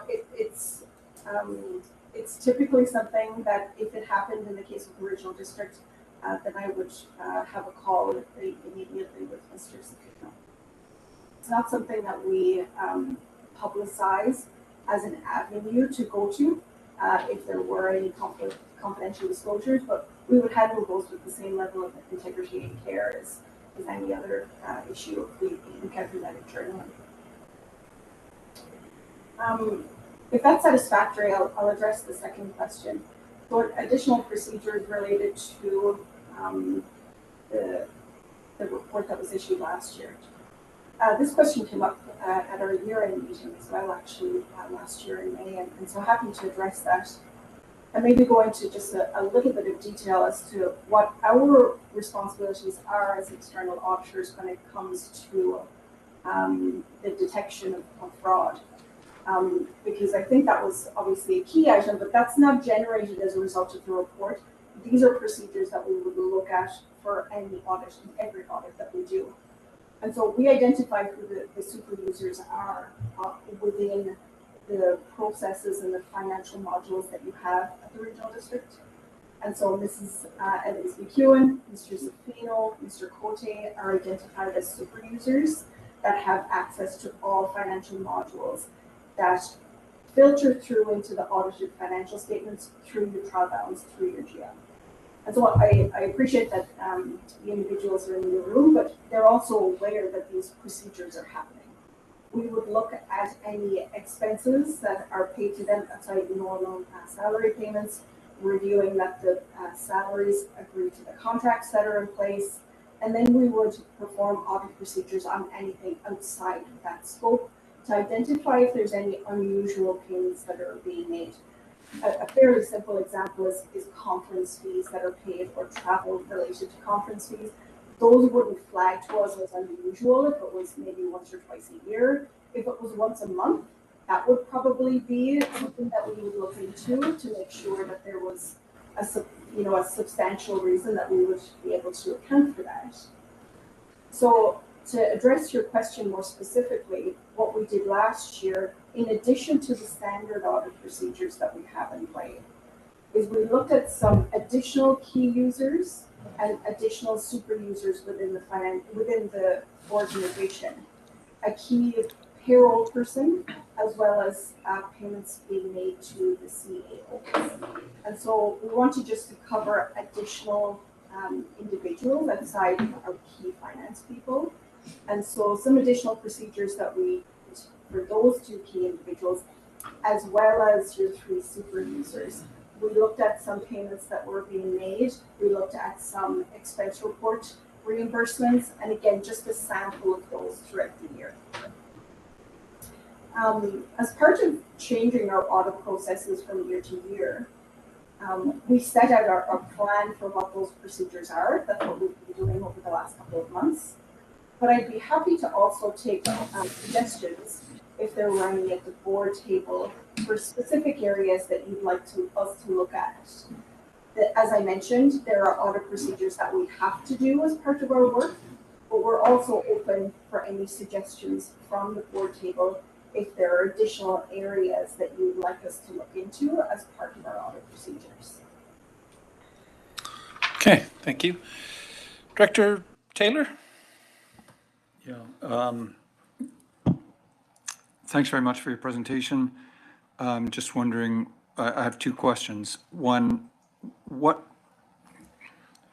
role does budgetary controls play versus internal controls? And is there room for, is that an area of change or recommendation that you would be bringing back to us? Internal controls, yes. Our management letter looks at a summary of the internal controls that we have tested that we feel like we need to rely on as part of our audit process, or that we would like to rely on. and we test the effectiveness of those controls. So some key ones are, say, purchase invoices as well as payroll reporting and approval. We would look to see what controls are in there, and then if we identify weaknesses, that's part of our management letter, that we would say, well, it looks like only one person is approving this.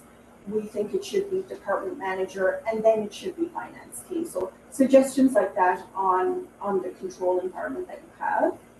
Budgetary controls would not fall within the scope of the audit process. That's more of an internal, I would say, procedures that wouldn't impact the audit of the financial statements as well as your external auditor.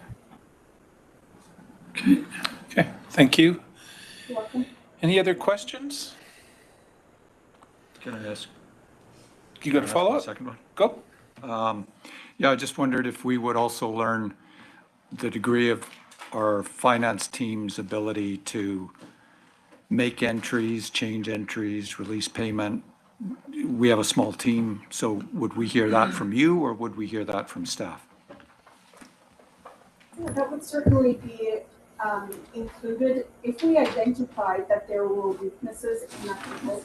So first of all, the regional district, specifically for those areas for purchasing and for payroll, there is the ability to have segregation of duties between those individual department managers and the finance team. So the finance team doesn't have approval over everything. It does have final approval over the processing of payments, etc., but it doesn't have all of the control. So there is the ability to have, and we've seen that a separation of those. But if we felt as though, and so segregation of duties is a specific test that we will perform over, like I said, those super users and the abilities that they have. And so anybody outside of the finance team doesn't fall typically within our scope of responsibilities to review it in as much detail as we do the finance team. Okay. Anything further from the board? I don't believe I'm seeing any hands. So I understand that there will be another presentation in May, if that's my understanding of the findings and stuff. Yes, that's okay. Sure, yeah. So we'll have another opportunity to hear from them and address any questions that may come up in the meantime then. All right, thank you very much for the presentation. Is there anything else you wanted to add, Mr. Zaffino or CAO? Okay. I believe that does it for this proposed agenda, or this agenda. Looking for a motion to adjourn. Moved, seconded, thank you. All in favor? Great. Any opposed? Motion carries. So we do have 7 minutes before we start at 2:15. We have to start at the advertised time. So everybody's aware of that? So you got enough time to fill a coffee or stretch your legs for 5 minutes.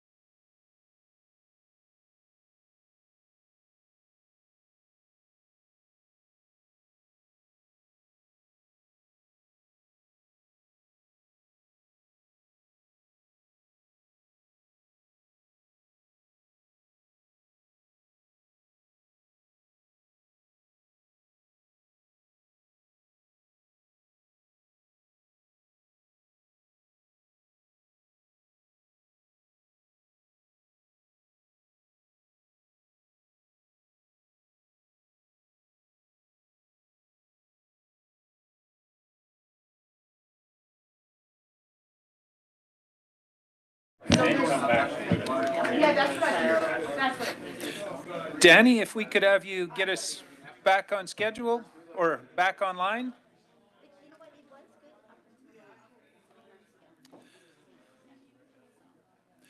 Are we okay to go pretty quick, Danny?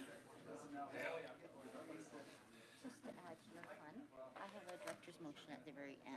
Okay. To request the board to write a letter, so. Sure. Just. Yeah. Did you, it's just a notice of motion, or you're wanting to deal with it right away? Hoping to deal with it right away. Okay, well, just be prepared to explain it and make that motion, so. We're good to go? All right, folks, if we could get our way, or make our way back to our seats, we'll get started here.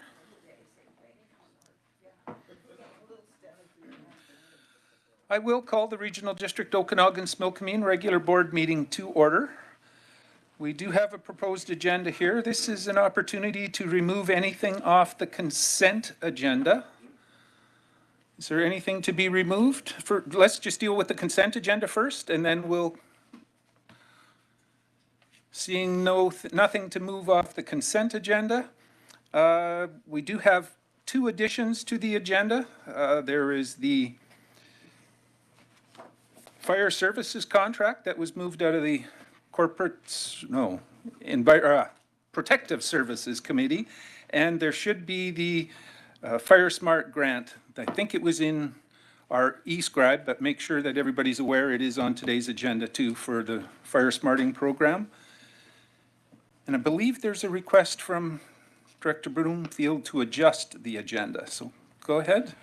Thank you, Chair, and I would request that we move the closed meeting up to the end of section A and before the planning and so just before item B? My screen's frozen here. I'm just there we go. Yeah, so just before B, Development Services, if we could move the closed meeting to that point. The reason for that is that the City of Penticton, we have a budget deliberation meeting at 3 p.m. And so all of the city councillors who are directors on the board here will probably be vacating the room just a few minutes before 3 p.m. Okay. So with those changes in mind, is someone ready to move the agenda? Moved? Seconded? All those in favor? Thank you very much. Any opposed? Motion carries. So we have an approved agenda, adjusted agenda. I will go through the first portion of A, looking for a motion for consent agenda corporate issues. Motion to adopt. Mover, seconder, thank you. All those in favor? Great. Any opposed? That motion carries. Consent agenda development services. Motion to adopt that. Moved, seconded. All those in favor? Thank you. Any opposed? Motion carries. That brings us to the newly adjusted portion, which would be the closed session. And I just got to go to the closed session. That in accordance with section 91A and section 91C of the Community Charter, the board closed the meeting to the public on the basis of personal information about an individual or an identifiable individual who holds or is being considered for a position as an officer, employee, or agent of the municipality or another position appointed by the municipality and labor relations or other employee relations. That's what we're going in camera for. So looking for a motion to go in camera. Moved, seconded, thank you. All in favor? Any opposed? Motion carries. I'll give Danny a second to get us prepared. And while we're at it, by consensus, I'm going to say that our legal advice, well, I just think we need to issue a statement, basically, that we're going to review the policy. So. Chair Pendergraft, we're good to go. We're good to go? Thank you. We are out of closed session, so that, I'm just waiting. Okay, Just waiting for the CAO and staff to show back up so we can move forward with development services.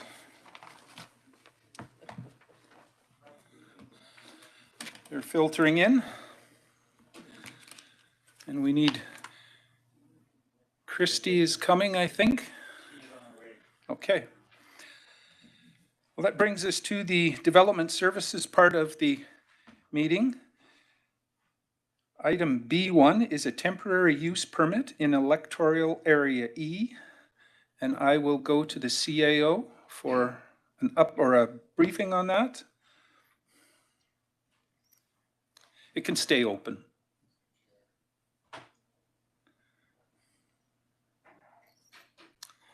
Okay, CAO, B1. Thanks, Mr. Chair.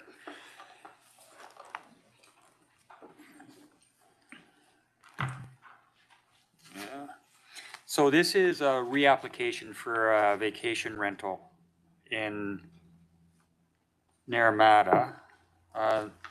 And we didn't record any complaints over the past 7 years, but I understand there are 3 objections that have come in during the referral process for this application. But nevertheless, we're recommending that this be approved, Mr. Chair. Okay, I will go to the Area E Director, Director Fedrigo. I'll move the staff recommendations. So you're moving it. Is there a seconder? Thank you. Any discussion on this? Don't believe I'm seeing any hands. I'll call the question. This is a rural vote. So all those in favor?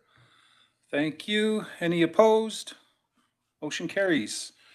Down to B2, another temporary use permit, this time in electoral area F. CAO?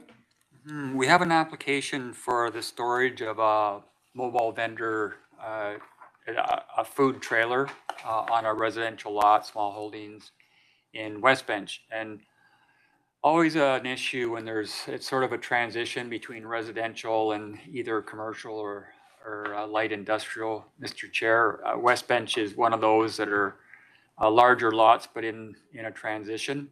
It's been problematic in the past as far as encroaching on that residential use. So we're recommending that this, and we believe that there are alternatives for parking a vehicle on that lot. So we're recommending it be denied, Mr. Chair. Okay, thank you. I will go to the Area F Director. Welcome, Mr. Pierre. Go ahead, please. Well, through the chair, I move to accept the staff recommendation. Okay, so you're moving the staff recommendation. It's seconded. Generally, and this being a motion to deny, we give the opportunity for the property owner or applicant to address the board if there is a desire to do that. Do we have anybody from that temporary use permit from Area F in the audience or online? I cannot see anybody. If they are, please wave a hand or speak up. Do we got someone, Danny? Okay, can you bring them in?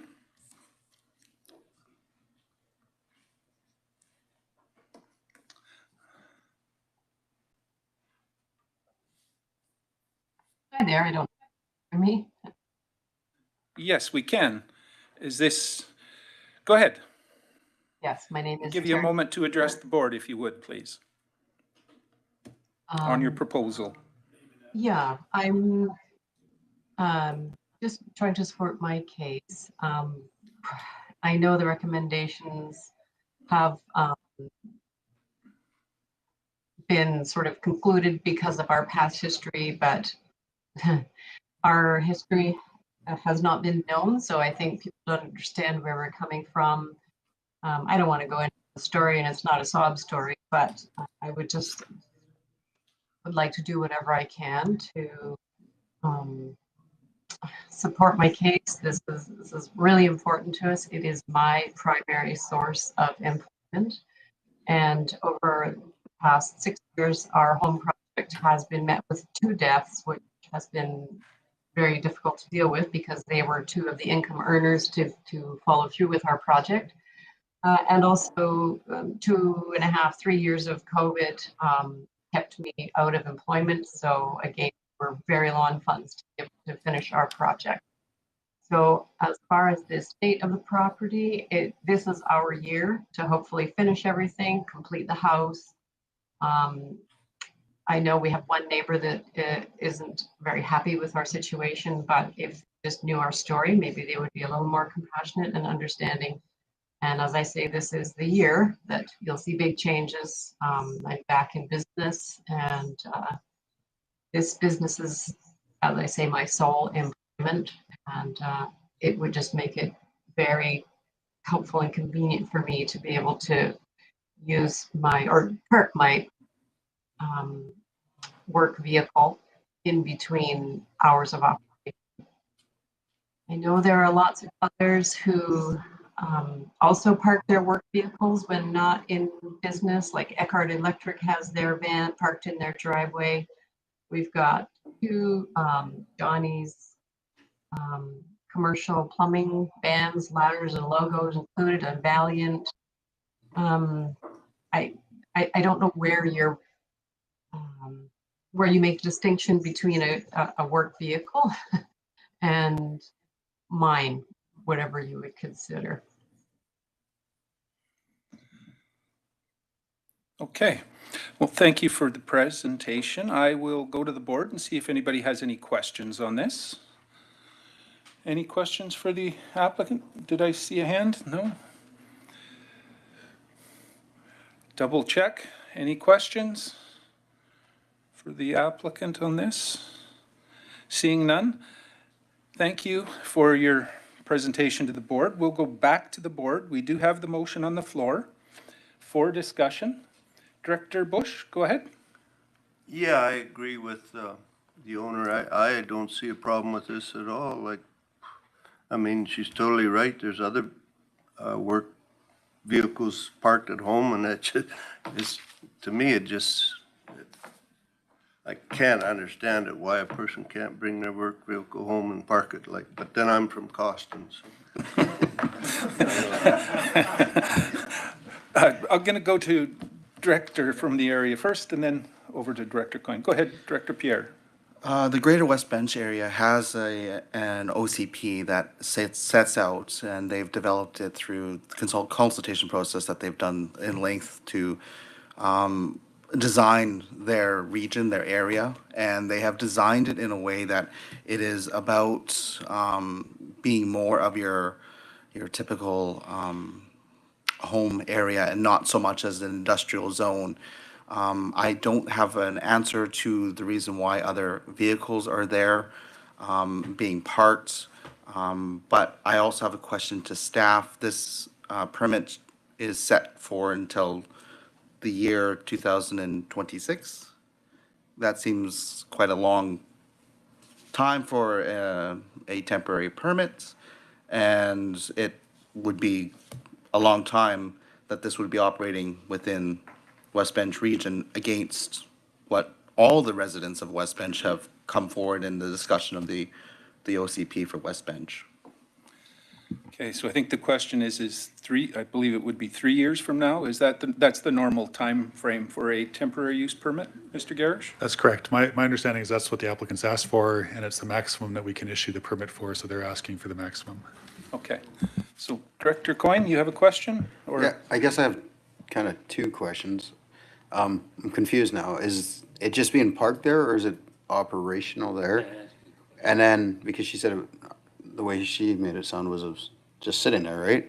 Parked between work. Yeah, and then the other part would be, is this a normal thing you need a TUP for if somebody's parking their work trailer, work truck at home? I'm confused as to what's going on now. So, not that I have a vote, but I want to have clarity. Yeah, it's a good point. Mr. Garish? So further to the discussion that's happened, since the OCP was reviewed, we have changed a number of regulations in relation to the West Bench because of the community's concern about what they call the creeping industrialization of the West Bench. And so amongst the changes, there was a concern that people were pushing the envelope on home occupation and what home occupation allowed versus what a home industry allowed. And the home industry clearly allows for the storage of vehicles and equipment related to various occupations, I believe that the revisions made to the zoning bylaw clarified that that included your basic mobile vending type trucks.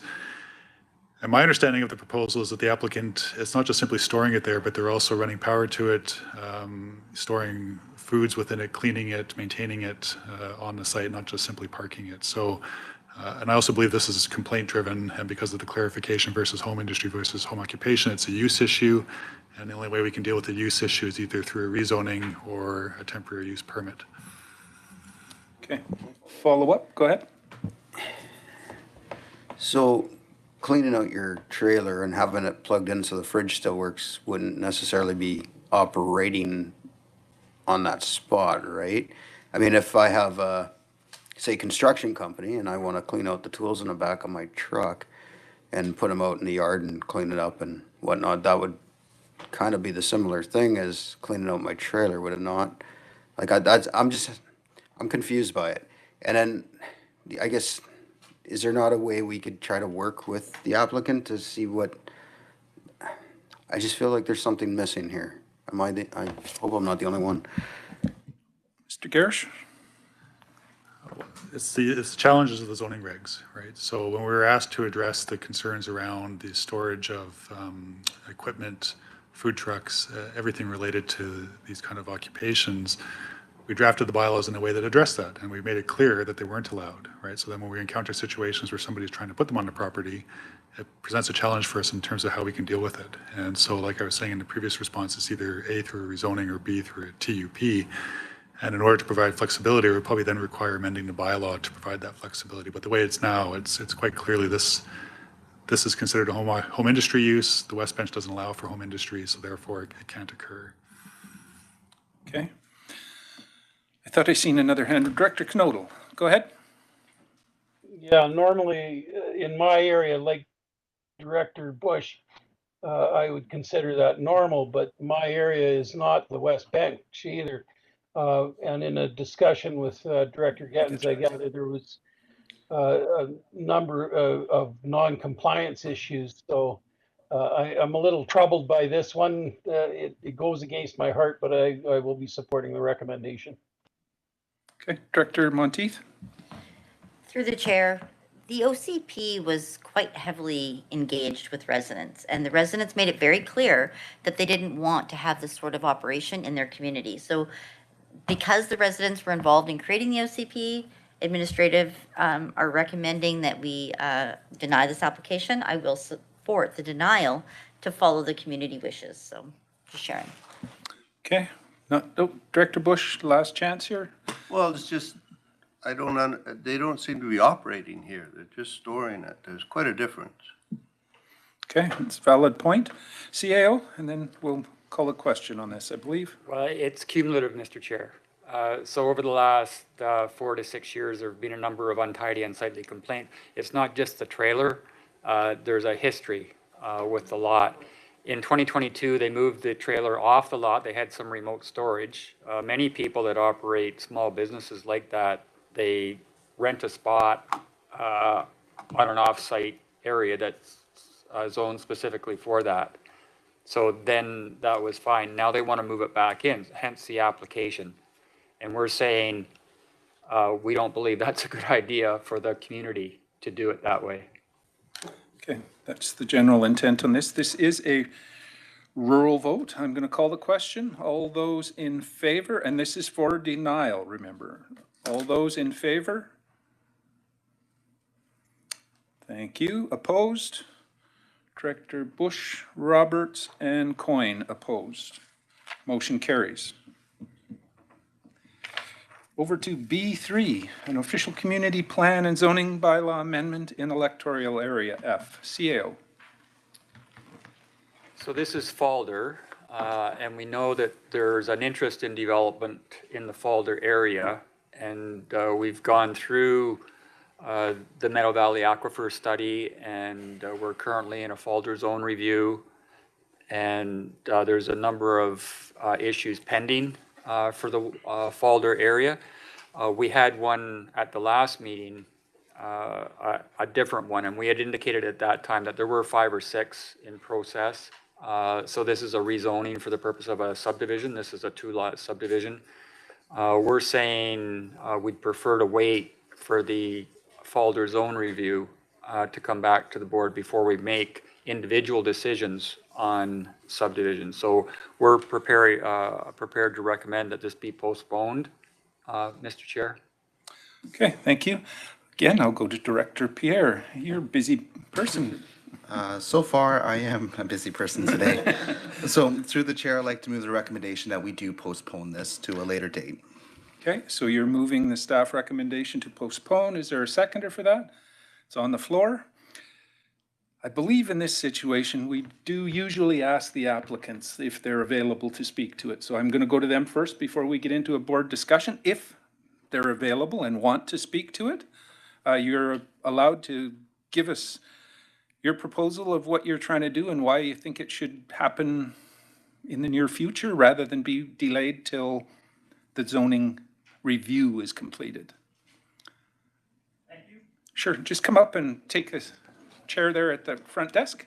And if you just give us your name and a few words on what you're trying to do here.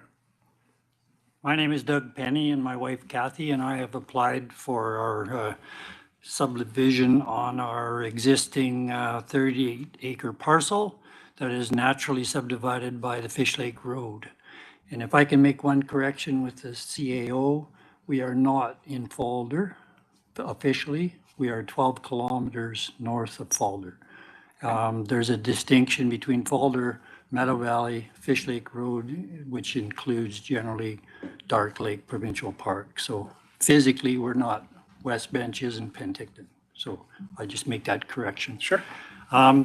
We were a little concerned that the Falder water system or Falder aquifer system is not specifically applicable in this case because the RDOS boundary showed the division line between the end of the study area stopping at the end of Meadow Valley, which is just before, it's about 2 kilometers before our principal residence or our area there. So maybe the mistake was made that the Falder aquifer study should have gone all the way up Dark Creek to Fish Lake proper, which is still deemed, as you folks suggest, it's a catchment area for the Falder aquifer. So we don't quite see why the study would have stopped prior to Fish Lake. So just an improvement possibly in the future that if there's deemed catchment areas, they should be included in the study area. And secondly, the Falder zoning review, as I pointed out, we're not in Falder and we're a totally separate package of land for actually 5 individual parcels, 160-acre parcel divided into 5 lots, naturally divided by the road. And we want to make the distinction that we are not Falder and we are really, in a way, should be exempt from a Falder study, lot study. So there is a distinct difference in the area. So, anything further? And our land is also, our property is also bordered by Crown land. So there's no other opportunity whatsoever to have it subdivided. And our idea for this particular rezoning and then hopefully subdividing is to provide 7 acres of land for a family, where we're not, land right now is expensive. Housing is maxed out. People can't afford things. So we want to have something that's affordable for a young family or anybody that wants to live rurally. And because our land is naturally subdivided by the road, it would be prudent to think that we could possibly subdivide this. Okay, well, thank you for that information. I'll just ask the board if anybody has any questions for these folks. Director Barkwell. Thank you, Chair. I don't have a vote, but as Don't Spencer hurt to has ask led a the way. question. It doesn't hurt to ask a question. It's clarity for everybody. I just think, I've had several discussions about this water study with Mayor Holmes, and the concern is the Trout Creek aquifer and the water that comes from our storage dams down Trout Creek and then being drawn out of the ground in the Falder area. I can, and Councillor Van Alpen can attest that this is million miles away from that and beyond the study. So it really shouldn't be held up for the same reason that the subdivisions in Falder have been held up. I would certainly want to see it supported myself, but I don't have a vote, so. Okay, well, right now, we're just looking for questions. If there's any for these folks, then we can take it to the board. Not seeing any hands online. No hands. Okay, well, thank you. If you can just take your seat back in the gallery, we'll turn it back to the board. The motion is on the floor to postpone pending the folder review. Any discussion on this? We've heard one point of view. Go ahead, Director Coyne. Yeah, so I guess a question for staff. Is this property part of that water study, or is it outside of it? Because we're restricting it because of that. I might grab some Mr. help here. Garrish. I might grab some help here in a second, but my understanding is that it has been within the area that was looked at, and their particular area is critical. And in terms of the Falder zone review, I get the issues or the concerns that they've raised with the name of the review itself, but you know, depending on the direction we get from the board, when we come back to committee with revised amendments based on the aquifer study itself, it's quite possible that one of the options includes this particular location. And if I'm not mistaken as well, I think that they also are within the formally designated trout community watershed area. I'm not sure if there's anything to add to that. Okay, CAO? I don't think we're necessarily against the proposal, Mr. Chair. It's just that we don't have all the information yet. So the zone review has been commissioned by the board previously. It's well underway. I think we're prepared to bring it fairly quickly. We think that would, in order for us to treat all of the applications consistently, it might be better to get the information first and then make a decision. Okay, that was going to be my question. Was there any timeline for that review coming back to the board? Because we don't want to see this for everybody on delay. So, Chris, any thoughts? Well, we're aware that the board is now being asked to defer applications, and so we are trying to prioritize this. And I think at this point, we're looking at the second April meeting for committee to present options. Reasonably quickly that it should come back. Okay, any other discussion on this one? Director Knodel, sorry, I see you waving. Go ahead. In the past, we seem to have a practice where land is bisected of going ahead with these subdivisions because of the bisections. I've seen a number of them over the years. So I'm just wondering, with or without the study, would we not be going ahead with it anyhow? It just seems that we would. Thank you. Okay, I'm not sure there's a question there, but Mr. Garrish? I suppose this is the answer that staff is waiting for from the board in terms of the contents of the proposed bylaw amendments and what's in those and how that might impact how we assess this particular proposal. Okay. Seeing no more hands, this again is a rural vote, and this is a motion to postpone until that folder review comes back or is completed. All those in favor of postponement? Okay, opposed? Directors Bush and Director Pierre changed his mind, somebody did. So, and did I miss, Directors Knodel and Coyne, it still carries. It's only 7 in at the board? Oh, well then that's defeated. Wow. Good catch. 1, 2, 3, 4, 5, 6, 7. Oh gosh, yes, you're right. There's a couple missing. So the motion is defeated. I don't believe we need to make anything further then, do we, on that one? You'd need a motion to allow it to proceed, Mr. Chair. So is that where we would need? Are you prepared to make that motion, Director Pierre? Upon hearing from the constituent, I would make a motion through the chair to accept Allow it to proceed? Allow it to proceed. Okay, moved, seconded. Any discussion on that? Seeing no hands, we'll call the question. All those in favor? Thank you. Any opposed? Director Monteith opposed. Motion. Oh, sorry, Director Taylor. Oh, geez, we're getting lots here now. Director Monteith, Taylor, Fedrigo, and Roberts. That makes it defeated again? Because there's more than 7.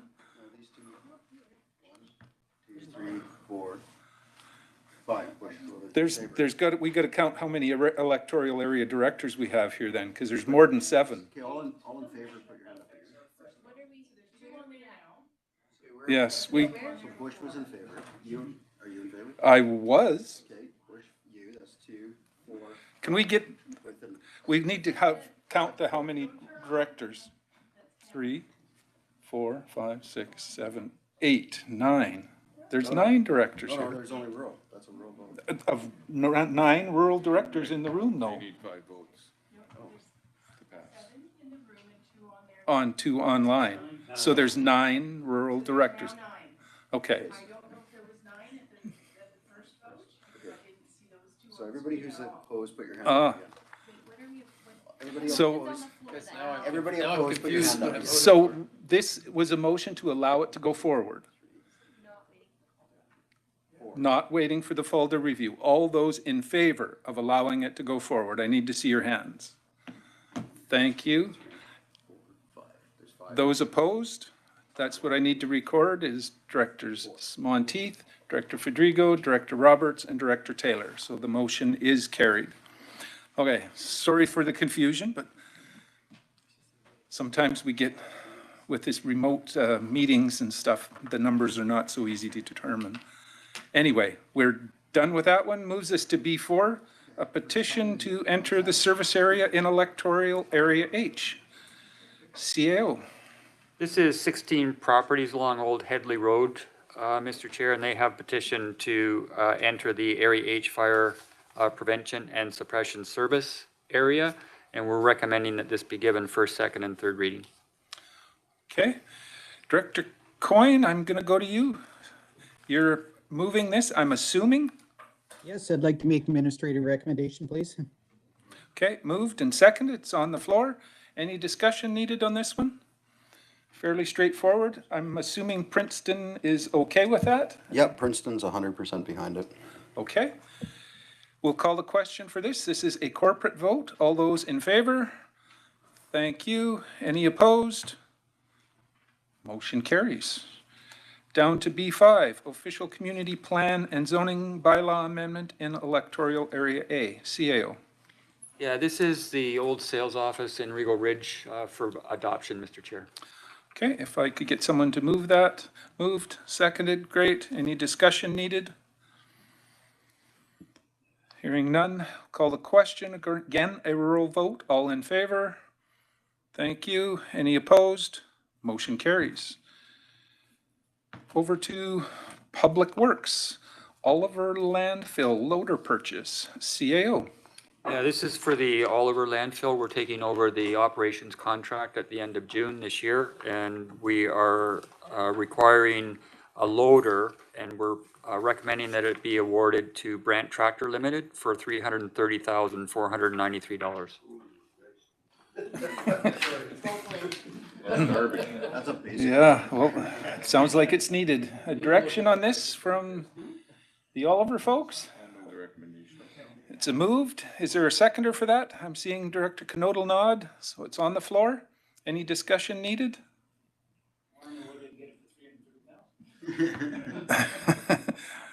Oh, it's coming from that tractor place. All those in favor? Again, a corporate vote. All in favor? Thank you. Any opposed? Motion carries. Over to Legislative Services, D1, which is the MRDT request from Naramata, CAO. Thanks, Mr. Chair. This is a request from Discover Naramata to apply for the municipal and regional district tax program, the bed tax. And we're recommending that we go ahead and support this application, Mr. Chair. Okay, I'll go to Director Fedrigo. This is from your area. Yep, thank you to the chair. I move the staff recommendation to support Discover Naramata. Okay, moved and seconded. Any discussion needed on this? Seeing no hands, we'll call the question. Maybe I should double check this, but this is a corporate vote, just so everybody's aware. Everybody votes. All those in favor? Thank you. Any opposed? Motion carries. On to D2, the Community Resiliency Investment Fire Smart Grant Program, CAO. Yeah, this is our 2023 app. This was the late report, Mr. Chair, that we added on an agenda review. So this is our 2023 application, and we're recommending that we submit this to UBCN. Okay, is there a mover for that? Moved, seconded, thank you. Any discussion needed? We've done this for many years and think it's very worthwhile. Again, call the question, corporate vote, all in favor? Thank you. Any opposed? Motion carries. I will call the next one as D3, and we will use that, or take that spot with the fire services contract that's coming out of the protective services from this morning, CAO.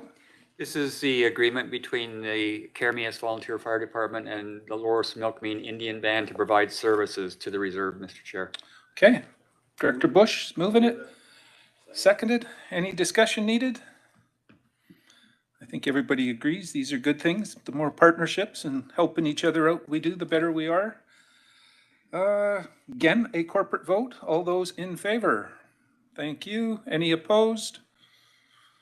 Motion carries. Brings us down to CAO report. CAO, anything to nothing report? new from me, Mr. Chair. Okay. Down to other business. Chair's report. Nothing new to report other than I am going to that Chairs and CAO forum and the MFA meeting this month, 27th and 8th, I think it is, in Victoria, just so everybody's aware of that. Board representations, MFA, just said when that meeting is. Nothing from Municipal Insurance Association. OBWB, anybody have anything to report from that? Yes, sir. Gosh, go ahead, First off- Director Knodel. You're the only one in the room from the OBWB, I believe. Yes, it looks like it. Lone survivor. First off, water-wise, source water protection. We've got some posters out for that. If anybody wants one, the staff have the template, and I've got a few extra. I've been putting them out in the schools. The elementary school kids are a good source for taking it home to mom and dad. And so if anybody wants these, they're available. Second to that, the water conservation and quality improvement grants are coming, have come forward, closed in February. So we've got proposals received this year, 22, for a total funding request of $587,600. Projects by region: North Okanagan 3, Central Okanagan 12, South Okanagan 7. So they're going to come forward for assessment and award here in the near future. 5 are water quality, 4 are education, 4 are restoration, 2 source protection, and 2 are groundwater. All very good proposals. Water is our lifeblood here. Thank you kindly. Okay, thank you for that. Okanagan Film Commission, Director Gettins isn't in the room. I don't think she passed anything on to you, did she, Director Pierre? No, Okay. she did not. We'll catch her the next time. Okanagan Regional Library, Director Monteith. Thank you. Our next meeting's on May. Okay. Insect release, Okanagan Sterile Insect Release, Director Bush. Yeah, we had a meeting last week and there was not much to report out of it, but I will forward the board report when it comes out. Okay. Simia, anything there, Director Knodel? Nothing to report? Okay. Starling Control. On that front. Thank you. Okay. Starling Control, Director Bush? Nothing new there. Economic Trust, anything from that, Director Johansson? Just that the funding recommendation meeting is scheduled for June 16th. Okay, so we'll hear. Go ahead, Director. Yeah, through the King. chair, on behalf of Suma Karkoff, she mentioned that the ETSI board meetings next are March 24th, she will be attending, and that the Forced Impact Recovery Program is now open from March 15th to April 15th, and information is on their website. Thank you. Good information. I believe that does it for board representations. Director's motions. Somebody had approached me on a director's motion. You're gonna. I'll do it under the. You want to do it under this one? Go ahead. So I guess making a motion that the the RDOS board write a letter of thanks to Jeff Wiseman on his retirement. Oh, good. Oh, Just good. to follow up, I'd like to thank him because he Yes. has worked very hard for our region. And been here a long time. He so. has, and I know that I greatly appreciate the efforts that he's made. And he's So- attended every board meeting when Absolutely. we've asked him to come, so Yes, please. by all means, he should probably be seconded. And I think that should be done immediately. This isn't a notice of motion. If everybody's okay with that, we'll deal with it right now. I don't know whether he's retired yet or he's going to he's about to, so. Okay, so a letter, a thank you letter to Mr. Wiseman from Highways. Everybody's in favor of that, I'm hoping. Any opposed? Done deal on that part. No other George is director's driving to the motions? bus stop. Verbal updates from board Director Taylor, I'll go to you first and then, go ahead. Yeah, I just want to note quickly, we've got a staff member leaving, Debbie Morrill. I'm not quite sure what the protocol is, and I should have asked, but I just wanted to, on a personal note, as a director, say I've really appreciated her work and wish her all the best. Okay, well, good to hear, and I'm sure she'll be missed. Director Pierre, I had you next, go ahead. Yes. Through the chair, I'd just like to introduce myself to the board here as Riley Getton's alternate. So you'll be seeing me around whenever Riley is unavailable to attend. Just my brief history, I was a member of Penticton Band Chief and Council for 8.5 years, serving from 2008 to 2016 under Chief Kruger and Chief Enius. So I have years of board experience in working with the chair through different things and being on signature for stuff. So I do have a history and background in regional politics as well as provincial and federal politics. So I'm just introducing myself to all of you, and I think a lot of you do know me, but for those that don't, I'll be here for Riley when Riley's unavailable. We appreciate you coming. Thanks, Joseph. I should just, on that note, mention that we do have Director King filling in for Director McCordoff. First time here at the board as well. Thank you for attending. Any other verbal updates? I thought I'd seen another hand. I'll go first to Director Monteith and then over that way. Go ahead. Thank you. I just want to thank Director Roberts for attending a start sort of meeting with our local MLA and residents of Apex around forestry and forest practices. So we had some technical challenges, so we're going to try that again. So hopefully soon. All right, good to hear. Director Van Elfen? Thank you, Chair. I don't know if this is the appropriate time, but last meeting I asked our corporate officer if the PIB had reached out to us regarding their powwow between the lakes. And I wonder if there's been any correspondence back and forth. Thank you. Can you update us at all? Sure, yeah, actually, we did reach out right after the meeting. We've had a couple conversations and we have the sponsor list. And so actually that'll be coming to the next board meeting. The board will make a decision as to what level of sponsorship they'd like to take part in. And there's a lot of other things that go along with it, like a booth and attendance and that. So it looks very exciting. Okay. Thank you so much for the follow-up. Great. Did I see a hand from you, Director Barkwell? Go ahead. Thank you, Chair. I just wanted to ask Director Nodal, as a representative here from the Okanagan Basin Water Board, if he's heard anything about their review of this arbitrary one hectare limit for additional septic fields. Is that, they have a committee or something studying that, don't they? And have they moved anywhere, done anything? Can you update us? Not at this time. It hasn't come forward yet. Yeah, it's ongoing is my understanding of it as well. So, any other verbal updates from the board?